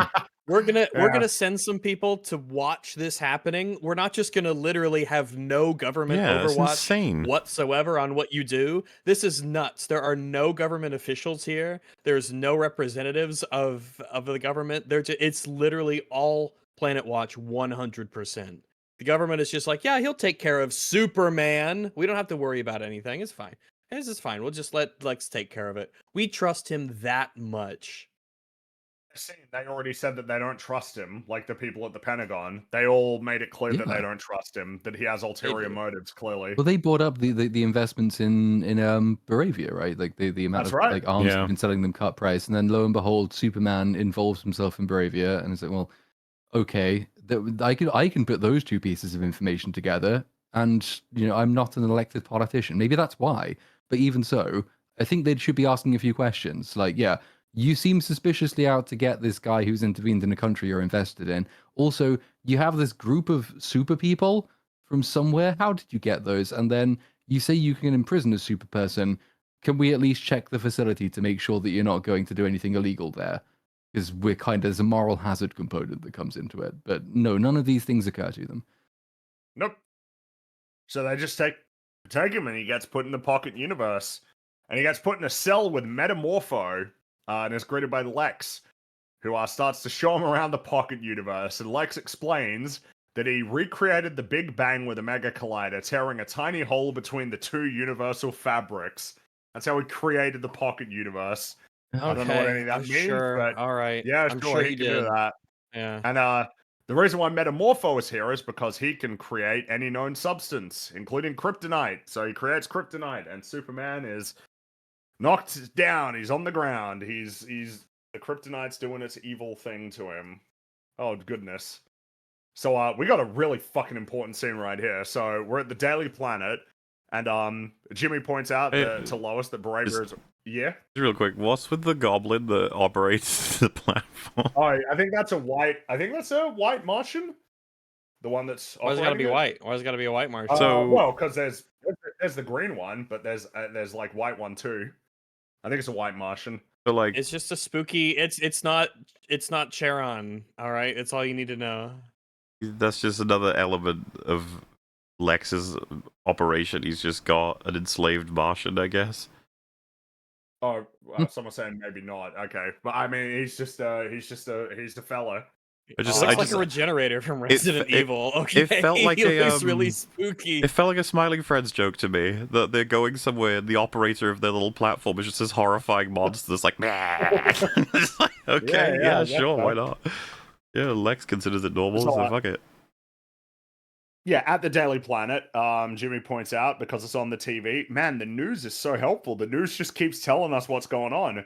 At the Baravia, that's what the news does, Fringy. That's what I know. It's what the news does, but generally movies try a little bit harder to convey information. Rather, they're just look on TV, new plot developments. They do that a lot in this film, but the Baravia is already amassing troops at the border with Jaranpur, but Lois is distracted. She's trying to figure out how Lex is connected to the conflict, and Jimmy points out that Lex is selling weapons to Baravia. But Lois retorts that through one of her connections, she found out Lex has dramatically undercharged for those weapons, which means there must be another angle. So Lois concludes that Lex is trying to stop Superman from intervening in the conflict, but doesn't know why. And it's like, oh, but we might know why, because he's going to get half of Jaranpur.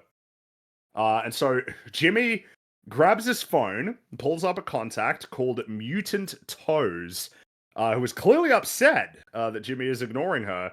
And so we'll learn later why this contact is called Mutant Toes. Mutant Toes, that's right. But Jimmy sends a message, immediately receives a reply, and then tells Lois that Lex is holding Superman in a pocket universe. His source told him this. This is this is really important. If without this bit of information, Superman would be fucked.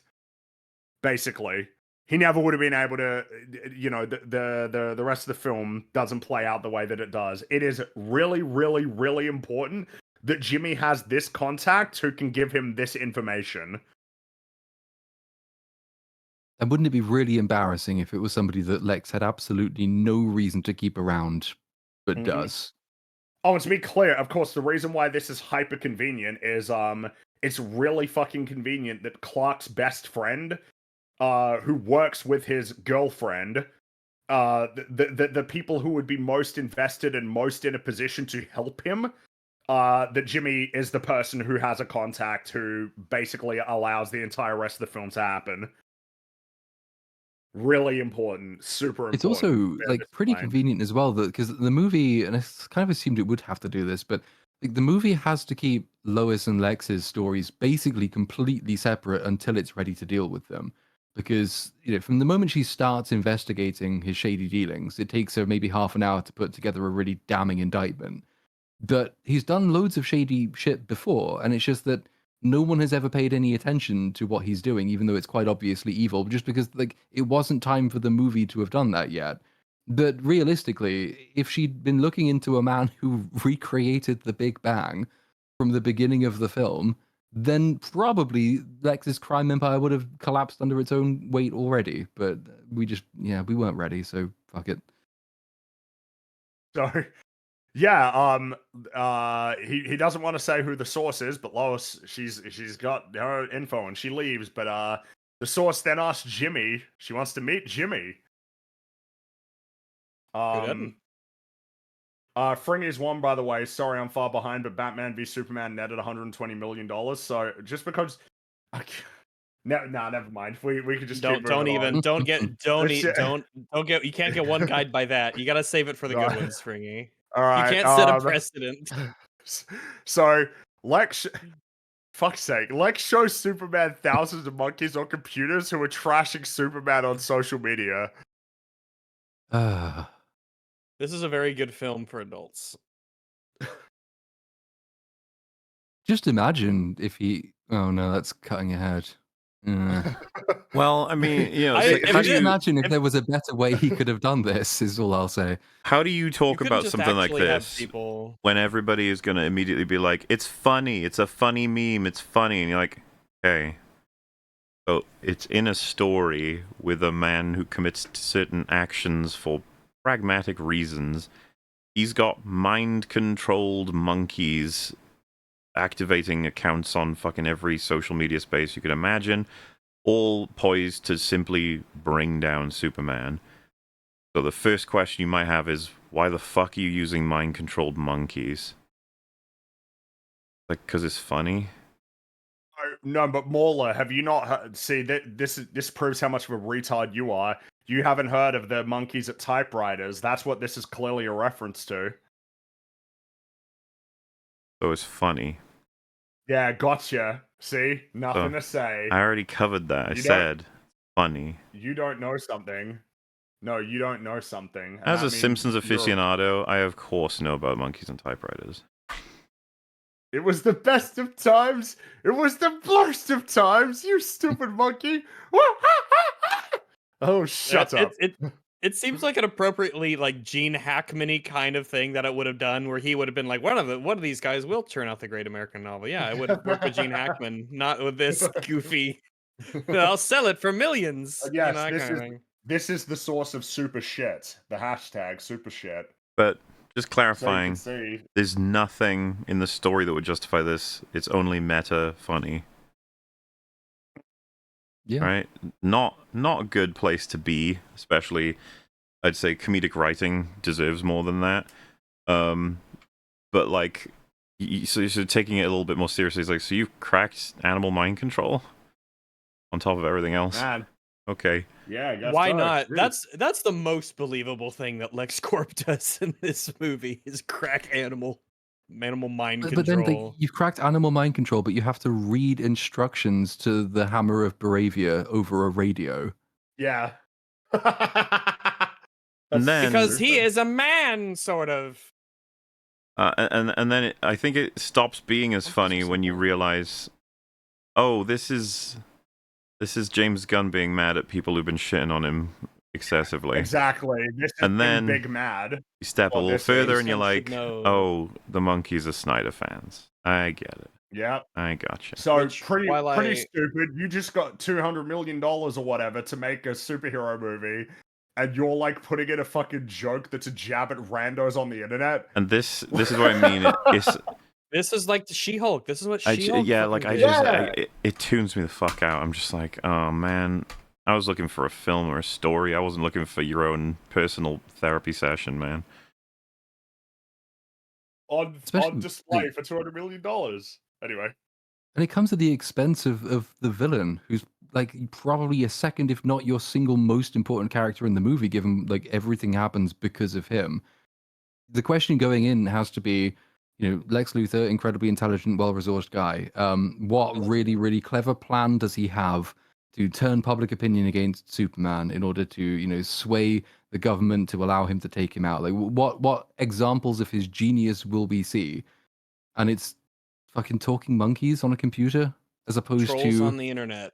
internet monkey trolls, internet trolls, as opposed to literally anything better, which is great. And we can talk about how much because I love Gene Hackman, Lex Luthor, just because he's so goofy and silly and villainous in that whimsical kind of way. The tone of that movie is so clearly what it is that it just makes me laugh and smile and fills my heart with whimsy. But this is just Lex Luthor is simultaneously super mega, as we'll see, super mega serious evil, but also I have a legion of mind controlled monkeys typing hashtags on social media. And someone just mentioned pick one and commit. Wouldn't it be more about Gunn's cancellation? It's the thing is, he's well past that. The Snyder people are his new problem to solve. The new thorn in his side. Yeah, and he's talked about. Hasn't he got tweets that say people will just lie about you online, and he's specifically talking about this era. They'll have hashtags like super shit. And that's the thing. It's just like, man. Because somehow someone can slip into the position of thinking this is clever. It's like, see, it's a commentary on online internet trolls. It's just like, man, we've done this so many times in this era now, and it's cringe every single time. Just get over it and make your story. Good commentary and bad commentary. No one gives a fuck about that troll online who said you were shit. Just make your story. Mm-hmm. But there's more. So we see that Crypto is contained on a machine which beams images of squirrels into his head. So he's perpetually chasing after them. A lot of squirrels in this movie. Yeah, there are. Yeah. And relative to the average. I mean, compared to the average movie, you're right. Most movies have zero. Zero, but this has squirrels. A real one, and then fake ones. Yeah. Real one, digital ones. Crazy. It's a bad movie for eyeballs, but it's a good movie for squirrels. Superman gets put in a big prison filled with people either certain governments don't want, or people who Lex personally dislikes, including an ex-girlfriend who wrote a negative blog post about him. And again, it's just like, that feels... so he's mega petty. That feels like something, I don't know. That feels like some other thing, I guess. Yeah, look at Lex, what a fucking loser, huh? It's like, yeah, alright, sure. I mean, it's just a weirdly specific thing, but okay. And when I see stuff like this, like the cells and everything, where do they poop? Because I can't not think about that. I don't know what they do. I guess maybe it gets teleported? Maybe, because I was like, I know this is this is the kind of thing that you can't say on social media or whatever, because people will look at you like, oh, I can't believe you're thinking about where they poop in the cells. But it's like, no, but I have a brain, all right? And there's cells where people are just perpetually kept for days, months, weeks, years, whatever. And it's like, it's that little thing. It's the little things that add up. It's the little things that add up.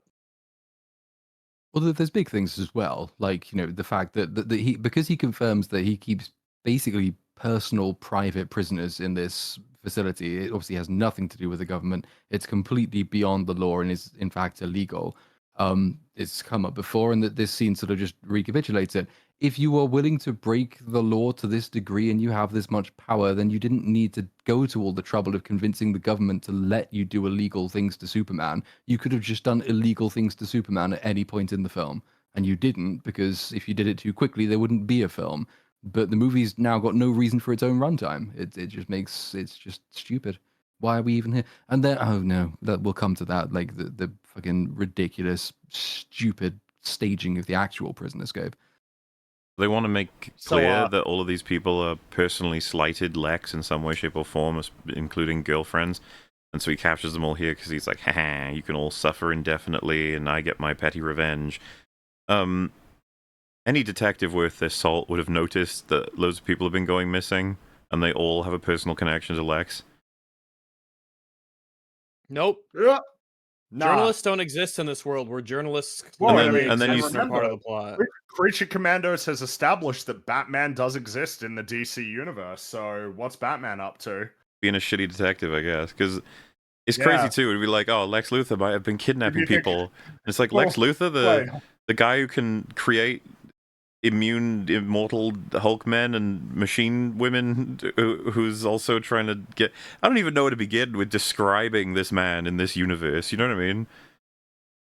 I'm sorry, I was just reminded of. Did you think a pair of glasses could fool the world's greatest detective? Oh my god! Tell that to Zod Snap. These characters deserve so much better than this. Anyway, Superman gets put in a cell. But Lex can't kill Superman yet. He wants to, but the government has questions for him. And Lex reminds Metamorpho that he has to keep Superman restrained, or else one of Lex's goons will kill his son. And he's sitting in a cell opposite. There's an evilman there, and even though they show that he is sitting opposite them, they will inexplicably forget this later, sometime later. But we're not there yet. By the way, Metamorpho is another just incredibly convenient element of Lex's, whatever you want to call it. His nice pun. It just bothers me. So Jimmy heads into an alleyway and he's going to meet with his source, and it's Eve. She's the source. And she casually discloses that Lex told her that he keeps all of his girlfriends trapped in the Pocket Universe. And then very aloofly asks Jimmy how his mum's doing. But Jimmy doesn't really want to talk to her. Now, I will say, the way that Jimmy talks to Eve, I would say, is made incredibly awkward when you find out what he actually knows about Superman.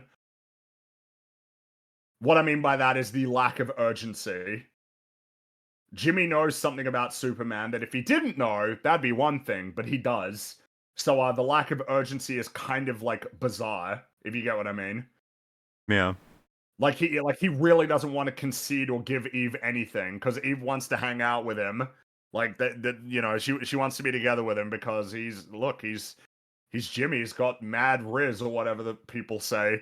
I don't think it's riz, because riz implies that he's doing something. He's performing some kind of action or talking a certain way. Right? He just has, he exudes some kind of some female attracting force, right? That he might be a metahuman, right? That's just an effect that he has, which fair enough. Some guys just have it. Basically, like the gimmick with Jimmy is that he like goes on crazy wacky adventures. Like he has his own like crazy adventures that are like insane, considering that he's just a regular guy. That's his thing, and I guess this is part of it as well. Is the ladies love him, including Lex's assistant, and so Jimmy asks Eve about Lex's connection with Baravia, and she gets upset because she's figured out it's like he's only talking to her to get information. But then Jimmy very, very, very reluctantly says that the two of them could get together again, like if he's able to take down Lex. It's like that's the only thing that's standing in the way. And so then Eve tells Jimmy that Lex tortured a dog the other day, and Jimmy shrieks, "Jesus Christ!" Which, it's like, yeah, it's, I think that got a tiny little smirk out of me, maybe just a little bit, because it's a very just realistic reaction to that bit of information, I suppose. But then Jimmy asks Eve to find out more about Lex's plan, and she's gonna. This is so important. The whole film relies on this. Yeah, this is an insanely important development because of Olsen's aura.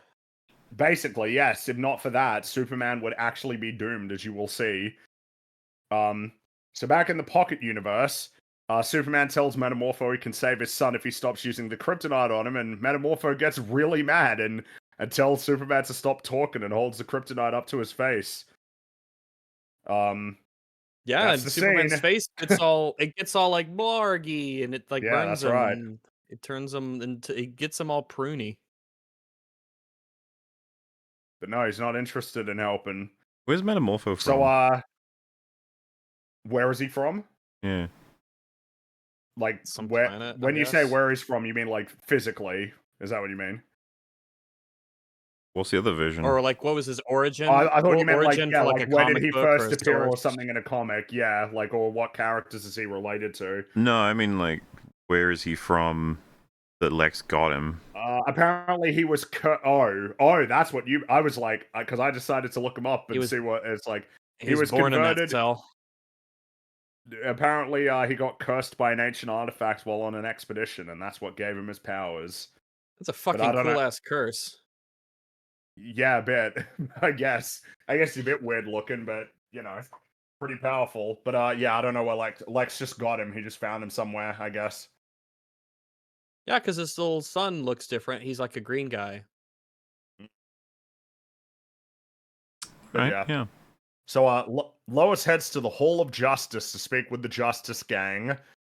They argue more about their team name again. And Guy makes fun of Mr. Terrific's name.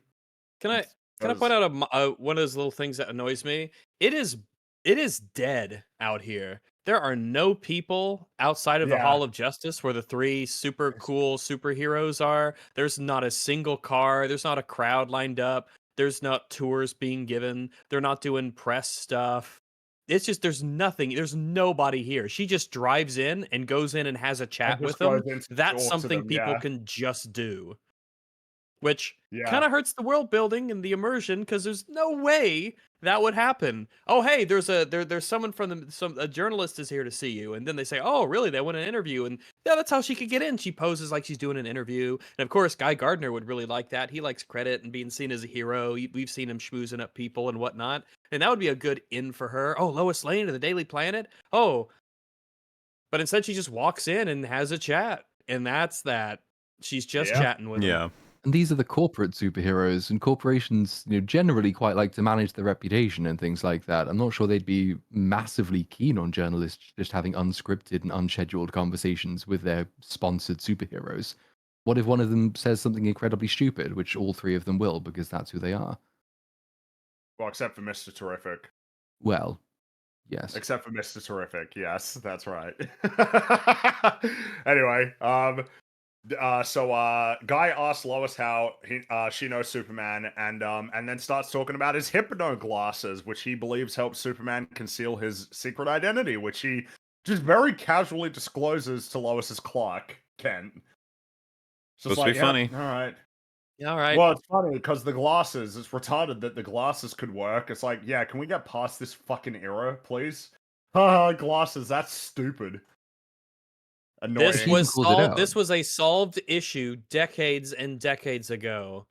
Reeves was able to fix this by having mannerisms, and it was believable. We've solved this. Move on. Yep. The bigger problem, though, is it's not that they're obviously just memeing on the glasses thing. It's that, obviously, as Lois points out, you shouldn't be just giving this information away to people you don't know who he really is. He's just too trusting. And how long has he been too trusting for? Like, he's had years with which to do this, and there's nothing to stop people asking him these questions. If he's this loose-lipped, everyone should know who Superman is, because this is not going to be the first time he's spilled the beans. Yep. So Mr. Terrific explains that owing to the nanobots he put in Superman's bloodstream, he tracked Superman to Fort Kramer, but his signature disappeared, leading him to believe that Superman is indeed in a pocket universe. All right, you just said that line. I know. Yeah. As if that's. I know. Yeah. Just to reiterate for everyone listening and for everyone watching, Mr. Terrific, it is simply established that he puts nanobites in everyone's bloodstream to be able to track them if he needs to. Yes, and thus he would be able to track them to the pocket universe. That's it. Yeah. There he is. So Lois says that they should go and save Superman, but none of them really want to do it at all. It's like, Jesus, all right, yeah, wow, guys. Even though if they were the ones who saved Superman, boy, that would make them look pretty powerful / good / respected. If they're the ones who uncovered some big plot to to capture Superman. Think of the fame. Think of how good that would make them look. The fame and the potential that comes along with that. Also, I just think on a meta level, it's a bit of a waste on James Gunn's part to have several significant characters already know who Clark is. Yeah. Without showing those scenes. For them to find out. Yeah. That's right. We don't get to see it. And for what benefit, really? Like, how does this film benefit, like, at all? Joke. That the Justice Gang know Clark is Superman. Like, how is that? What does it help? It's a joke. That's what it is. It's all in favor of just one simple joke. All right. A hilarious joke that nobody laughed at. Yeah, nobody laughed at that one. Honestly, James Gunn, Guardians of the Galaxy is hilarious. Really yeah. It is a hilarious movie. And this movie sucks as a comedy. Like, it actually sucks. The comedy in this movie stinks. It's cringe and terrible. What happened? I don't know. I don't know. So, Guy asserts that one of the implied vows of the Green Lantern Corps is not to get involved in politics. And they have a little bit of a back and forth about implied vows and how it's always an implied vow when he just doesn't want to do something. Haha, Guy, what a prick. And Lois again appeals for their help, but Mr. Terrific says nothing. Hawk Girl just reads a newspaper because she really doesn't give a shit. And Guy ignores her. And so as Lois storms out, she says, that haircut should be against your vows. And a very incensed Guy defends his haircut. My audience really did like that joke, actually. So it's funny, Rag saying, yeah, like, man, what happened, Gunn? That's the one. They liked that one. I didn't. There were some mild smirk noises in the theater every once in a while, but I think only one joke that will appear later actually kind of got people to be like, haha. But that was kind of it. Yeah, so as Lois leaves, Mr. Terrific follows her outside and offers to help her find out what's happened to Superman. And Lois offers to drive to Fort Kramer, but Mr. Terrific replies, we'll take my ride. They go to the garage, and he opens the door, and it opens very slowly. Takes about 30 seconds to open. Yeah, this is rough. This is a Family Guy joke of like something happens that's really slow or takes a really long time, and the longer it lasts, the funnier it gets, right?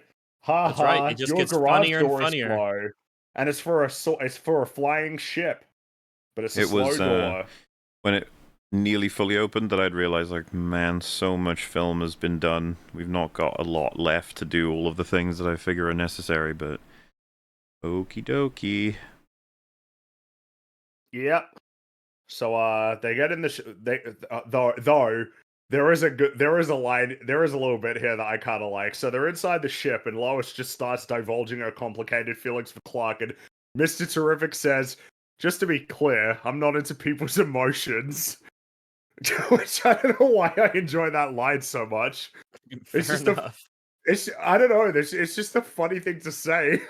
It's not the line I found funny. It was the look he gave her when she continued. The look, yeah. That's what I thought you'd be referencing. He just turns around and stares at her. But so we're back in the Pocket universe, and Lex is there with Gurkos, and they've abducted Malik, or Mali, I think his name is. It's the guy who helps Superman to his feet after the fight with the hammer Baravia. So Lex begins interrogating Superman by playing Russian roulette with this fella. So he fires once, nothing happens. He then does it the second time, and the gun fires and it kills him. And we got to talk a little bit about the nature of tonal balance. So this very nice man who helps Superman and loves Superman has just been shot in the head, and Superman is howling in agony because of this. Metamorpho is even feeling some guilt over this, and Lex is like, that kind of ended quickly. They're doing a joke about how, Russian roulette, it's always sort of cinematic, but, there's always a possibility that it could just go off on the second round. It's like, man. That is almost an exact quote. He says, I expected that to last a little bit longer, and then evil Bravia Man laughs. And I was just thinking, well, the tone is a bit bogged. I do understand what they're going for, but still, that's shit. Also, the villain cruelly what happens if the first shot had gone off?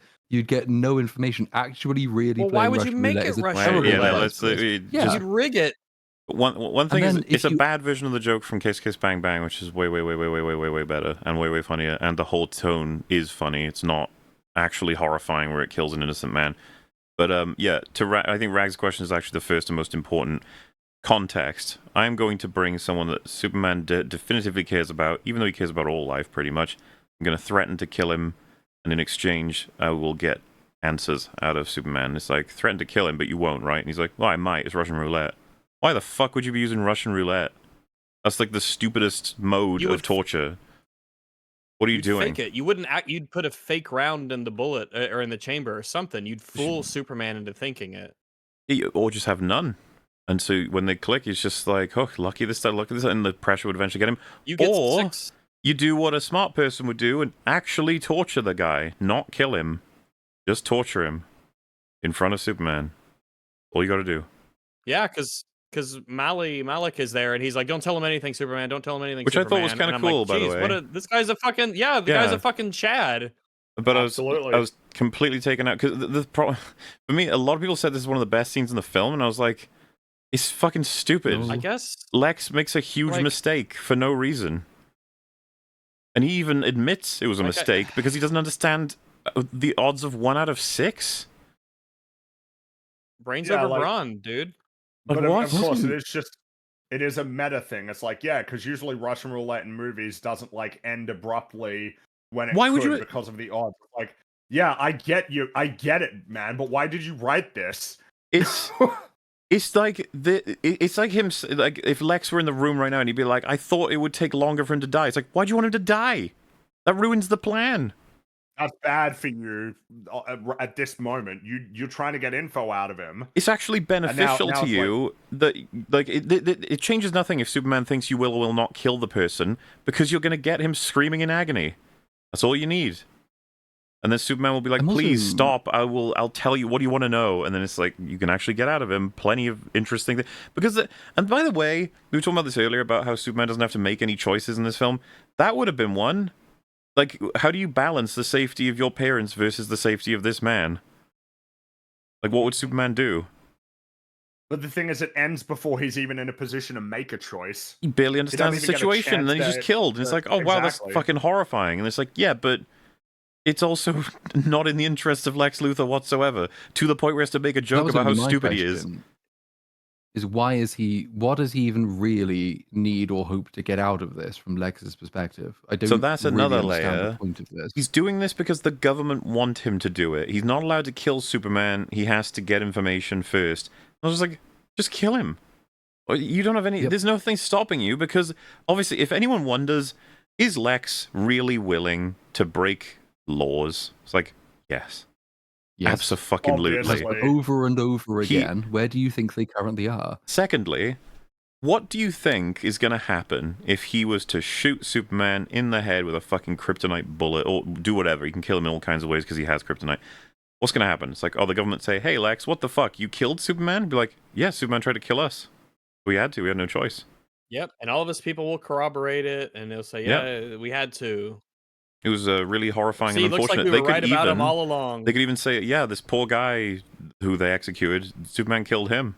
It's so fucked up. And he threatened to kill more people, but we managed to get one up on him. It was really close and terrifying, but we got him. Thank goodness he's no longer a threat, and Planet Watch is here, and we're good. And then, so it's all broken. None of this is working. And you know, it's supposed to be considered like... I think Nicholas Holt's great in this film, by the way. I do quite like him. It's just frustrating to me because he keeps getting given stupid shit, and I was like, man, it would have been nice to have been fully intimidating, fully intelligent, and defeated via like something he misses, or even just, you know, elements coming like at a fundamental misunderstanding of Superman's nature, or believing like Superman like might be more selfish classic... in a circumstance where he was wrong, you know. Yeah, the classic, the villain's undoing is kind of like a character flaw of theirs, or it's some flaw of theirs that's inversed, and just, I guess, something clever or satisfying, I guess, is what I'm trying to say. And yeah, just watching him be like, I guess, yeah, I thought I would take longer. It's like, man, so now you got to go fetch someone else, delay all this time until what? What even, like, how useful is the information if he said, yeah, my parents live at blah, blah, blah, blah, blah, you can go get them. Like, Lex, like, okay, yeah, I'm going to go do that just to be a dick. Like, what was the other question he asked? It was, who are you working with on Earth, right? Yeah, something like that. So. Well, I don't know what he expects the answer to that question would be, because the only people Superman's ever seen working with are the Justice Gang, which have an official set of information that Lex would obviously have access to. Other than that, he's alone. You've been to his house. Yep. He's got robots. That's it. And you'd think that Lex would know this, given that the whole setup was he'd researched Superman for years and years and years and located the Ice Temple, and like, he'd done everything. Like he just followed him and he'd learned everything about him that he could. So he's not like coming at this from a complete position of ignorance. Because the only real reason for this scene to exist is that it's actually supposed to act on other people. It's little kryptonite dude who's got to have his mind changed and his eyes opened because the prospect of saving his kid is apparently less powerful than, oh no, I did a bad thing by not intervening. Which isn't really very compelling either. And then, of course, it's an excuse for Lex to say, well, I shall leave at this juncture and return later, which will conveniently give you time to escape. No, it won't. Just... The Metamorpho's kid is under threat. That's a very rock-solid paper tight. Paper tight. Exactly. Yeah. Yeah. So, yeah, he leaves. And so, Lois and Mr. Terrific arrive at Fort Kramer and are met by dozens of Lex's Raptors. And so Mr. Terrific places Lois inside of a force field, and we get a big one-take action scene where he dispatches of all of the Raptors with relative ease. So what do we all think about this action scene? Apparently another favorite moment for the film when I was just like, camera, stop fucking moving. I can't see Mr. Terrific. I have to keep looking at Lois fill the screen for no reason. It was annoying me. You gotta get her reaction to it.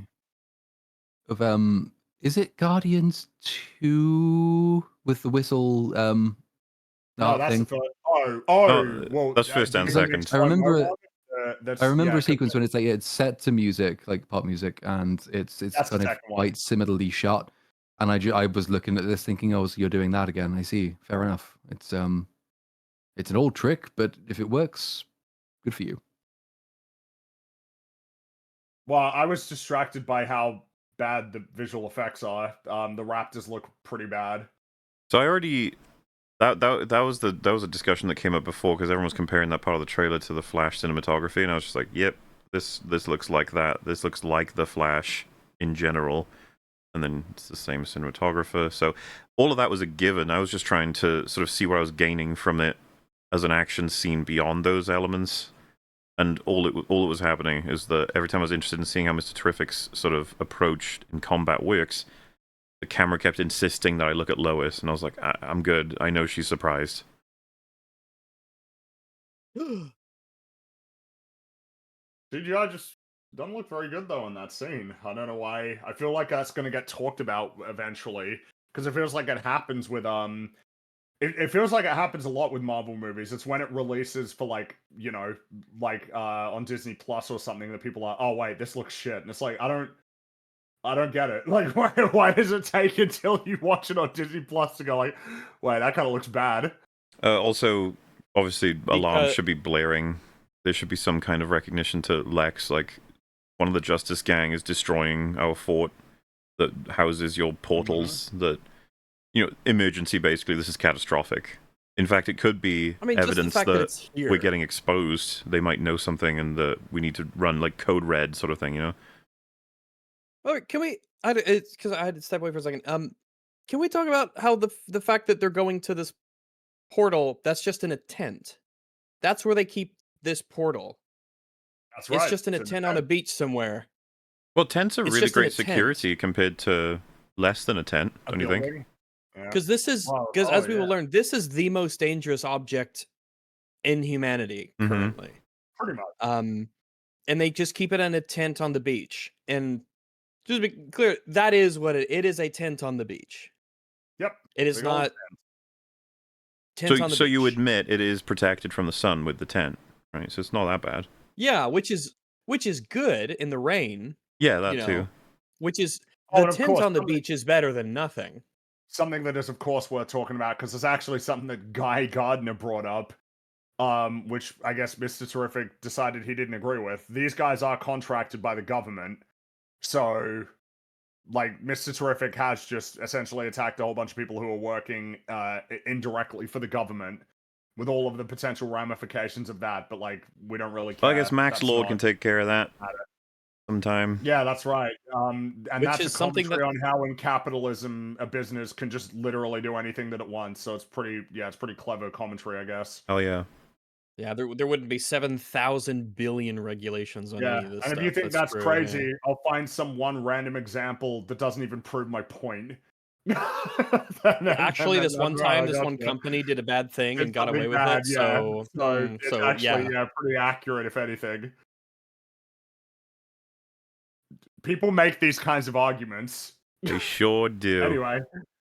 So, boy, they think they're so clever. Is, he's very upset to find that Lex did indeed create a pocket universe. As he says, even a minuscule miscalculation could collapse the Earth into a black hole, and every use of the portal threatened to tear the fabric of reality apart. Okay, but what if this is the most what if the villain was so on the planet? What if you would like have a character that's just so mad and petty about something that he's even okay with like a black hole destroying the whole Earth? Would Mr. Terrific understand that? Yeah, he'd be like, man, that's crazy. That's ridiculous. Pretty almost wild. Seemingly impossible, but no, yeah, it can happen. I think that could happen. So, but now Mr. Terrific, he wants to help. It's like, man, I feel like you're already on board with that crazy action set piece, but sure, yeah, he's on board. He's ready to help. Yay. So, we're back in the Pocket Universe. Metamorpho's really sad about that guy's death. And then he asks Superman if he can save his son. Bit weird, though, isn't it? Considering he's surrounded for who knows how long by all these different people who have on the daily been tortured. Presumably some have been killed. It's all the difference is made when some guy is killed in front of him, I guess. Okay. This is the breaking point. Makes sense. And then, of course, like... I guess... Yeah. I hope that's not serious. I mean, Fuck that. I don't know. It's certainly convenient that this is where it breaks. Maybe Malik was just that much of a Chad that it just broke Metamorpho. Be a hero. Yeah, that's just how cool he was. That's on theme. That's right, which means it can't be wrong, Muller. Yeah, it is. It is on theme. It's about inspiring people to do good things. Superman through killing people. Him, and he has now inspired Metamorpho. How does Superman inspire him? What do you mean? By being sad, being big sad. By who? No, I'm saying Superman inspired Malik to be a hero, and that has now passed on to Metamorpho. Oh man, imagine dialogue reflecting that in some way. Imagine Metamorpho talking about how that guy didn't have any chance, and he still like everything was against him. The whole world's about to collapse, and he was about to lose everything he values, and he still stood up to Lex. And then Superman's like, he was more of a hero than you piece of shit. Like, and he'd be like, hey, yeah, I don't know. Maybe we could have done something with that. That would have been neat. Because Metamorpho mostly just cries. He deserved better. Malik deserves better. He's a fucking hero. Oh well. So he's an innocent man that Lex Luthor murdered. You know. Metamorpho asks Superman if he can save his son. Superman says he can, and then he removes the kryptonite from the cell. But Superman is still really weak because he needs to be powered up by a yellow sun. Meanwhile, we see Mr. Terrific has activated the portal of the Pocket Universe, and he enters it with Lois, and he sees an anti-proton river in the distance. Holy shit, that sounds bad. You just would have thought there would be some protocol to prevent anyone from accessing the portal with unrestricted. And it's like, yeah, you just hacked into it. And you're like, there's not even no signal sent to anyone anywhere about this happening.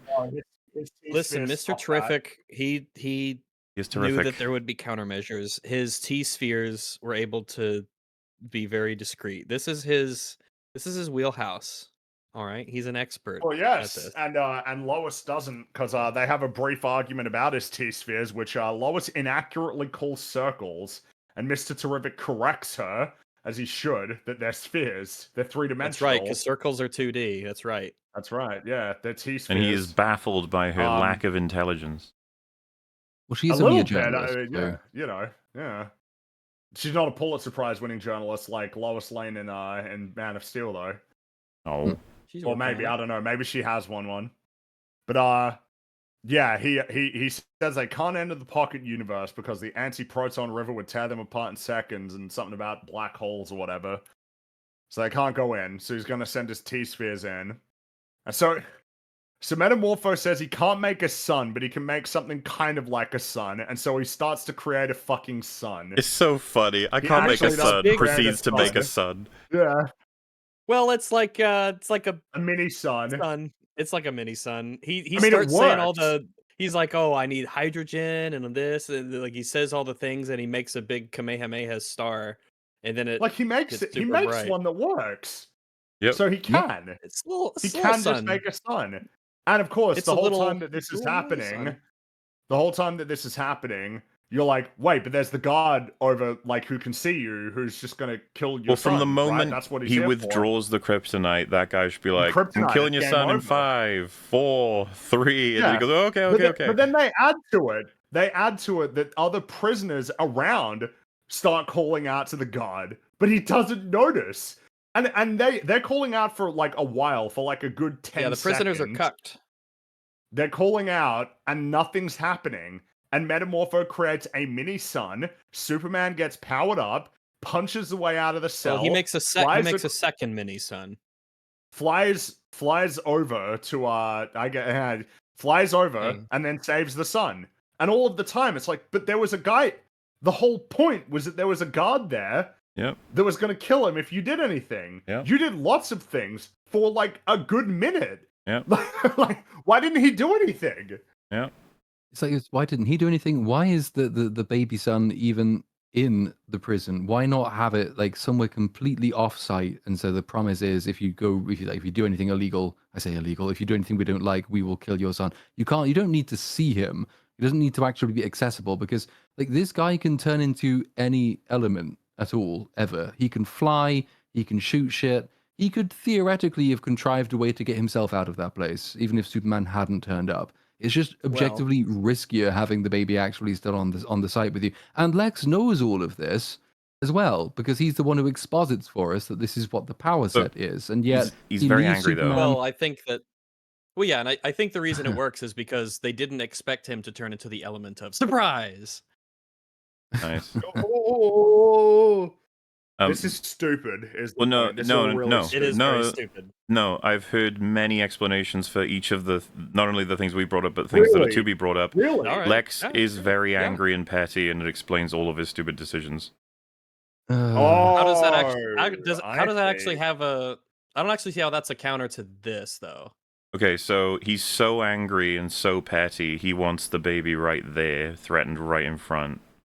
That's that instead of having it offsite. Kind of almost makes it worse, because the guy is directly watching right there, and Metamorpho can see his son's peril personally. I was just explaining Lex's choice, not the guy's vision. Oh, okay. Because that's what Platoon was talking about. Yeah, I think I've heard. Yeah, so he's petty. Is like another excuse I've heard is, look, just because you wouldn't have made the mistakes that he made, doesn't mean that he couldn't have made them. Therefore, it isn't bad writing.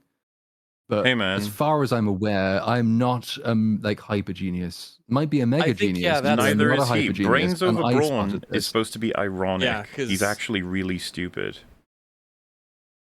That's why it's so good.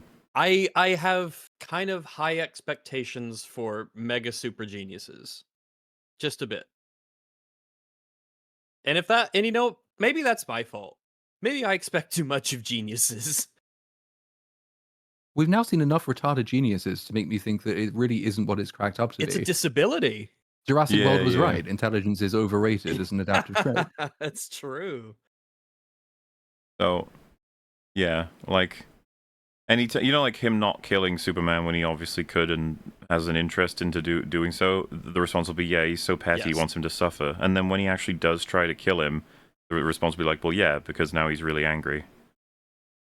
Basically, just change the levels of petty and angry according to whatever's happening, and then the movie makes sense. Even if it's catastrophically stupid, it's like, yeah, but that's how angry he was. He was blinded with anger and pettiness. And you also have to accept that, like, because the movie says he's petty, that is sufficient explanation for his level of pettiness, his reasons for pettiness, and the results of his pettiness. It's like, well, Lex Luthor has always been evil and petty.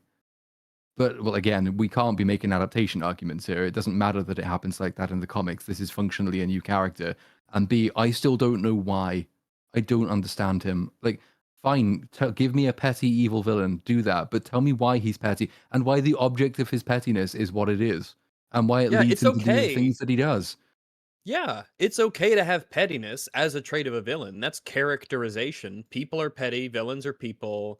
You can do that. But actually, like, play into it decently, consistently. That would be cool. Don't use it as a get out of jail free card for every criticism that could be levied at all of his incredibly stupid behavior throughout the movie. Please. I mean, that's what I see it get used for. Because, you know, I find it much more compelling that you could have this elaborate, incredibly intelligent, multi-layered, multifaceted, extremely varied plan that involves all kinds of working parts, and you find out what is it all for, including starting wars. It's like, I just want to kill Superman because I fucking hate him. Like, oh, that is, like, enormously petty. And then you're like, well, no, it's not petty until it's stupid. You're like, well, no, that's not what that means. And so reverse engineering it such that anything that's stupid was blinded by petty or anger, to me, is just an excuse for shitty writing. Lean into it. If you're going to give him that character trait, make it a character trait of him. That can be something that he is. Just don't use it as a fucking excuse. Oh, we're in the wrong universe for that one, because like I said, we got plenty more to come in terms of decisions from Lex, but we've already gone over so much of his systems and his approach, having so many holes in there, and just like baffling reasons for everything that's happening, and all you've got to work with is just like, nah, he has these little mistakes because he's losing his mind a little bit. Oh. Right. But like, presumably he is going to be a recurring villain if this universe does get off the ground, which maybe. It probably will. It probably will. It will for a bit. It will for a bit. We'll see how long. It's not whether it gets off the ground, it's how long it manages to stay in the air. And if it stays in the air long enough, like, I imagine you don't. I was going to say you don't just do away with Lex Luthor in a one and done villain, but then I remember how many times Marvel has done it. But I'm assuming they don't intend him to be a one and done villain. In which case, it's not enough if you do plan to make him a recurring villain. It's not enough just to say he's petty and therefore stupid. Because like, where are you taking that? Like, this is the time you should be spending actually building up his backstory, his personality, his real motives, his beliefs about the world, stuff that like really informs what you're doing in this movie, but can also be used later on to take his character in new directions, give him a bit of growth, all the rest of that stuff. The less interesting you make him at the start, the less interested I'm going to be in seeing him again, and the less likely it is you're going to do anything interesting with him again, because you couldn't be bothered to give him a basic character in your first movie. Because we're going into the second movie. If you ask me, would you rather roll the dice on getting a new villain or get Lex Luthor again? I'll say roll them bones. Because you clearly can't write him well. So as much as I like the performance that he gives, that does not a good story make, nor does it make a good villain. So yeah, I'd rather have someone else. And it's a shame that you haven't been able to convince me that I want to see this villain a second time already. But I guess that's just part of how disappointed I am with this movie.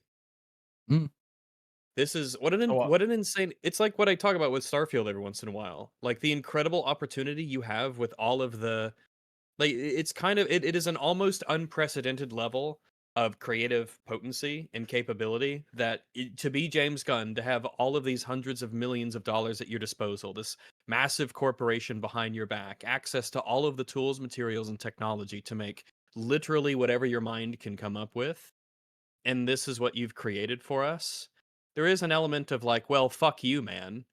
Think of all the people who'd kill for that kind of an opportunity. Exceedingly disappointing.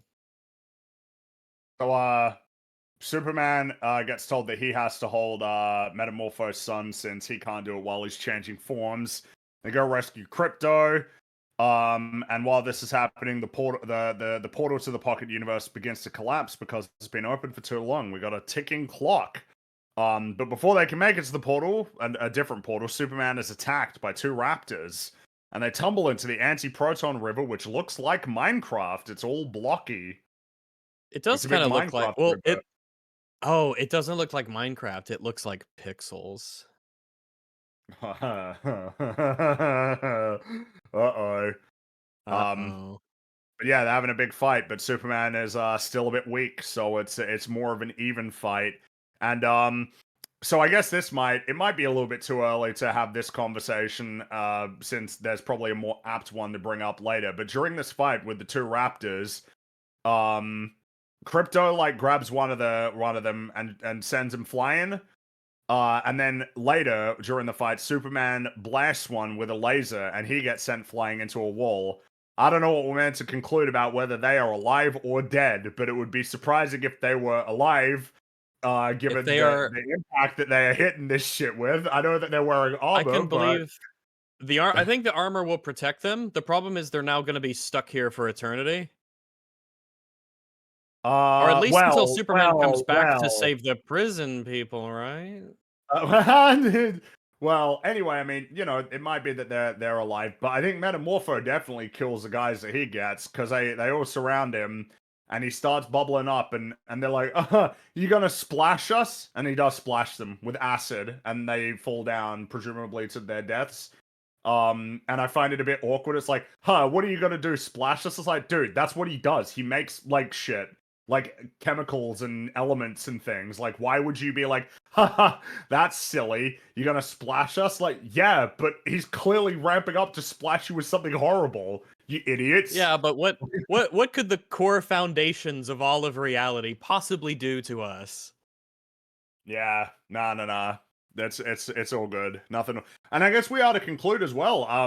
Lex is able to create suits of armor that protect you from something that Mr. Terrific explains would tear you apart, like, basically in seconds.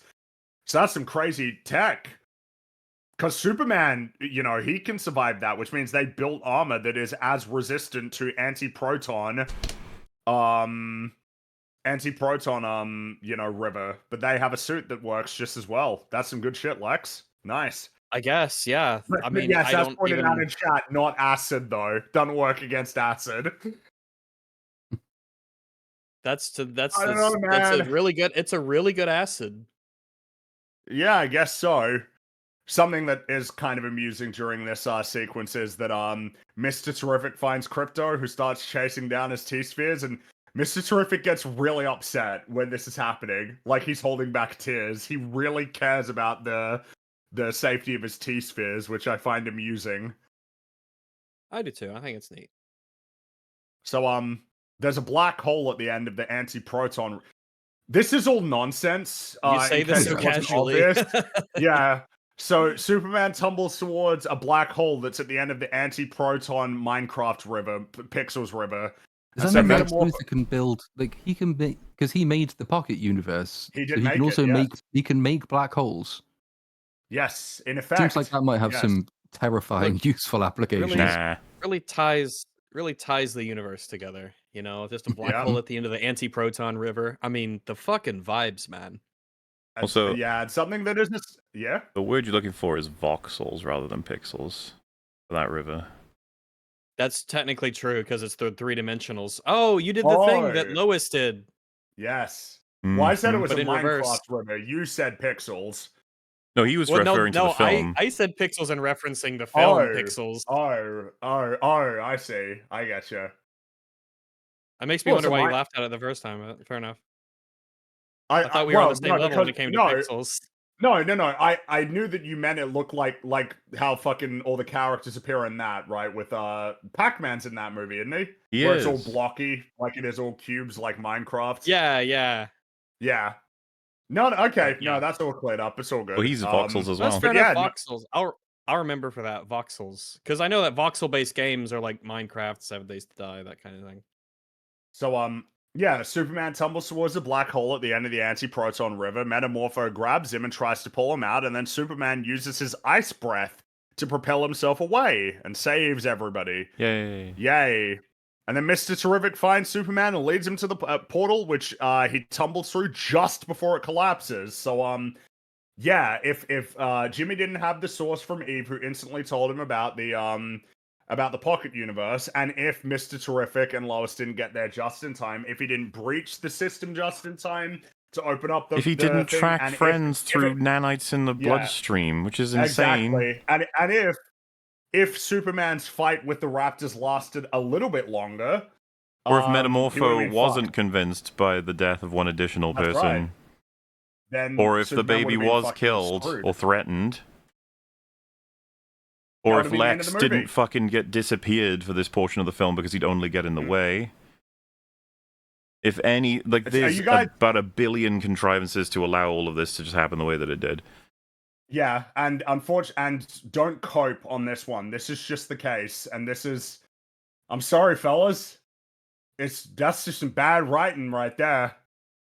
And it's not unusual in this film so far. And we are now at the second act's low point. So anyway, I'm feeling low, yeah. So Clark he says he's got to head back into the pocket universe to save everybody. Pity they didn't think about that before the doorway was, closed up, because now they don't have any responsibility. I gotta get in there. Oh, damn, I'm too weak. Oh, shit. No, I can't be done. I can't do it. Also, Mr. T, you want to bring in some help now?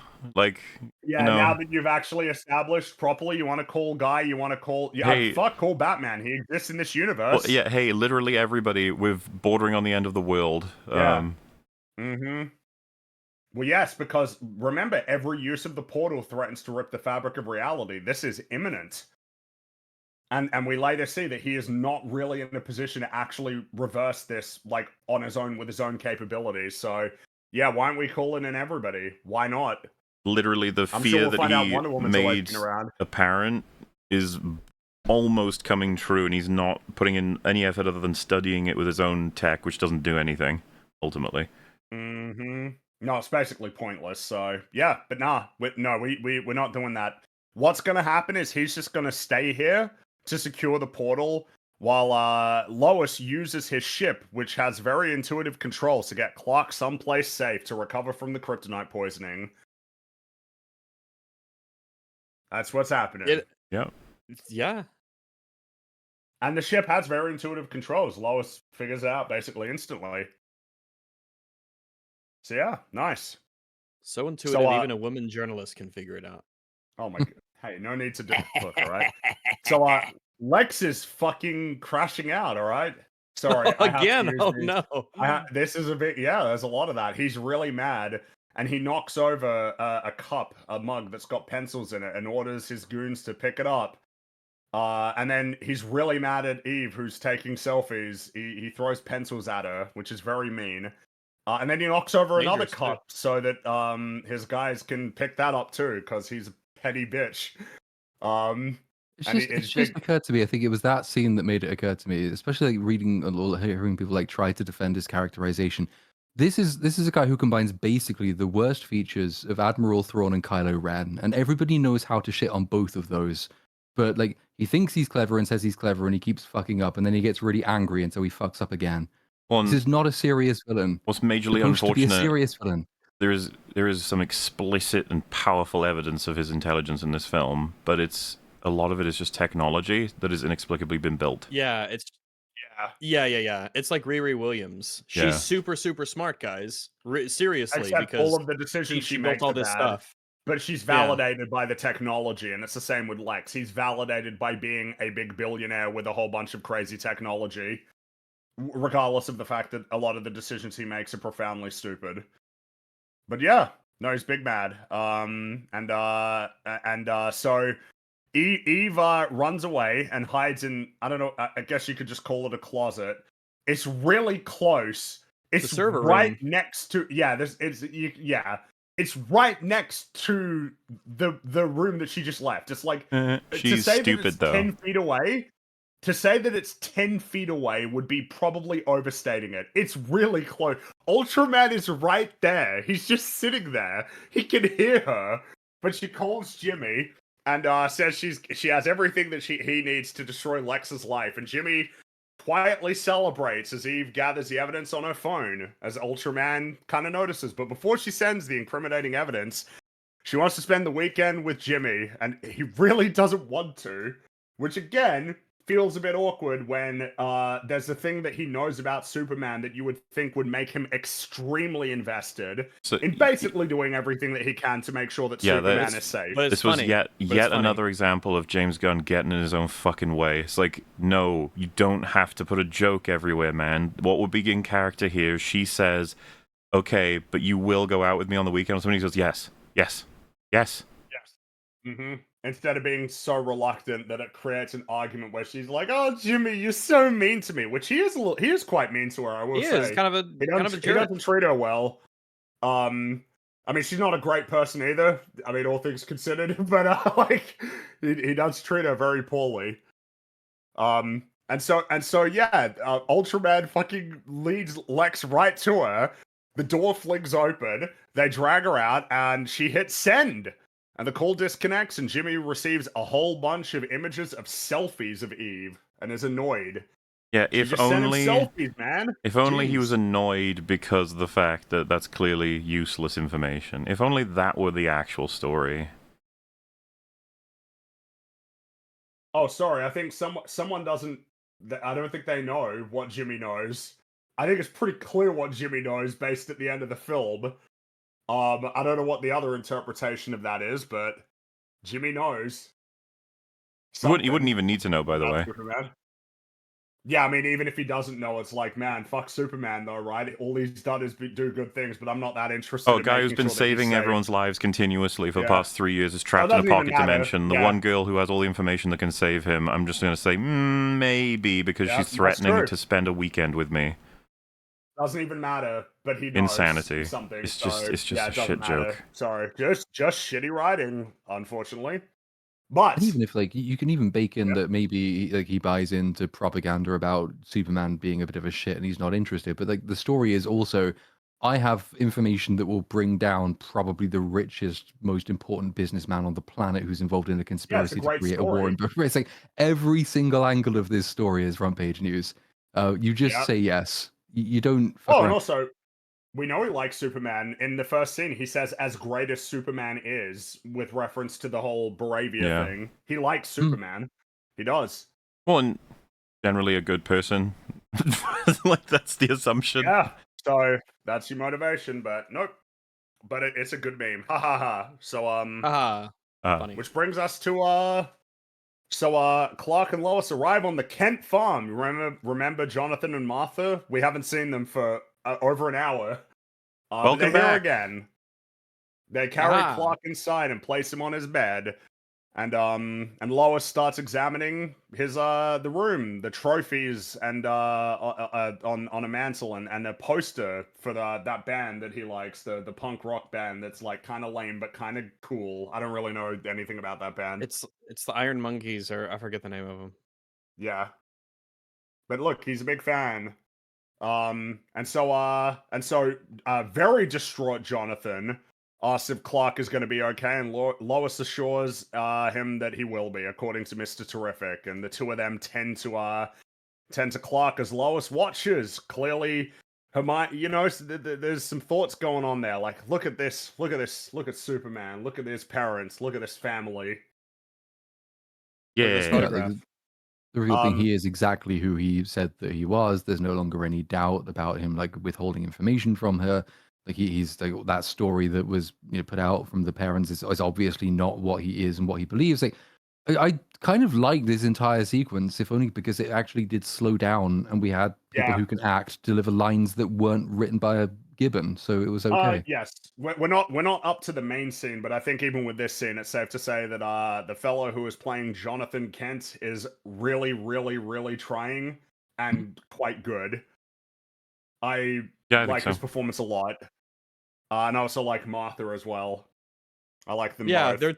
They have two different like sort of mannerisms about them, but you buy into it entirely, kind of the way that they talk and behave. Yeah, what little we get of them, they're very likable. He's kind of the softy. That's yeah. That's part of the dynamic. He's the oh god, was he the guy who played Otis in The Walking Dead? Yeah, he was. Ah, okay, right. He was also the crazy friend of John Constantine in Constantine. Gets like eaten by bugs or something. Something horrible happens to him. So Lex. So she Lois receives a text from Jimmy, and so she leaves and she starts looking through Eve's selfies, and she sees that behind Eve is a map that shows Jarenpor divided between Baravia and Lex Luthor. And so she says that Eve is a genius before saying that she's going to return to Metropolis immediately. Meanwhile, we see that Eve is placed in a pocket universe. So I don't know if now's the time to talk about. It sounds like you have something there, actually. Well, it's only a relatively minor point, but like if you're Lex Luthor and you know that you have all these top secret plans and you've drawn your name on a map because that's what villains do, would you be comfortable with a random ditzy woman just taking selfies all over your office very publicly in full view of everyone? Woman. Well, I mean, it's not to him because I think she only they share one line, and that's when he throws the pens at her because he's never really evinced any interest in her whatsoever. And he's got like an army of besides exes. The fact that the plot needs it to happen, would you allow that to happen? Would that not be incredibly dangerous? Having someone on their phone while you're doing top secret illegal missions to try and bring down Superman and a foreign government, that seems incredibly stupid. Oh, and also, maybe now might be the time to.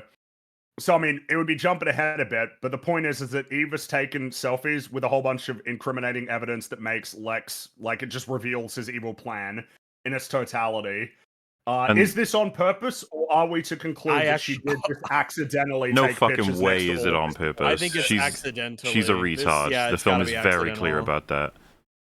So Lois is being sarcastic when she says that she's a genius. She actually is just like accidentally taking pictures next to all of this incriminating evidence. But when she gets on the phone call, doesn't she say, "I've got stuff that will bring down Lex Luthor"? She does say that. So, but that can't just be selfies. She must know what's in the selfies and that. I just presumed all that meant was that she's like, I've got the images they exist and they're in the back of my selfies, so I can give them to you. I'm guessing. I didn't realize that we were supposed to interpret that as she was planning on taking Lex down. She was doing it on purpose the whole time just to get enough collateral, just in case she needed it.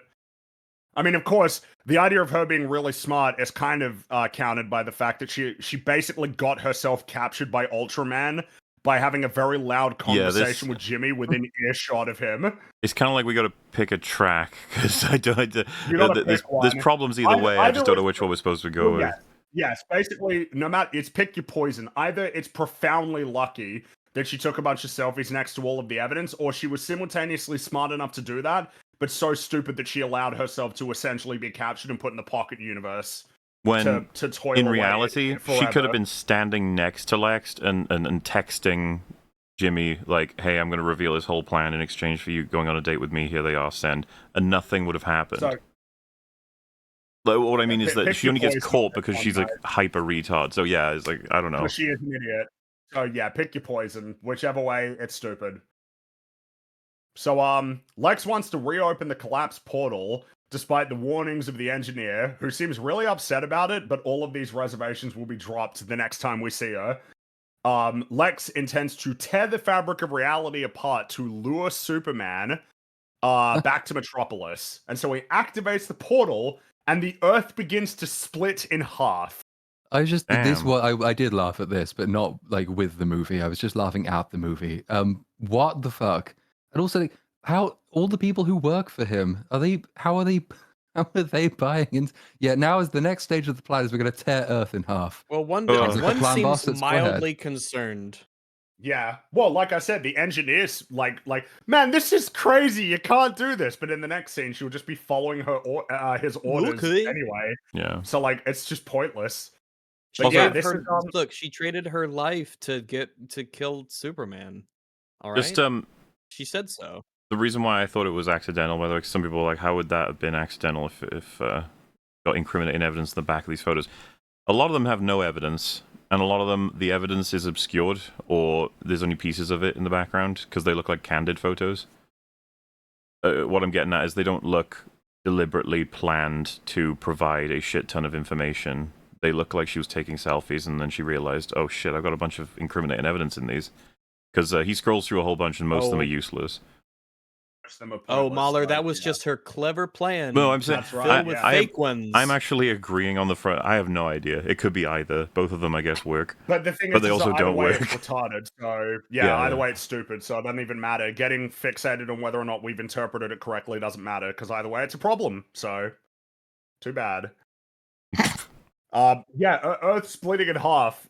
This is a good stakes to have for our first movie in this universe. And it's not even the main focus of the thing. So the Earth starts splitting in half, but it's only one part of the big finale set of clusterfuck that we're about to witness. True. And at this point, I also began wondering, because I think we're basically at the point, right, where the invasion of Jaredpur begins again, as like a side story. And I was kind of beginning to wonder whether the movie would change if you cut that out entirely, the entire thing with it, because what is it that actually gets Superman in trouble with the government? It's the hidden message. Why is the hidden message got anything to do with that? No. Does it have anything to do with Superman getting captured? No. Does he go and save it in the end? No. Is there anything at all that makes this relevant to the A-plot? It's theme. That's what makes it relevant. And that would actually be the argument, is that it is theme. It's the idea of Superman inspires others to be good, and so that the other people do the good there. So this is the problem, right? How it all plays out. Yeah. Actions happen that prove he's definitively a good man. Then this information happens and people turn on him. So initially, a criticism or observation might be, why would they turn on him when they've seen him and his actions resulting in good things? And the response is, because they have a line to contextualize that. He's only doing good things to groom everyone into the preparation for being, enslaved by him. And this is literally, by the way, this is Preparation H. I like this is Preparation Harem. That's a good I thought for a second maybe you're going with Austin Powers there. No, that's where that's multi-layered. That's right, yeah. And so now, if you tell me that, and I am forced to accept that as reality, you cannot then say that public perception completely will switch back based on his good actions. No, that can't work. That is now a locked-off avenue. As an option. Yeah. And it could have been a big element of the plot. Two different, like, how does society really view Superman? And you have the pros and the antis, and they, especially in the governments and stuff. What do they think about Superman? That could all be something that would be doubly good to establish in the first movie of your cinematic universe. What does the world think of Superman? Sort of the pillar of everything going forward. By the way, cancel culture proves this would be the case. No, it doesn't. We have never, ever in the history of humanity had someone cancelled because it turns out a message from their parents was revealed where they told them to enslave humanity despite them saving people's lives for the past 3 years. That's actually never happened on our planet. Let me know if I've missed an example. Wow. Okay. But damn. I was going to say, not really anything for us to draw from there. I still find it absurd, but like I said, if the rationale is, well, too bad, humans are irrational, and his good actions don't mean shit, it's like, huh, you better bank that statement. Hold on to that one. Humans are irrational, so no story beats matter is an interesting position that you are legally allowed to take, but not one that I suggest you take. Oh. This all brings us to what I can only assume many people feel is the best scene in the movie, so I suppose we shall talk about it. So Clark awakens, Crypto's resting on his belly. He's a cute little doggo, resting on him. His tail's going, because he's a dog and he's excited.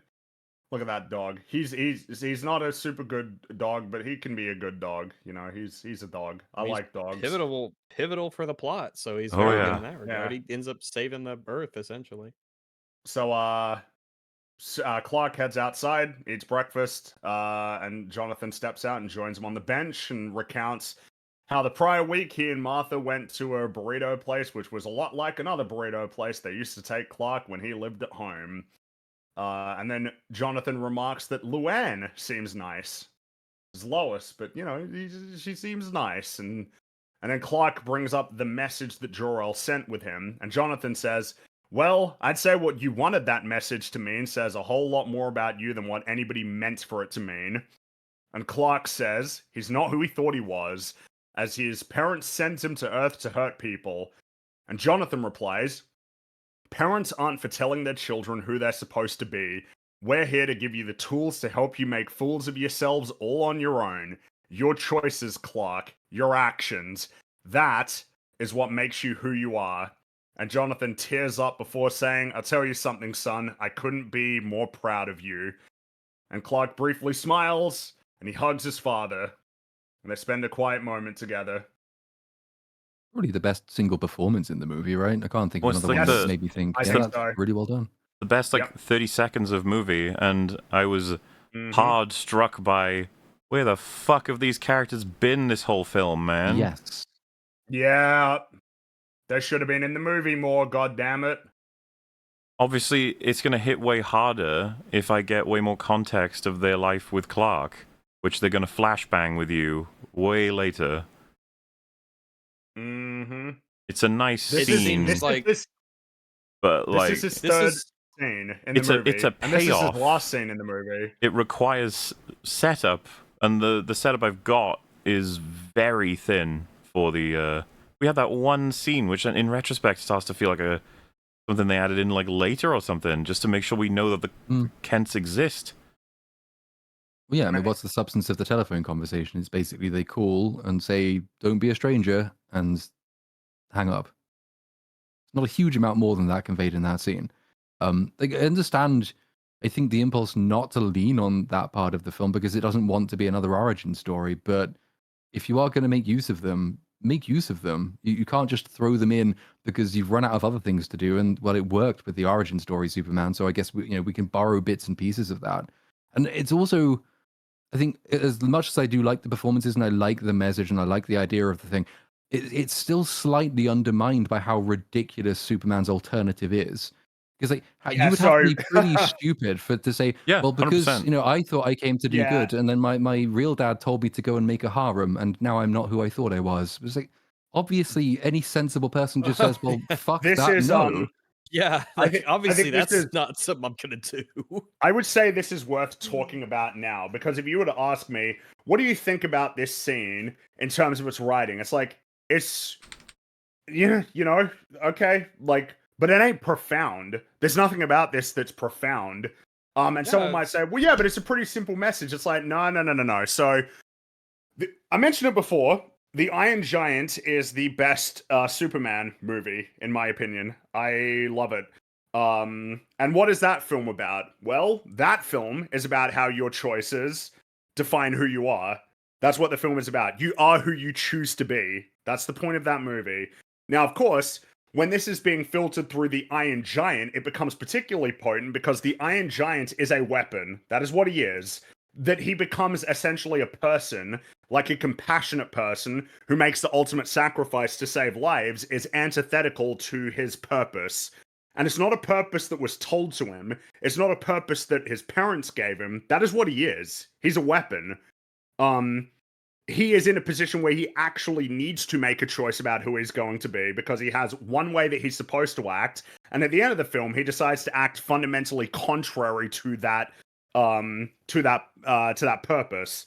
It's meaningful. It's super impactful. Now, of course, in this film, what we have is that Superman says, "I do good things because I believe that my birth parents from Krypton sent me here to do good things." He then learns that they sent him here to do evil things. He continues to do heroic things after learning this, but he's sad about it. But it doesn't really stop him. He turns himself in to try and save Krypto. He saves Metamorpho's son. He wants to go back in and save all the people in the Pocket universe. He still wants to save people. And now the conclusion at this scene is, hey, Clark, you should do good things because that defines who you are. And then he's like, okay, I will do good things despite what my parents wanted for me. There's no change. That's what he was already doing. He learned that his parents were evil, and he still did good things despite what they said. Nothing has actually changed. He just feels better about himself. And weirdly, the DNA is almost set ready for what the original, the 78 film was doing, which we open with like this big impact on a geopolitical level of whether or not Superman acting has actually made the world worse. Jor-El would tell him in that film, you did make it worse. You shouldn't be fucking around with shit like this. You can help humanity, but don't change the course of history. You could easily have played that in, and you could easily have that conflict with what Pa Kent is telling him. And you can make an arc there that he's like, maybe the consequences in that case weren't worth the action, but every choice I make has to have that calculation, and that I can't sit by out of fear and just let the world fall apart just because I worried that I could have made a situation worse when people are dying all around me. Like, that could be an arc. You could run that way. But instead, truly, it's what we've talked about a couple of times. What is the choice here? Like, oh, man. The choice is to continue to do good things, but to feel better about yourself while doing it instead of becoming evil. It's not... Like, what is that? Compared to, again, in the Iron Giant, when he believes Hogarth is dead, he loses his shit. Because of course he does. He loses his mind. Particularly because he believes that it's his fault. Yeah. And then he begins to fulfill his purpose, which is to be a weapon that indiscriminately destroys things. Like, and then is presented with the choice to save all of these people and makes that choice. Like, it's a real choice in a real arc. Here, what does it mean to say that this is an arc? I will keep doing what I've always done, but I will be happy about it again, because now it's going to be filtered through my parents on Earth who are actually good, rather than the parents who I thought were good but were evil, but that didn't stop me from doing good things anyway. Which only draws a spotlight on the fact that they should have been considered more than Jor-El anyway, and his instructions. Of course they should. All They're the ones that specifically raised him. And they raised him. They would have instilled all of these values for certain. It's so weird that they've only just come into view, especially considering how this film ends. And also to essentially present him with a thing that it feels like he should have given some thought to. Your choices define who you are. It's like, yep. Did he ever, you know what I mean? Like, so we're to conclude that Clark was going through several years of his life not really thinking that. He thought that what defined him was a message he received from his parents, who he later found out were evil. This ain't strong, guys. Like, you know what I mean? It's not. This tiny oasis of quality in the movie isn't really connected to anything else in any meaningful way. It's just, like, good acting, a good message, but that's kind of... Like, kind of the point that's being made here is that, you know, when you have a theme in a story, there's degrees to which it's, like, good or bad in execution. You know, you can think about, well, I mean, yeah, like, you think about Saving Private Ryan, right? It's like, that's a film where the theme is, like, basically as close to 10 out of 10 as you know, as you're practically gonna get. It's, like, really important, really meaningful, and thoroughly supported by the writing. Meanwhile, what you've got here is a message which is fundamentally really straightforward and simple, which is not a problem, but, like, the story isn't written in a way to maximize the potency of that meaning anyway. Like, the Iron Giant would be a better example of simple message with, like, maximal potency in terms of exploration of it. Here, it's like, you got a theme that's fine, but it's like, it really is a suboptimal way of exploring it. But you think it's great because the acting's good. You know what I mean? Like, I think good acting. That's what's good acting, really. It carries a lot of weight. Yeah, like a soundtrack and acting, and you can get away with anything. Yeah, I don't know, man. This is like what the film is about, and it's not like the best in terms of execution.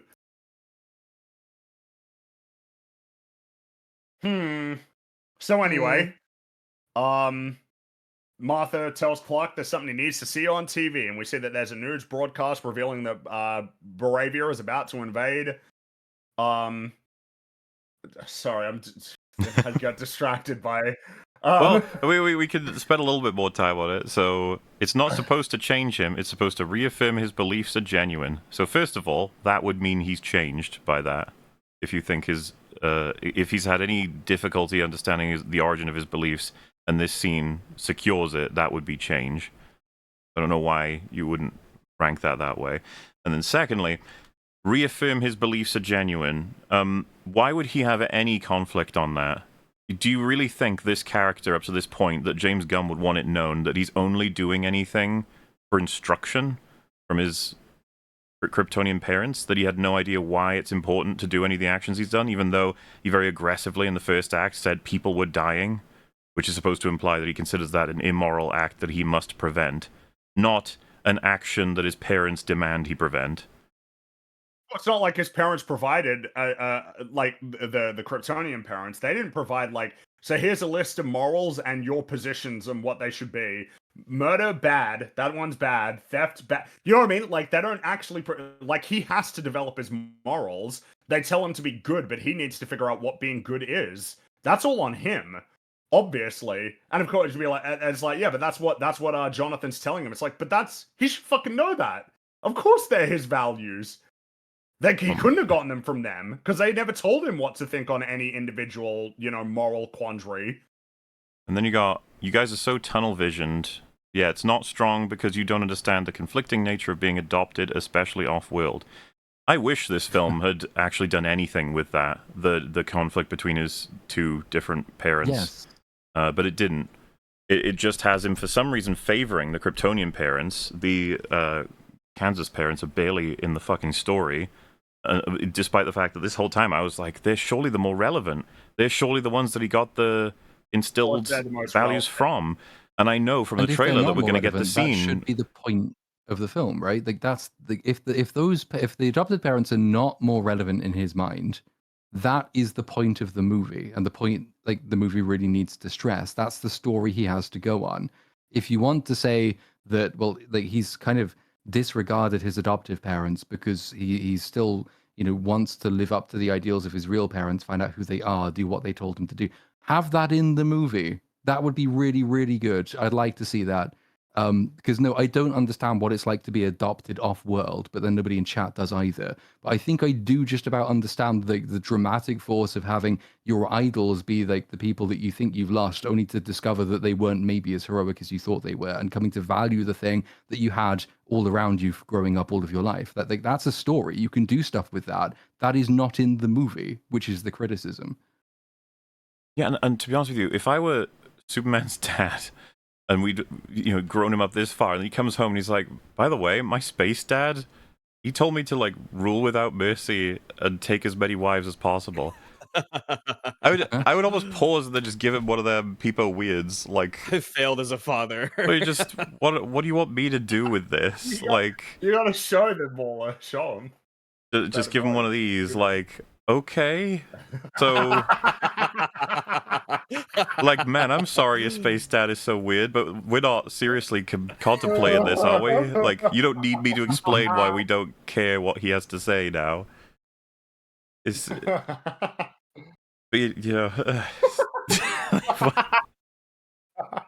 Also, we're bordering on troll now, because he said, hilarious. Fringy thinks a shallow children's film like Iron Giant is profound, but this isn't. Your bar is in the dumpster, Fringy. Okay. Shallow children's film. Get fucked, it's for kids. Get fucked, it's for kids. Basically trying to dismiss all of that. Well, I mean, I just at this point I'm like, oh, are you memeing or? Because I don't know like, what's going on. Otherwise, it's embarrassing, but I presume it's a meme. Anyway, back to the old movie. A news broadcast reveals that Baravia is about to invade Jaranpur. And the very poorly armed citizens of Jaranpur have assembled at the border to defend their home. And we see that Guy, Metamorpho, and Hawk Girl are all watching the broadcast. And they see a group of children raise a flag adorning the Superman symbol. And the citizens begin chanting in unison, Superman. It's like, oh, they're all getting inspired to be heroes. Was there a live reporter there 2 feet away from that kid? Yes, there was. There has to be, because there's a camera that's got him, so they must. Okay, someone's put it there. All right, fair enough. I guess I just didn't notice, but there is the film on the. Yeah, I was just curious. Also, someone said that they're going to focus on stupid comments to downplay legitimate critiques. Why is it always convenient whichever ones we read out are the stupid ones? As in, you know what I mean? It's like they're not stupid until they're read out. Ones. And these were the ones that was directly sent in. So, if you've got the killer criticism, let me know, because you got the next thing you post, you go for it. You got a whole paragraph to work with? Give us whatever you're looking for, because I don't know which are the good criticisms. You're going to have to tell me. We're incapable of deciphering which ones are, so we're going to need your help on this one. Like the Iron Giant one, smartass. That's the guy who said the tunnel vision comment. That was his follow-up. That was his response. What do you want to do? I didn't know he was retarded until the second one. The first one felt like a perfectly normal comment. He played his hand. They said he baited too close to the sun. It's so true. I guess. Well, I guess keep an eye out for the good ones while we keep moving forward. Then the really substantive ones. But yes, they're all chanting for Superman to come and help them. And Superman watches the broadcast, and as he's preparing to leave, Mr. Terrific, with one of his T-spheres, tells Superman he needs him in Metropolis immediately, otherwise there won't be an Earth to save, because the dimensional rift is expanding and heading straight for Metropolis. And then we get one of those sort of things. Metropolis is being evacuated. Everybody's getting out of Metropolis. It's like, oh yeah, everyone. We learned our lesson. City. Well, yes, they will perpetually have learned that lesson forever. But like, this is a huge city. You evacuating this in like 10 minutes? I don't know. Oh, I mean, let's be clear. When you call for an evacuation, I'd be curious if there's a stat on this. But how many people actually leave percentage-wise? It can't be 100. It would have to be less. 100%. I mean. Oh no! I was born in this city, and I'll die in this city. There'll be people who can't leave. There'll be people who are hyper recluse who are just like, no, I'm too scared to go outside. There's gonna be people who are just like, yeah, fuck it, I'm old. Like, who don't get the message. They're just sleeping. Yeah, there are people who are asleep. Yeah, there's just accounting for all of that. Yeah. You know, there's definitely people left. Druggies. Yeah. The point is that the film really wants you to believe that all of these buildings that you're about to see collapse are empty. And we can directly trace this to Man of Steel. So thank you, Zach, for... Thank you. You see, you do have a lasting legacy on culture. I will say, he is the blueprint. As implausible as it is that this whole city could actually be evacuated as quickly as it needs to be, the fact that they actually show people evacuating is good compared to when Batman v Superman, where it's like, oh, there's just nobody here in the downtown, because it's not like people would be unpopulated. Yeah, and this place is uninhabited. I do like that there's like, well, I don't know if you've seen people try to evacuate from anywhere, but if you suddenly tell Metropolis with fucking hundreds of thousands, if not millions of people in it, you've got 10 seconds to run away. I'm pretty sure you're going to have traffic jams. What's just the funny, odd traffic jam. The whole of Metropolis is evacuated, but to regenerate the stakes, the neighboring like city or whatever still has it still has people in it. I just thought that was funny. It's like, you didn't evacuate the surrounding areas? Okay. To be fair, a relatively small amount of the city is actually destroyed. The word relatively is doing a lot of work there, because relatively in this case means dozens of buildings getting split in half and like 10 buildings toppling like dominoes. And as far as they know, they have no way to stop the somehow the earth-shattering dimensional rift thing that's in the movie. So, like, they would have to evacuate more because they don't know when it's going to stop. I guess to just make the point, relative to the hundreds of skyscrapers, I guess a relatively small amount of them did get destroyed, but plenty of them did, and there's no way all of those buildings are empty. There's no way. Absolutely no way. But I mean, again, and of course, it's just like, look at these stakes. Something I was going to say is I appreciate the old lady grabbing her turtles. Her turtles. Yeah, turtles. I appreciate that. Don't leave them behind. Bring those turtles with you. Make sure that they're safe. I mean that. There was another question I had though, which is so I think having basically suggested that absent theme, there's no reason for the Bravia plot at all in this movie.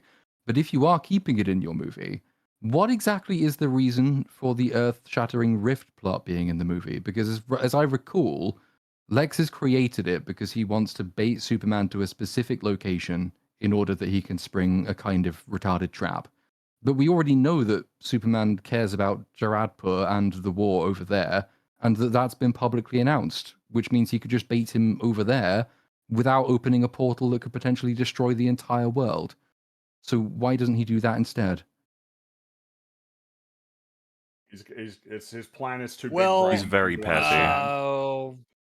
I mean, I might be misremembering here, but my question essentially is, what is it about the plan that requires Superman to be in Metropolis that couldn't also have been achieved without destroying the world and going to Jaradpur instead? I don't know. Yeah. I don't know, man. I think we just have to assume that his plan is beyond our capabilities to comprehend. He is a genius. This is true. We've been told this many times. He's also incredibly petty, which makes him even smarter. And angry. He's operating on levels of intelligence and pettiness that we can't comprehend. We'll just have to assume that it totally makes sense in Lex Luthor's brain. So while all of this is happening, while the city's being evacuated, Lois and Jimmy just explain Lex's evil plan to Perry. They basically know everything. Lex has been selling arms to Baravia for nothing in exchange for receiving half of Jaranpur. Eve took a bunch of selfies next to troves of incriminating evidence. Lex wants to become like the king of a techno-utopia. They can basically prove that he was the one who was destroying Superman's reputation and that he's the one currently splitting the world in half. They're gonna get in Mr. Terrific's ship and fly up there while Lois basically just tells her article to Jimmy and he transcribes it. That's what they're doing. Lois becomes quite superfluous now for the rest of the movie, and there's a good amount of movie left. We've still got about a quarter of the movie left.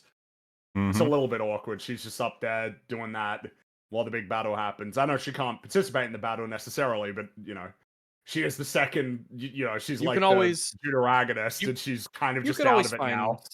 Stuff for her to do. You can find something. You could. She's out. Oh, she sees, and we can learn about her character while she does. Well, I'm rescuing some civilians that didn't make it out. Or we got to do something. That's an angle. Their ship gets damaged, and they have to fix it, or they have to get on foot. Something.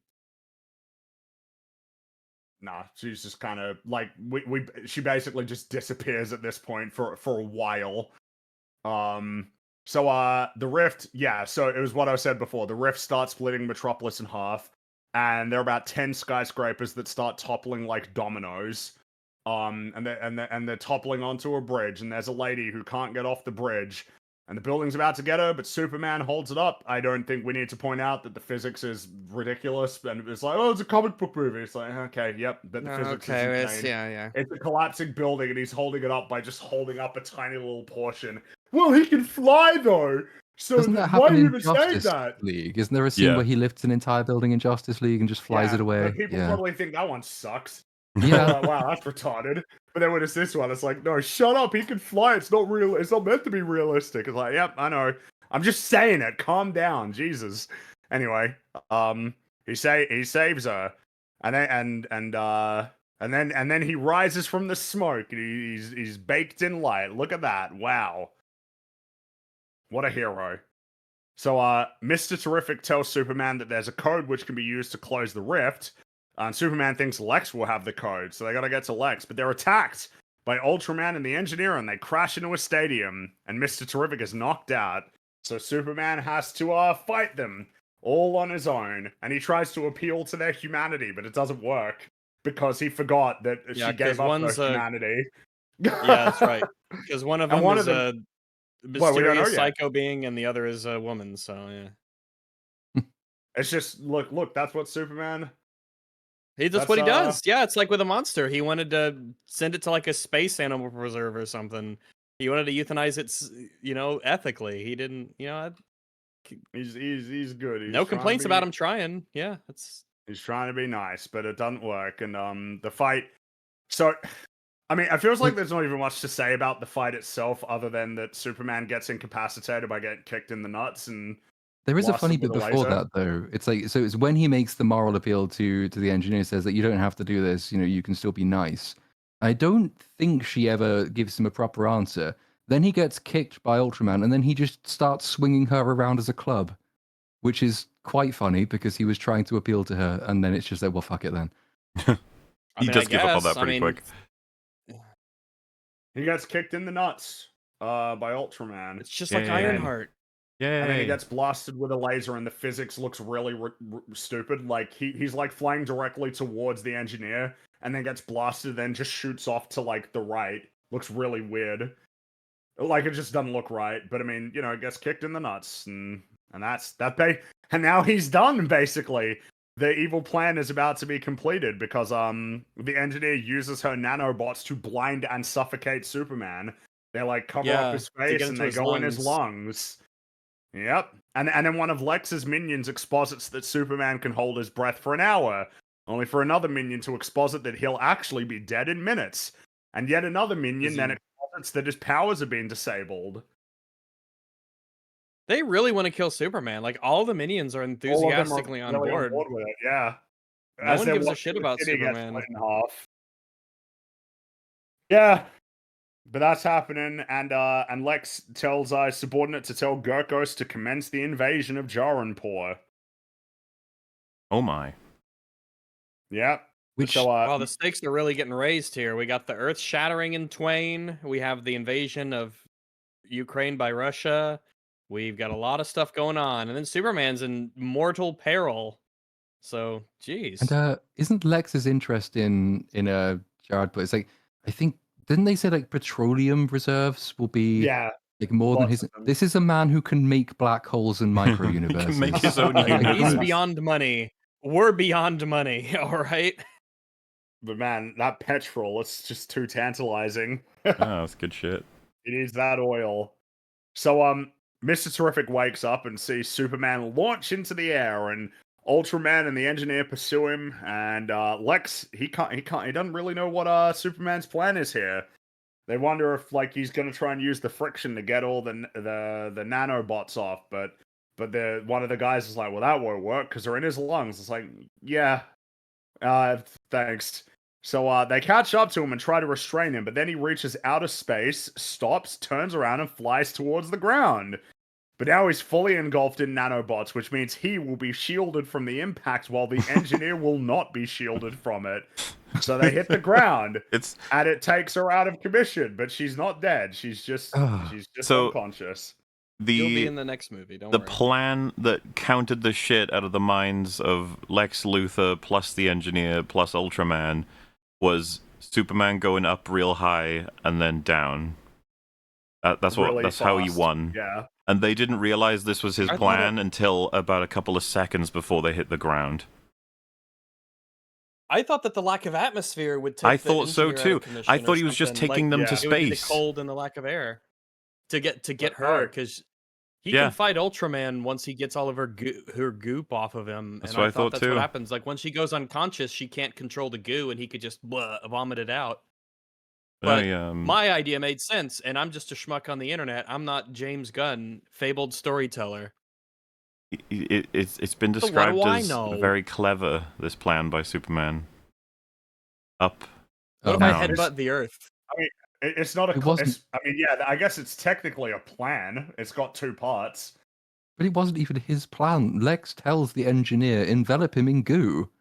That's and right. Then that is the thing that allows it. Like, this is the one thing we didn't want to happen. It allowed him to survive.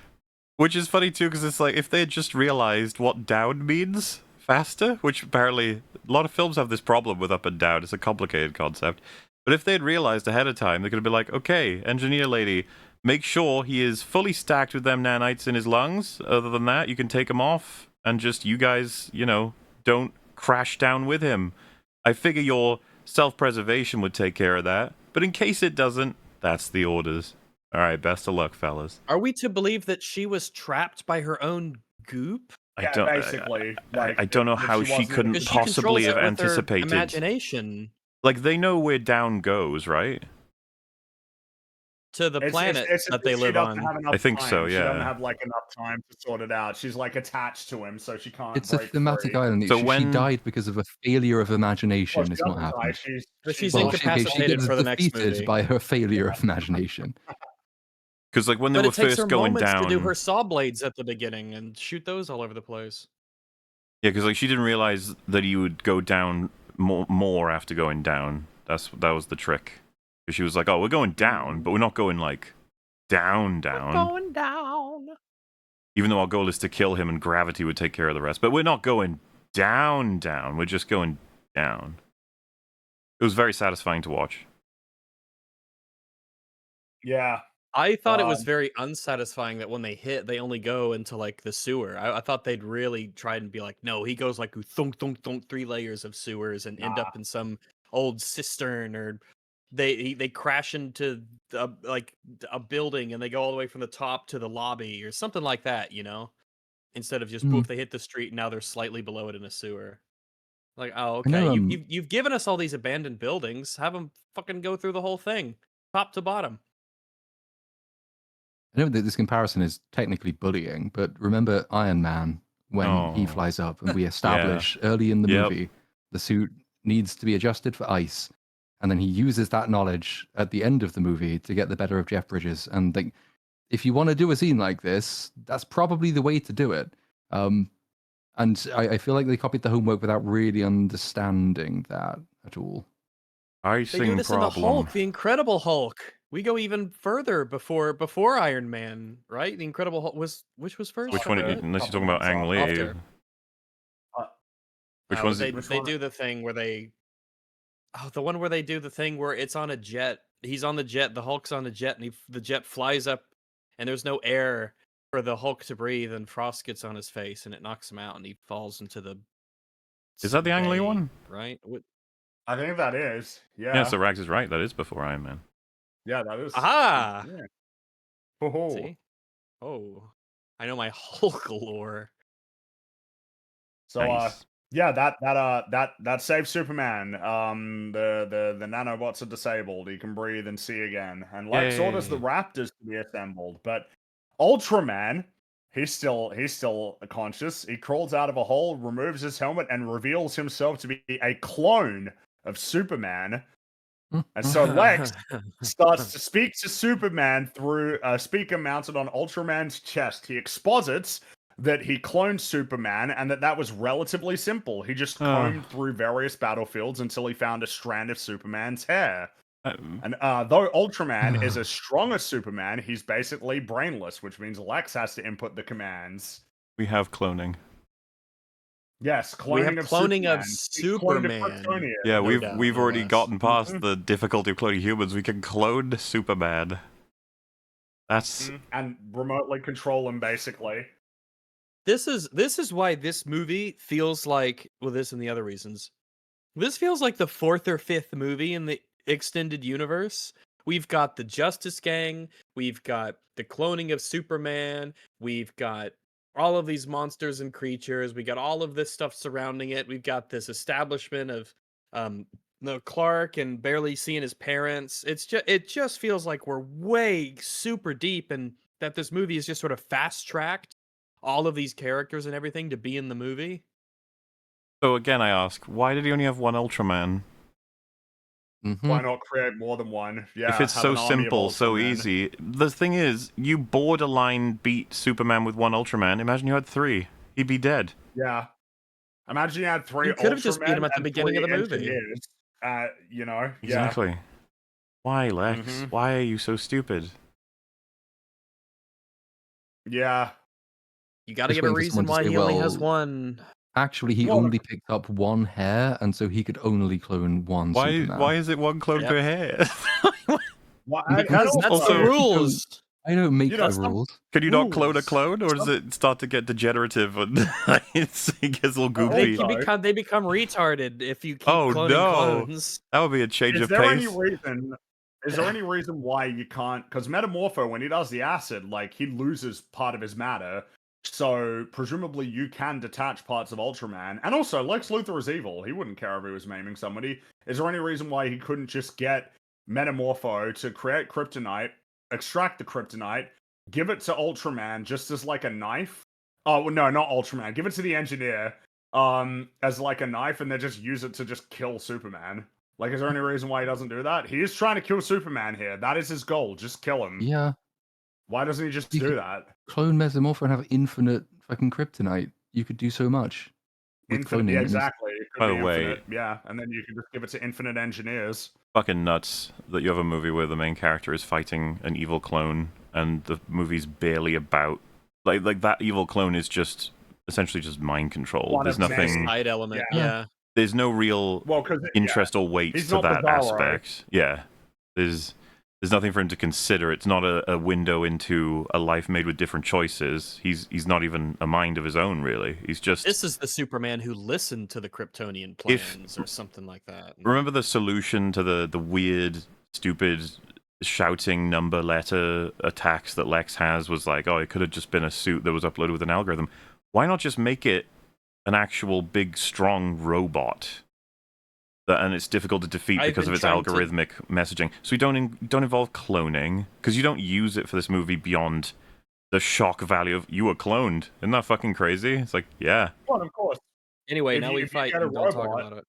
You got a robot and line his armor with kryptonite. You know, kind of like how in Injustice, like Batman has a kryptonite like suit. Just get one of those robots. He's got that. He's got the algorithm, and he's got Lex monitoring the fight, and he's got all the cameras. So you need the combination of like outsmarting him, blinding Lex with the cameras, so you can still involve that, and then you need to account for the kryptonite, maybe with Metamorpho. You can get everyone to take part in taking down this ultimate robot. Yeah, the Justice Gang.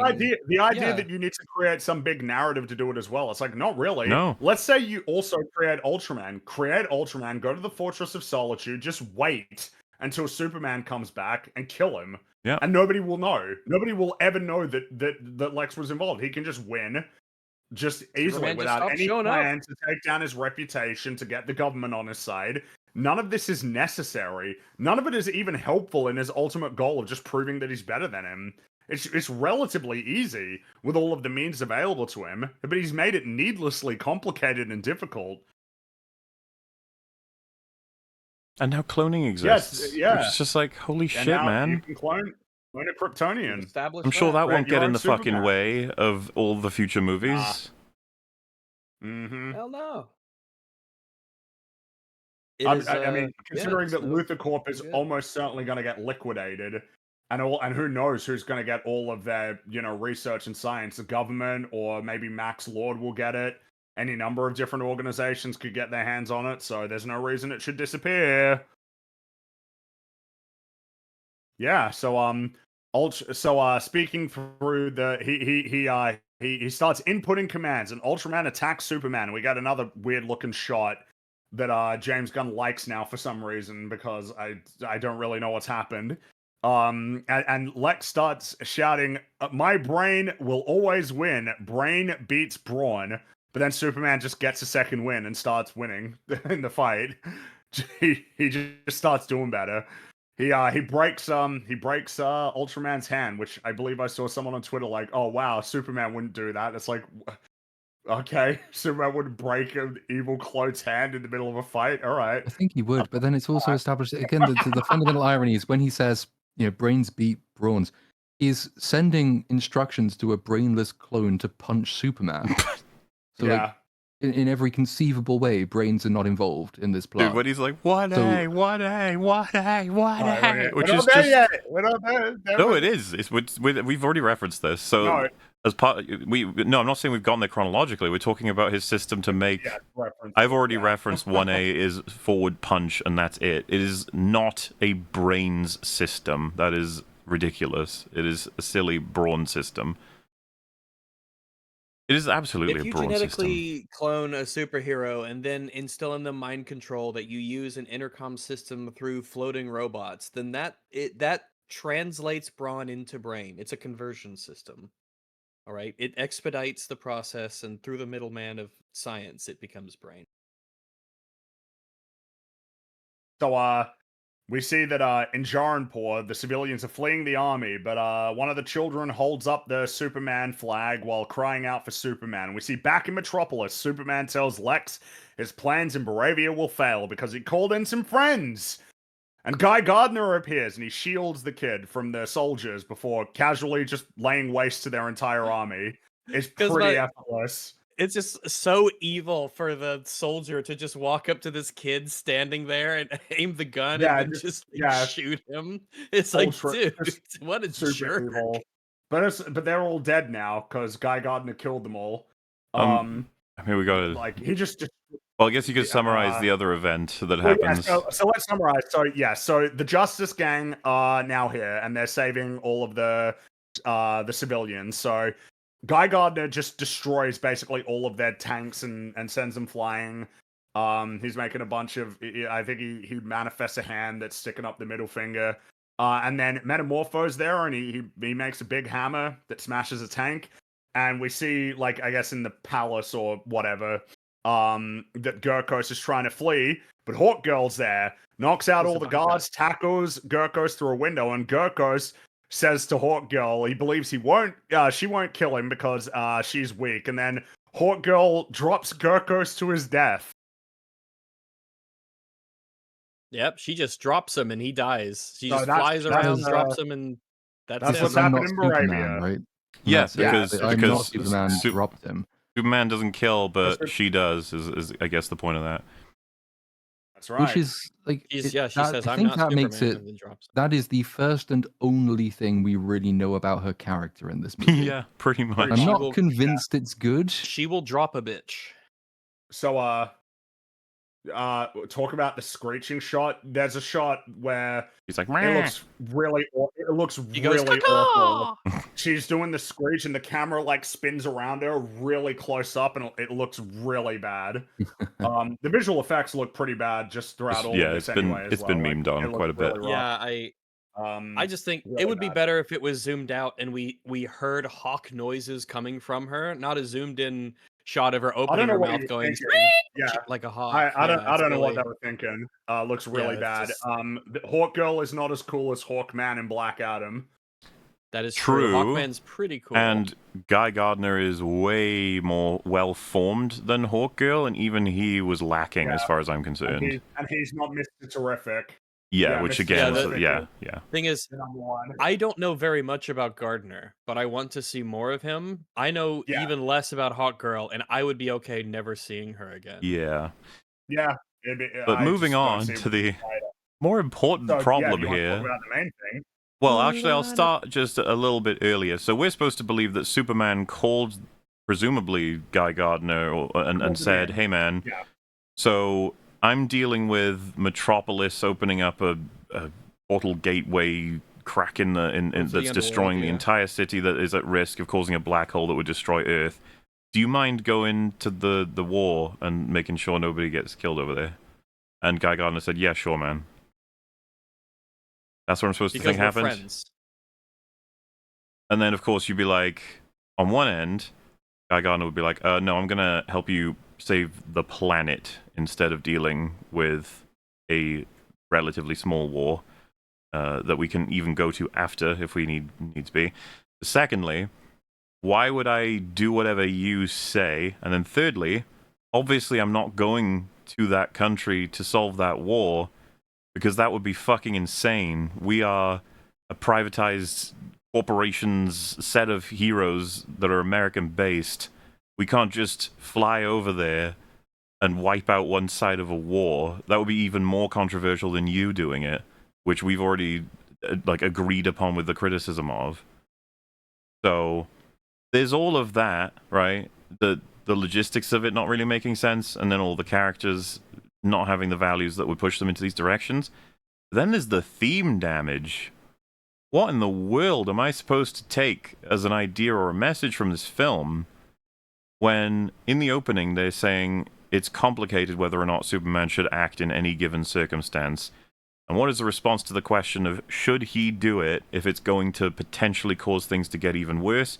And should he act unilaterally when, is it his place to do so? And how does he decide which lives to save and which lives to potentially endanger in order to commit to whatever he wants? It seems to me the response from the film is maybe Superman shouldn't do it, but instead powerful privatized superheroes should instead.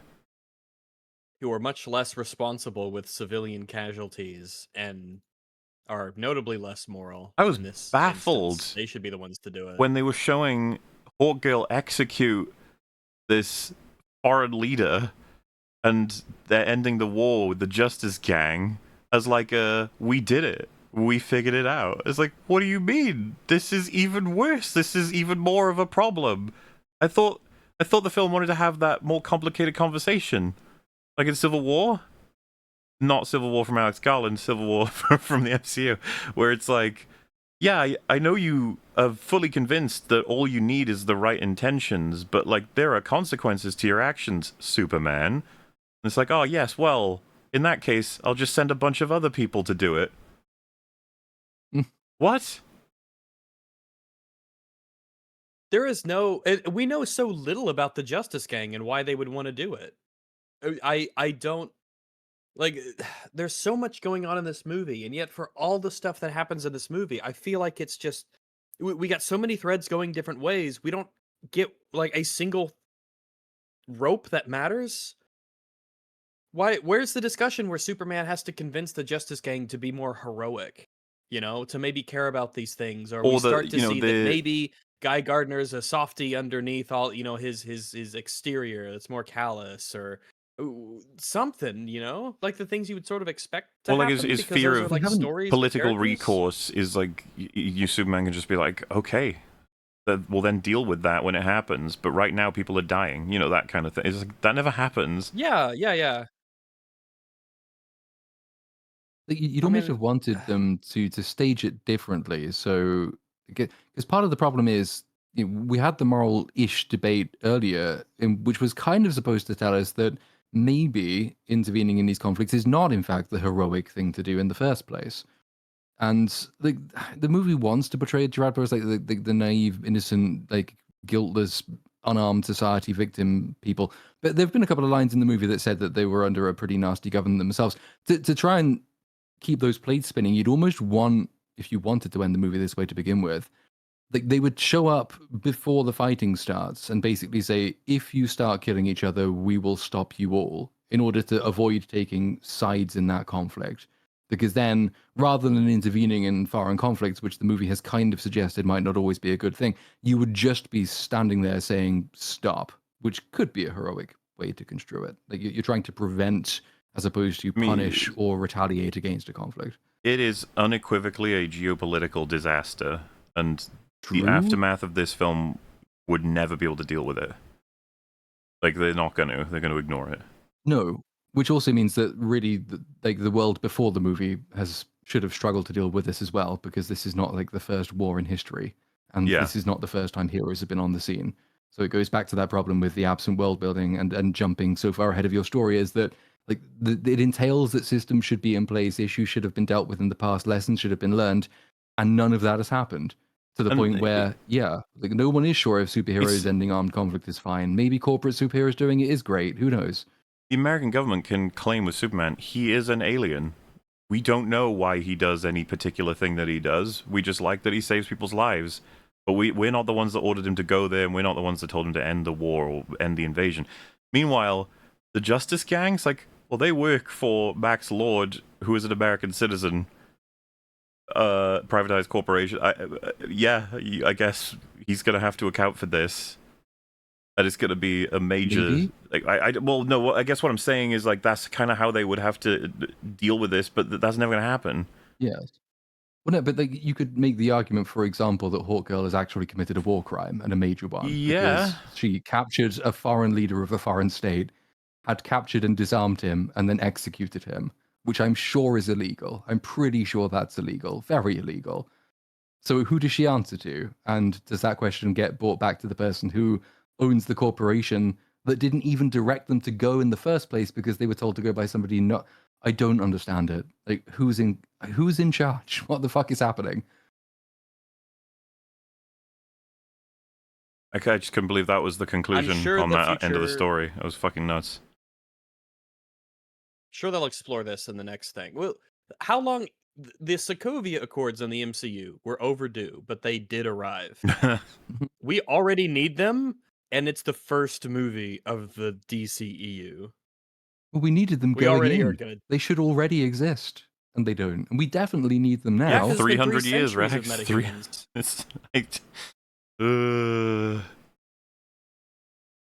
So back in Metropolis, Lex exposits to Superman that he doesn't really care about what's happening in Baravia. Rather, he created the Bavarian conflict so that he would have an excuse to kill Superman, which, as we've already talked about, you don't need an excuse if you just go to the fortress and kill him and nobody knows. But I guess he really thought that he needed this excuse. And Clark is baffled as to why he would do this, and Lex shrieks, "Because you're destroying us." And so Ultraman attacks and pins down Superman. And Superman tells Lex he's driven by envy. And so Lex goes in a big old speech, so I figure I might as well just go through the whole thing.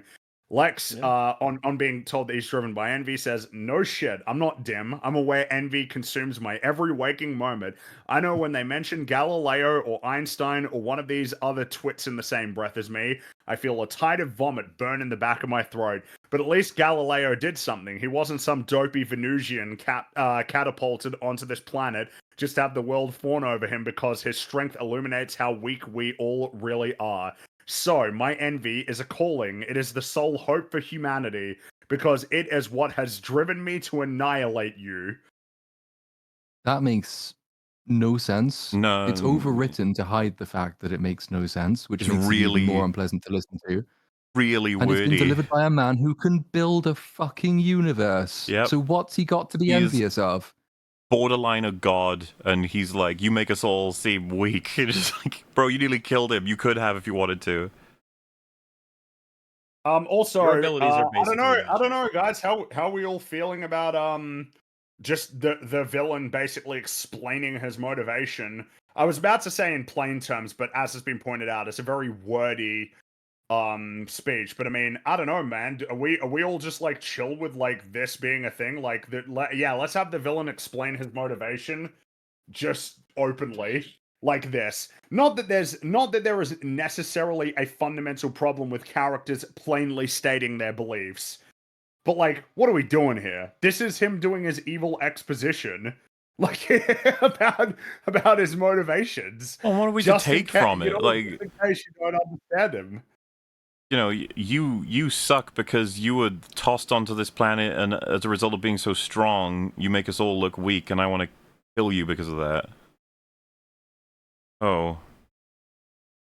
And this is when he starts. Also, what is it? 1A at this point. Was it just because what's the Galileo thing? Just because he was a famous astronomer, or well, basically, he makes us feel small. To try and do like the best way to sort of explain what we're meant to take away from it. The fundamentally, Lex hates Superman because Superman doesn't have to work for like any of his accomplishments in his view. All of the other people that he named had to do things, whereas like Superman just gets to exist with crazy powers and everybody loves him, and that does just piss Lex off to the point that he wants to kill him. So that's his motivation. Does this not get a little confused with, first of all, the things that Platoon has mentioned, where Lex is borderline a god, can create Supermen and kill Supermen at will and universes, but also he's just first-hand witnessed all of the shit that Superman's gone through.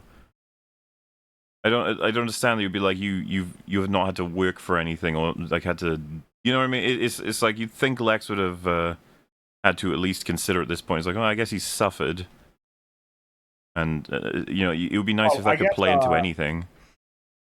I suppose an interesting thing is there any reason why he doesn't harbor this resentment to any of the other metahumans that exist? Who, like, he must hate Wonder Woman, right, when she appears on the scene, because Wonder Woman also just has the abilities that she has. Well, Guy Gardner was given a ring.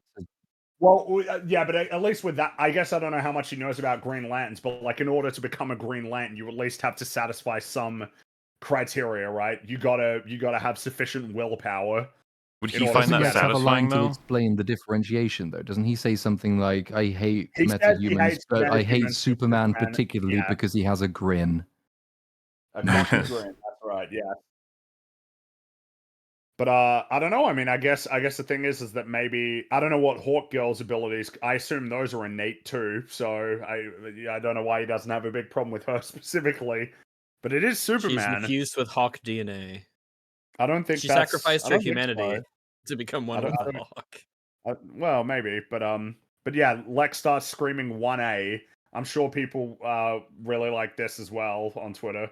What I didn't like about it was Superman's just letting him do all of this. He's not stopping Ultraman at all.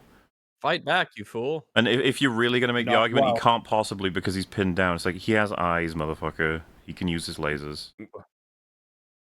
Yeah, but it doesn't matter because Superman's got a new idea. He smirks and then says, Brain beats Brawn. He whistles. Crypto rushes to his aid. gets Ultraman off him, and Superman realizes Lex is watching and commanding Ultraman through an array of drones that surround them. So Krypto tells him to destroy them, so he does. And Lex can't do his orders now, and Superman gains the upper hand and beats the shit out of Ultraman. And so after that, Lex's Raptors arrive, and Superman just kicks their asses like in 10 seconds. Effortlessly, yeah. Because of course he does. Because obviously he would. Well, yeah, I guess so. Because these Raptors are basically useless against him. Like they try to grab him, and he just spins, and they all fly away. And then he does the thing that everybody loved in the trailer, even though it looks really weird and clunky, where he does the big spin and blasts them all. And I feel like they showed the other thing. What, the big spin? Teeth go, oh, the teeth hit the camera. Well, people love all of those. So they love the teeth hitting the camera, and they love the big spin with the laser, which doesn't kill any of them. They all just fall to the ground and kind of like, you see them. They're just like, oh man, that hurt. And it's like, man, I feel like one of them's dead. All they got to do is land on their neck, and that's game over. My point is that I don't feel Superman is making much of an effort to make sure that these people don't die. Even though that's apparently something he's known for. Yeah, I mean, Superman, and he's just trying to have him be the super happy, sort of optimistic Superman. But I feel like some of these Raptors are definitely gonna die. And yes, they are people. They are people in suits, big flying suits. They're not robots. When I say something he's known for, I mean in universe. In universe, he is known for that. That's true. Yeah. So, yeah. So, he takes them all out, but then Ultraman comes back and he tackles Superman into a chasm where a black hole has emerged. And so Superman dislocates his arm and tosses Ultraman into a falling bus, which sends Ultraman tumbling into the black hole. And I can't help but think, well, if he's a Kryptonian, wouldn't he just break the bus? Yes. Why would the bus trap him? Why wouldn't he just break it? Like, why wouldn't it be like in Civil War when Vision drops in front of that bus that is that Ant-Man sends to Black Panther, where it just splits in two? How would he be trapped in a bus? He wouldn't be. He wouldn't, but he got him. And it's not just that. If you picture there's a ledge, Superman's on the edge of it, lying down, and then Ultraman is on his right from where the shot is framed. Why is it that Superman can't toss him over the side with one arm unless he dislocates it? Only the dislocating of it would make him pretty shit. That would make his arm much less leverage. That would make his arm not work, really.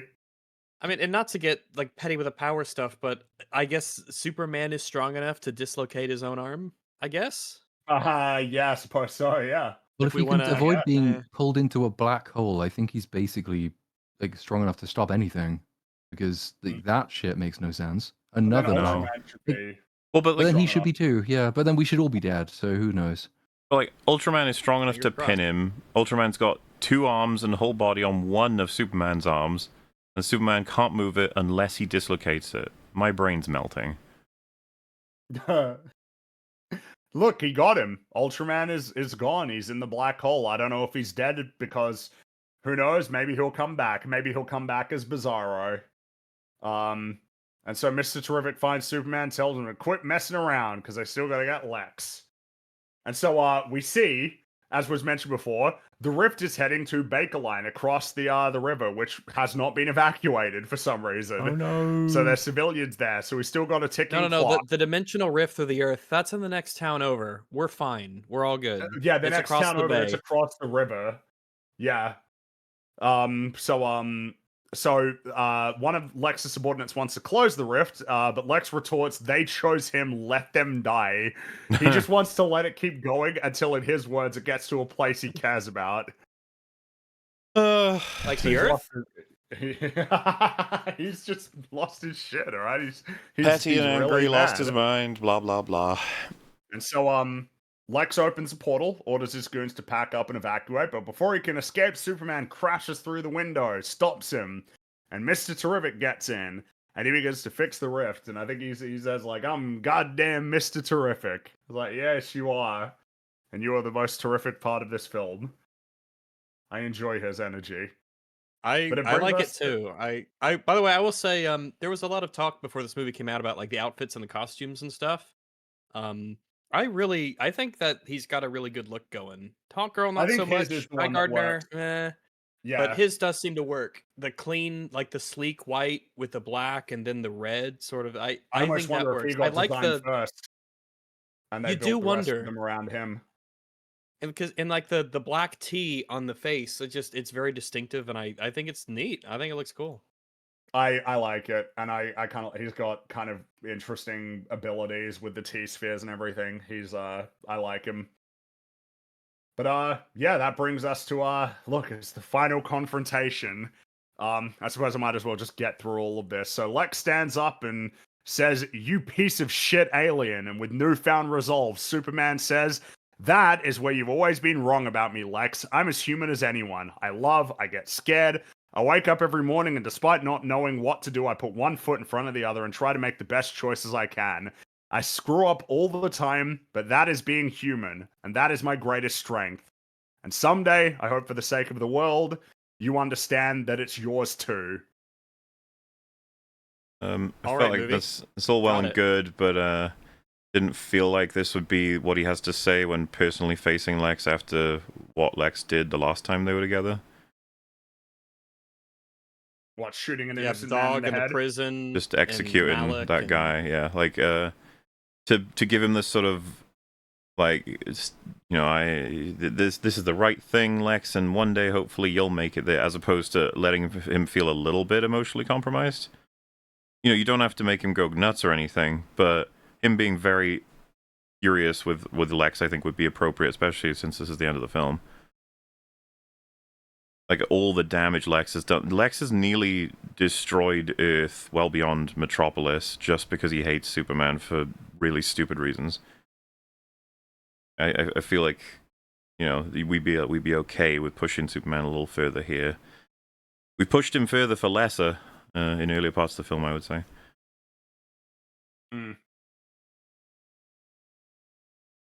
That's his little speech, though. And Lex is going to offer his retort, but he gets stopped by Crypto, who mauls him horribly. And I feel like the only way this can be described is just a worse version of the Hulk Loki payoff joke in Avengers. It's basically the same principle of villains about to give speech, then essentially kind of like close to, you know, basically like not a super intelligent entity just beats the shit out of them.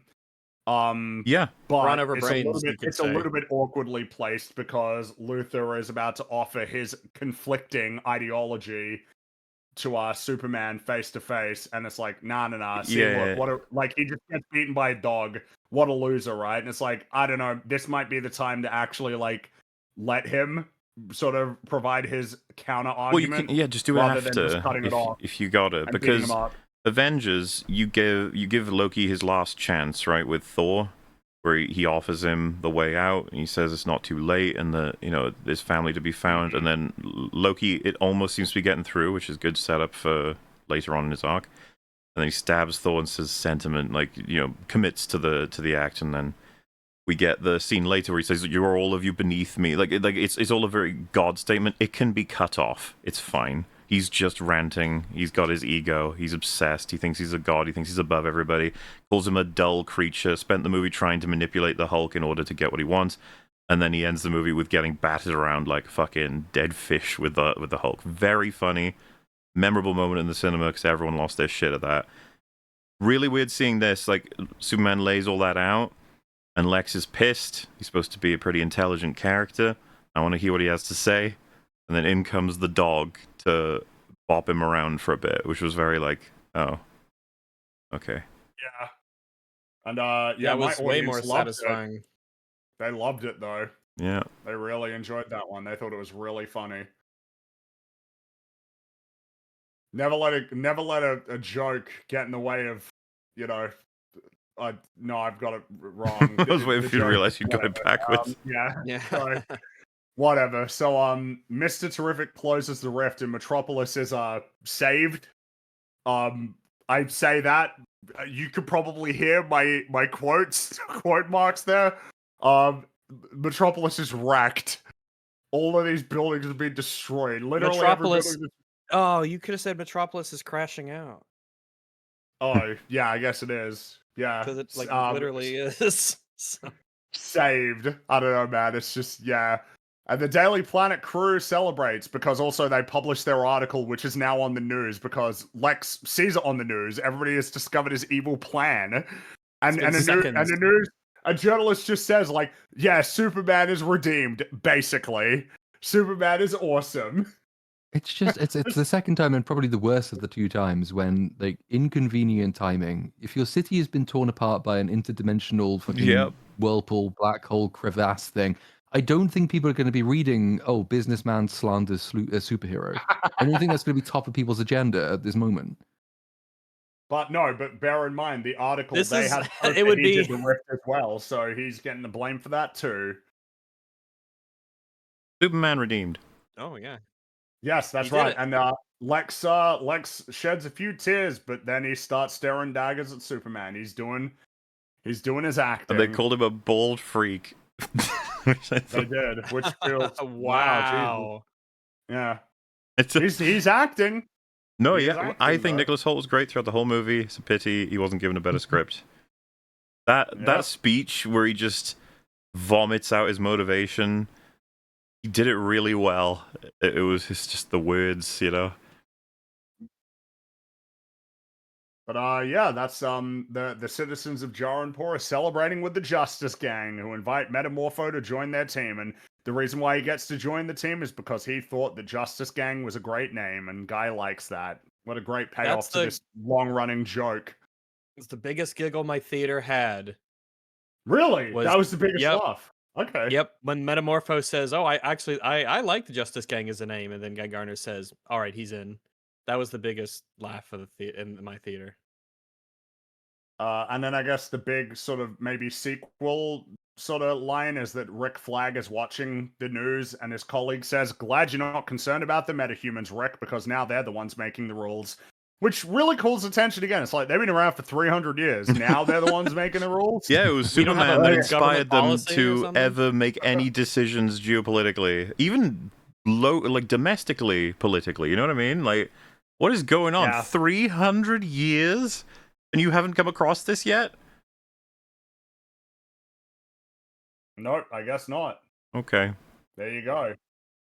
So, all of Lex's prisoners are freed from the Pocket Universe, and Lex is placed in custody and he's getting taken to Belle Reve.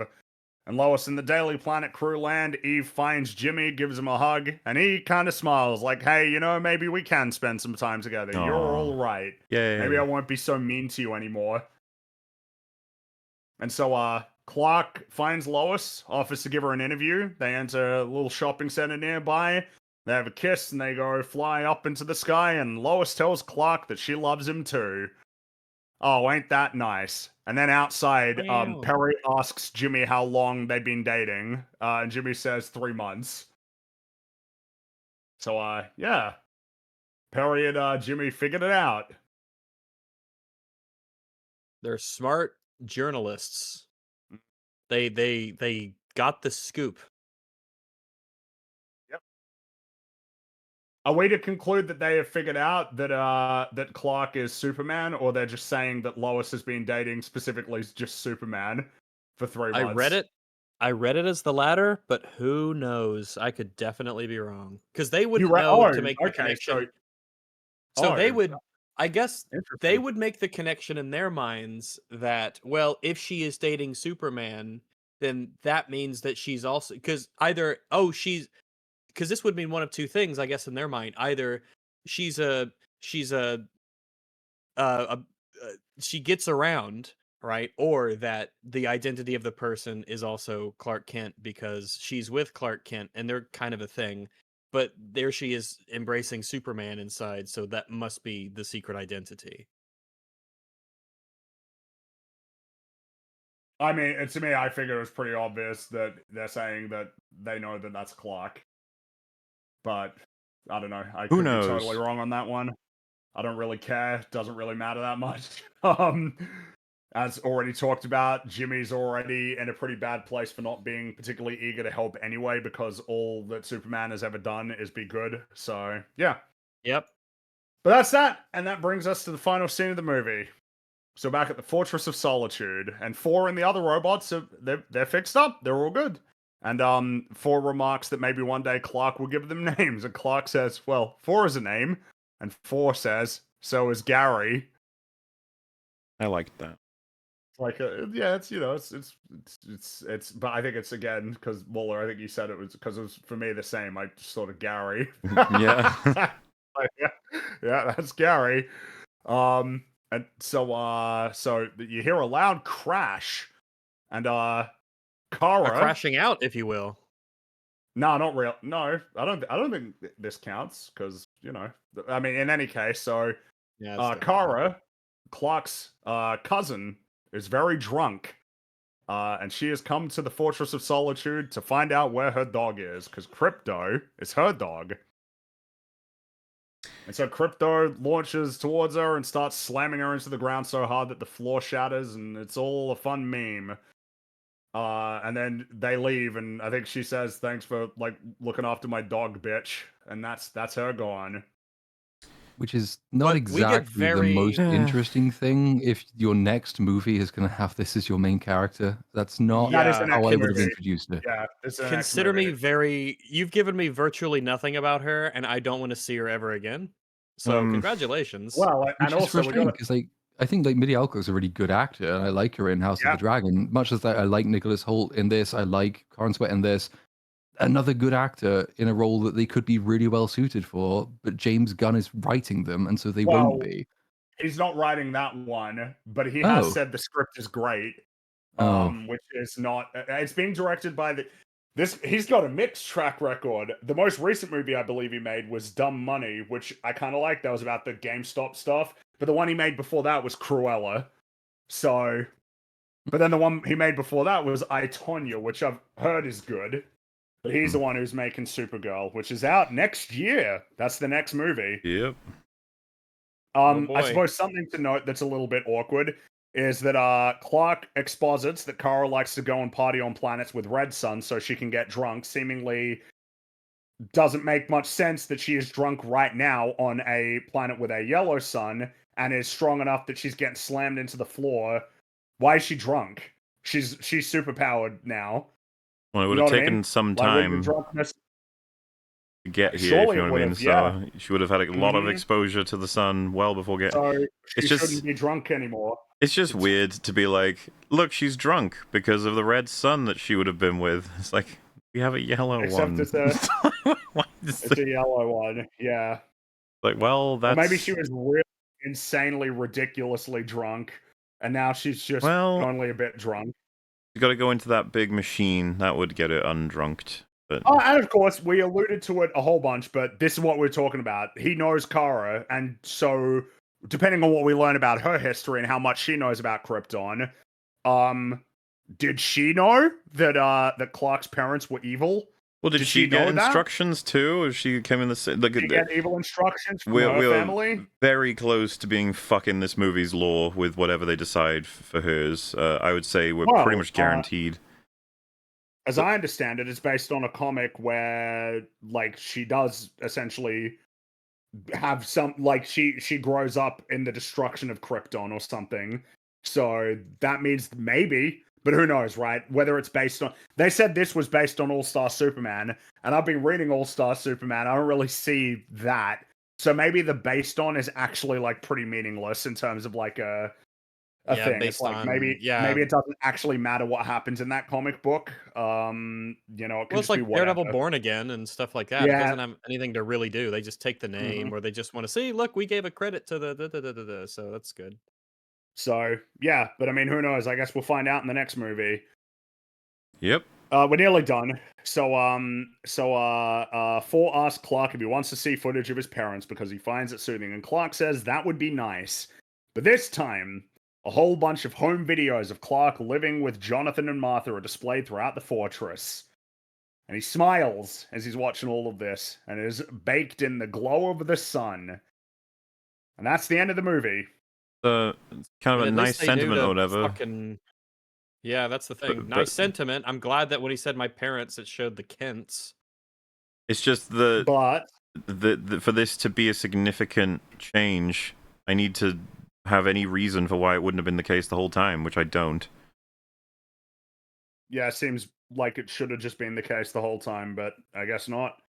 But now he realizes the parents that only get 2 scenes in the movie.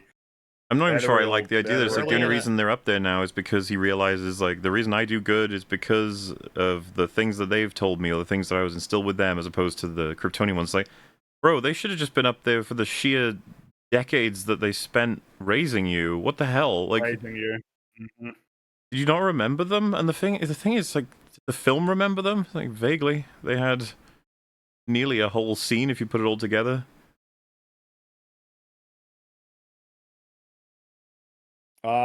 There's 2 post-credit scenes. The first one is just Superman and Krypto sitting on the moon looking at Earth. The second one is somewhat amusing. It's Superman and Mr. Terrific are like examining one of the buildings that's been, like attached together again. After the thing got repaired, and it's a little bit uneven, and Mr. Terrific gets oddly upset by this. It really bothers him that Clark said this, and Clark's like, "Oh man, I should, I can be so mean sometimes." And that's the end. That's the end of the movie. All right. Well then. Yeah. So, what do we think? There are at some points, I like the idea of what they were trying to do. However, that's like all movies. I like it more than Man of Steel. No matter how terrible. There, I said it. Yeah. True. Yeah, I do. Yeah. I don't. I think my issue is like I don't hate this movie, but at least the movie itself. But like I said, how incredibly disappointing. Yeah. That you essentially have a clean slate for a universe. And you could do essentially whatever you want to do. You have all the money to do it. And this is what you made. I'm Damn. seeing a few people saying it's a 6. That's way too high, guys. Whoa. With all of the stuff that has been... Of course, it depends on whether or not you agree. But I mean, with everything that's sort of been outlined, this film is riddled with problems. And like the stuff that's good doesn't really rise to such an extent that it can compensate for these problems. And they're not minor problems. It's this weird thing that I'm sort of seeing already in like the general response. If this was a Marvel movie, it would be rated much lower. Because it has almost all the same problems. It has quite a lot of bigger problems than a lot of recent Marvel films have done. Like, fucking Captain America 4 does not have supervillains making black holes in pocket universes that destroy the internal logic of absolutely everything in the universe. Thunderbolts has more developed characters than this. And it makes a bit more sense as a plot. And I'm not saying either of those are good films, but I'm saying they probably hang together better than this film does. This is a bad film. And I get that it's DC and it's new and it's different and it's not Marvel and it's not Zack Snyder, but just reskin it and reevaluate it along exactly the same lines you hold every other film to. This movie is shit. It's really bad. I would probably give this closer to a 2 than a 6. And like the 2 points are just one well-acted scene, a couple of actors I like, and that might even be it. Mr. Terrific was right. I think like yeah, he was all right. I liked him. Yeah. I'd like to. I mean, yeah. I don't. That's the thing that when it comes to like if you ask me what do I want to see the characters again? Do I want to because it's the beginning of an extended universe. So you want to establish this idea that you want people to come back to see the next one. And in that sense, I'm kind of torn because I like I like Guy Gardner. I like Nathan Fillion's, Green Lantern. I like Mr. Terrific. I like Corn Sweat as Superman, like in terms of the vibe and the acting and everything. The problem is the fucking writing. The writing is shit and the themes are shit. So I'm kind of torn between like on a superficial level, sure, I'd like to see this group of actors and stuff together. But what would they be doing? Well, unfortunately, they'd probably just be doing the same stupid shit they'd be doing in this movie. So what's a guy to do? Yeah, I mean, it just kind of sucks. And I'm not really sure why it would be getting like any particular points. It's kind of what Platoon was saying. It's like if this was a Marvel movie, I think. Well, no, maybe because there's a kind of energy here that I could like at certain points in terms of it's some level of whimsy, some level of I don't know I don't know if it's the editing or the way it was cut together or paced or some of the visuals, but it felt like it was somewhat different from a Marvel movie in a way that I'm not sure I could really Oh, describe. sure, but from a writing standpoint, in terms of like the actual Oh yeah, it's construction just the plot and oh thematic yeah, inconsistency and character breaches, it's like, yeah, I mean, this is very typical. This it's is not really a surprise at all. yeah, it's Marvel slop, but with some likable characters. Are they even likable characters, or are they just I like likably performed? I say Pa I Kent think and it's a mixture. Terrific can be like Terrific had a couple of things in it that I actually just enjoyed. They just weren't not particularly like dynamic or sort of super praiseworthy, but some of his expressions, whether when people are doing shit or the way that he held himself, like I like the performance, but there's a couple of lines here and there that I just like his sort of passive aggression, the way that he delivers them. It's like, and he didn't do anything in the pretty much the whole movie that annoyed the shit out of me, and he was pretty competent for the most part. But like broadly, I just enjoyed it when he was on screen being able to do anything, because I knew that it would be like more reliable experience compared to my assessment of every other character and then comparing them to their actions. That is about it, because all the other characters I've got my issues with. Mm-hmm. I mean, yeah, Guy Gardner was okay. Like I liked him. I wanted more. Mm-hmm. But I mean, I don't know. Is this a solid foundation to move forward with like more movies? I'd say it's a pretty bad foundation. I'd say it's a bad foundation. Plainly. This is already at the point where you want to jettison what's established here, because it's going to weigh down every other film in the universe. Yep. God, the technology is so out of control already. The world building, yeah, the power levels. We're already cloning Superman, casually cloning Superman in the first installment. Universe that will split the world in half and create a black hole. And I don't know, man. Like, I just people have forgotten what a 2 out of 10 film looks like. I wouldn't say that. There's been a lot of those recently.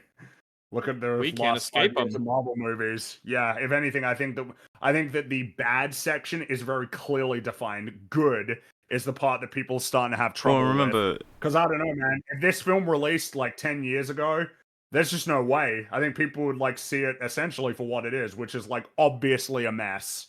Those people use that like IGN grading scale too, so nothing ever gets a 2.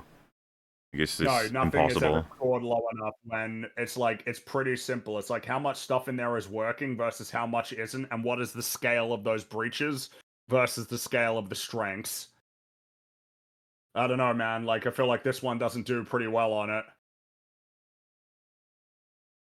I don't know. The fact that people are like, have to almost concede that the film is like messy and that there's a lot of shit that happens in it that's kind of crazy. It feels like those concessions already speak to a recognition of like, yeah, because you know that this film's got problems. You know that. You know that if you were to sit there and sort of like actually think about it beat for beat, that it would be like, man, that's like pretty stupid, honestly.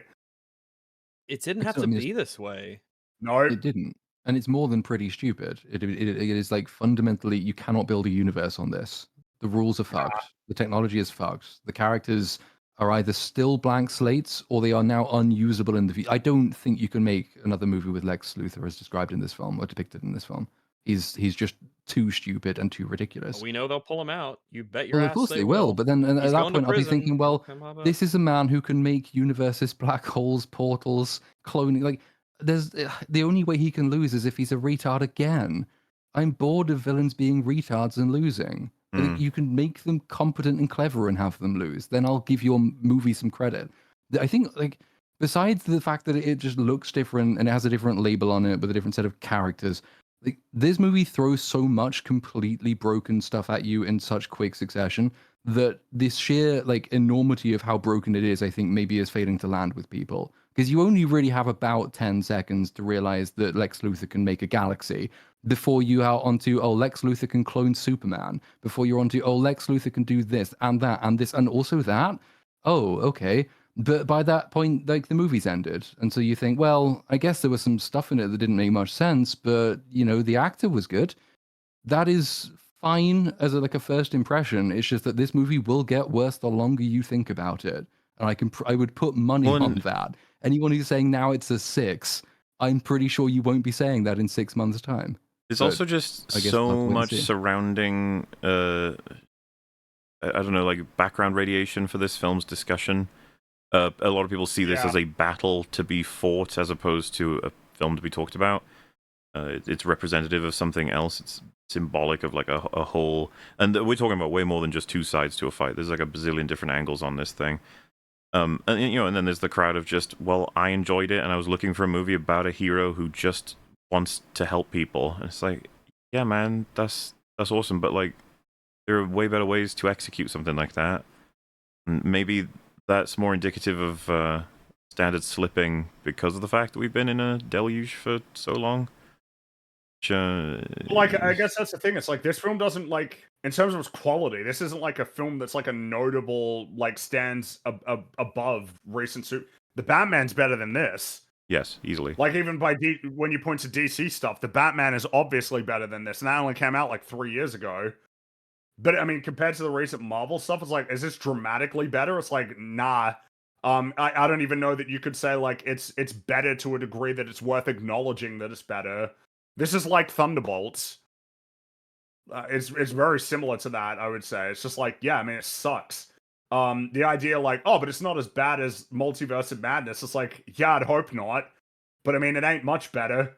Like if we're talking about actually how high things can get on this scale. Oh, there's an interesting sort of set of takes on Twitter regarding the film. It's an account that was hoping to give it like a lot more praise, but didn't end up vibing with it. And I think we kind of touched on this, but they say David Corenswet did a great job with what he was given. I never felt like I was watching an actor, but the character he was asked to play was immature, naive, and at times outright foolish. This version of Superman feels whiny, insecure, and strangely unaware of how the world works, which is baffling for someone supposedly in his 30s. Superman has always had flaws, but they're noble flaws: compassion, overtrust, hope. This version lacks confidence, dignity, and the emotional intelligence we've seen in every meaningful iteration of the character. He reacts like the world is unfair just for asking questions, like when Lois reasonably confronts him about his actions abroad, and he acts like she's being harsh. Superman, of all people, should understand optics, collateral damage, and public perception. Even worse is how the film treats his moral code. It tells us Superman values life, but never authentically shows it. When he suggests saving a kaiju mid-battle, the team ignores him and kills the creature anyway. He does nothing to stop it, to try and take down the kaiju without killing it before the Justice Gang could. And what was his response to them killing it? Oh man.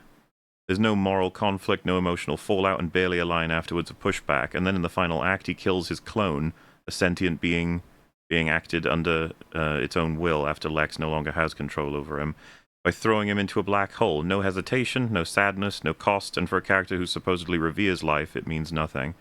This isn't restraint, this is avoidance. The film pretends Superman is morally driven, but never challenges that claim. His values are talked about, never tested, and that makes them feel performative rather than genuine. This is what upsets me the most about this movie, because of how much I care about the character and the shallow nature of his morals being displayed in this iteration. Cuts me deep. I thought that was an interesting section, because... I think it's interesting, and I think it kind of does speak to a bit of a big problem with the film, is that what it has to say about like the nature of being heroic is pretty shallow. Be good. Be good, yeah. It's like, that's kind of it. Like that's, yeah. How does a good person navigate complicated, morally, messy scenarios? It doesn't have anything to say about that. It almost threatens to bring up that topic, sort of, but then doesn't.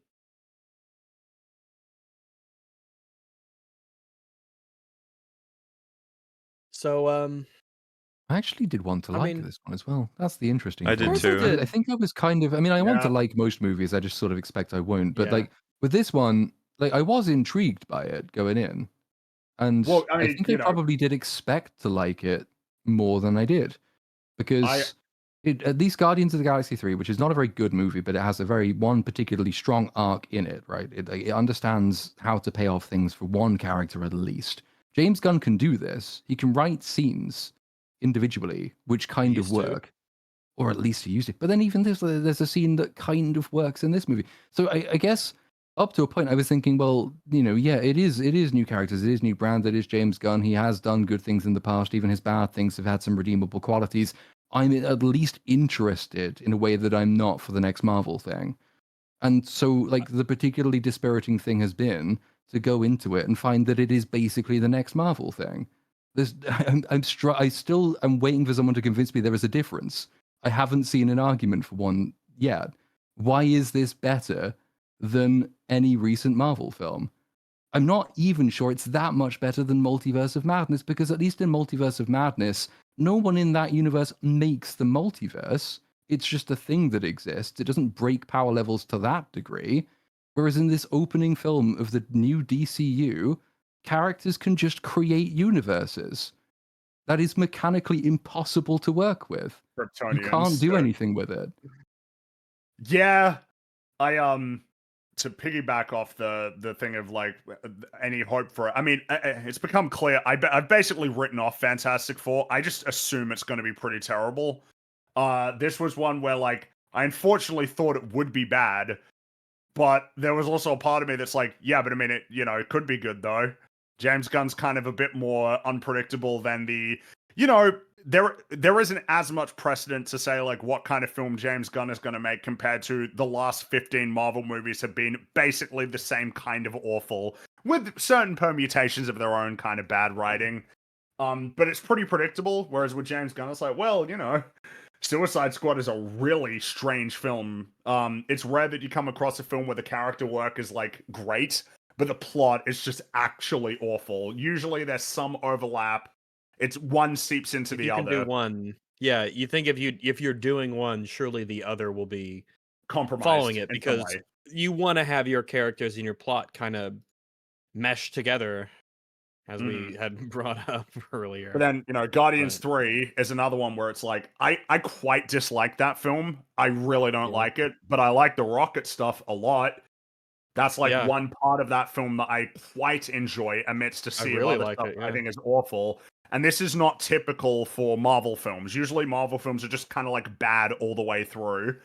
So my assumption is Fantastic Four will be the same. And there's a degree to which I find essentially what it's trying to be in order to single itself out from the rest of the MCU and incredibly shallow. Look, 60s retro futurism, look at that, man. Compared to this, where it's like, oh, it actually is like a new creative voice helming a new cinematic universe and kind of doing something that is a little bit unusual, which is a Superman movie that's got a whole bunch of other superheroes in it, that's trying to be like a launching point for this new universe. So there was definitely more of a reason to believe that this one would maybe be good, but it didn't materialize. And it bums me out. That does bum me out. It's quite unfortunate.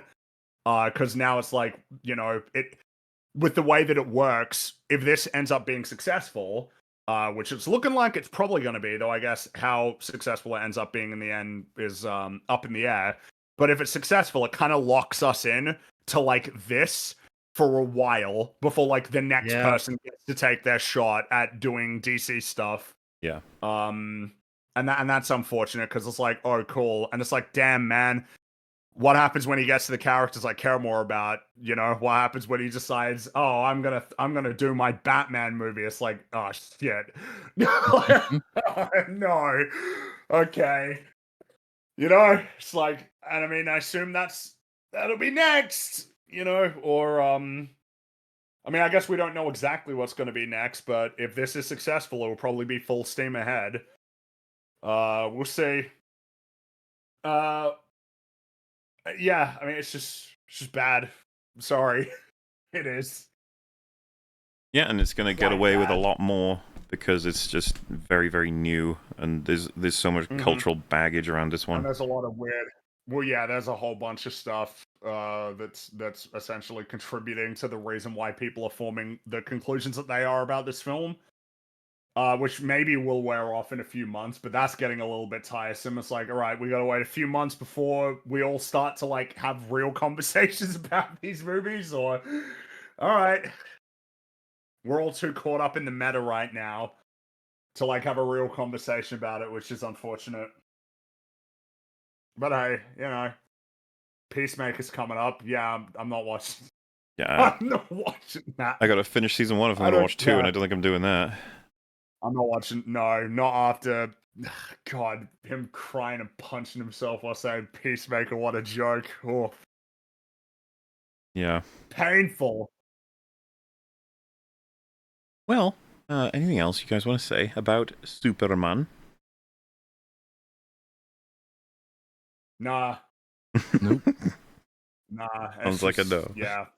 Well, all right then. I suppose before we wrap up tonight, is there anything you guys want to mention about upcoming projects?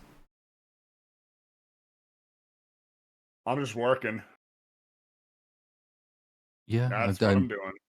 Torn between two because the Jurassic World video is All right. I guess that's a no from Rags. Yeah, that's a no. But yeah, Jurassic World video is like mid production, but this one is now pissing me off more, so I'm gonna do this one as well. Maybe instead, probably Gonna go both. for I don't know what order. Superman. Be careful, Platoon. Oh God, yeah. Oh fuck it, I'm not careful. No, Where's the fun in being careful? True. So one or the other of those will hopefully be out. I'd like to say by the end of the week, but I don't know. And I'm going to try and squeeze in Gollum tomorrow because I really need to finish that. Wait. Well, this is where Rags would say stuff, but I think he's just blank on Discord, so I guess his everything went out. Which is sad. But on my front, work continues on the large project, and I suppose what I will rule out this week, I've seen a lot of chatter about how it could be either a From Software game or From Software retrospective, something to do with Sekiro or Bloodborne or Dark Souls, or even a return to Dark Souls 2. It's I could just wipe that out for you fellas. It is not at all related to From Software. Though maybe a reference to them might be in it. Who can say? And then the follow-up question would be, because it was confirmed, I did say it's longer than 10 hours. Is it longer than 11 hours? And that would be absurd. Crazy. But it sounds like you're ramping up to saying that it is. Yeah, it is. It's longer than 11, too. So, oh my goodness. I guess I'll have to wait a little longer to find out if that's where it caps off or not. Because, you know, I do have limits, so it's got to actually reach that limit at some point, and I'm sure we will. Who could say? Rags is yellow now. Oh, is he coming back? Internet died. What I don't know what we do, because this is where we're about to end anyway. I'll just say anything you want to mention about upcoming project. We about to end. Put a little peepo peek. So, you know, make sure. Because maybe you want something said. You can never know.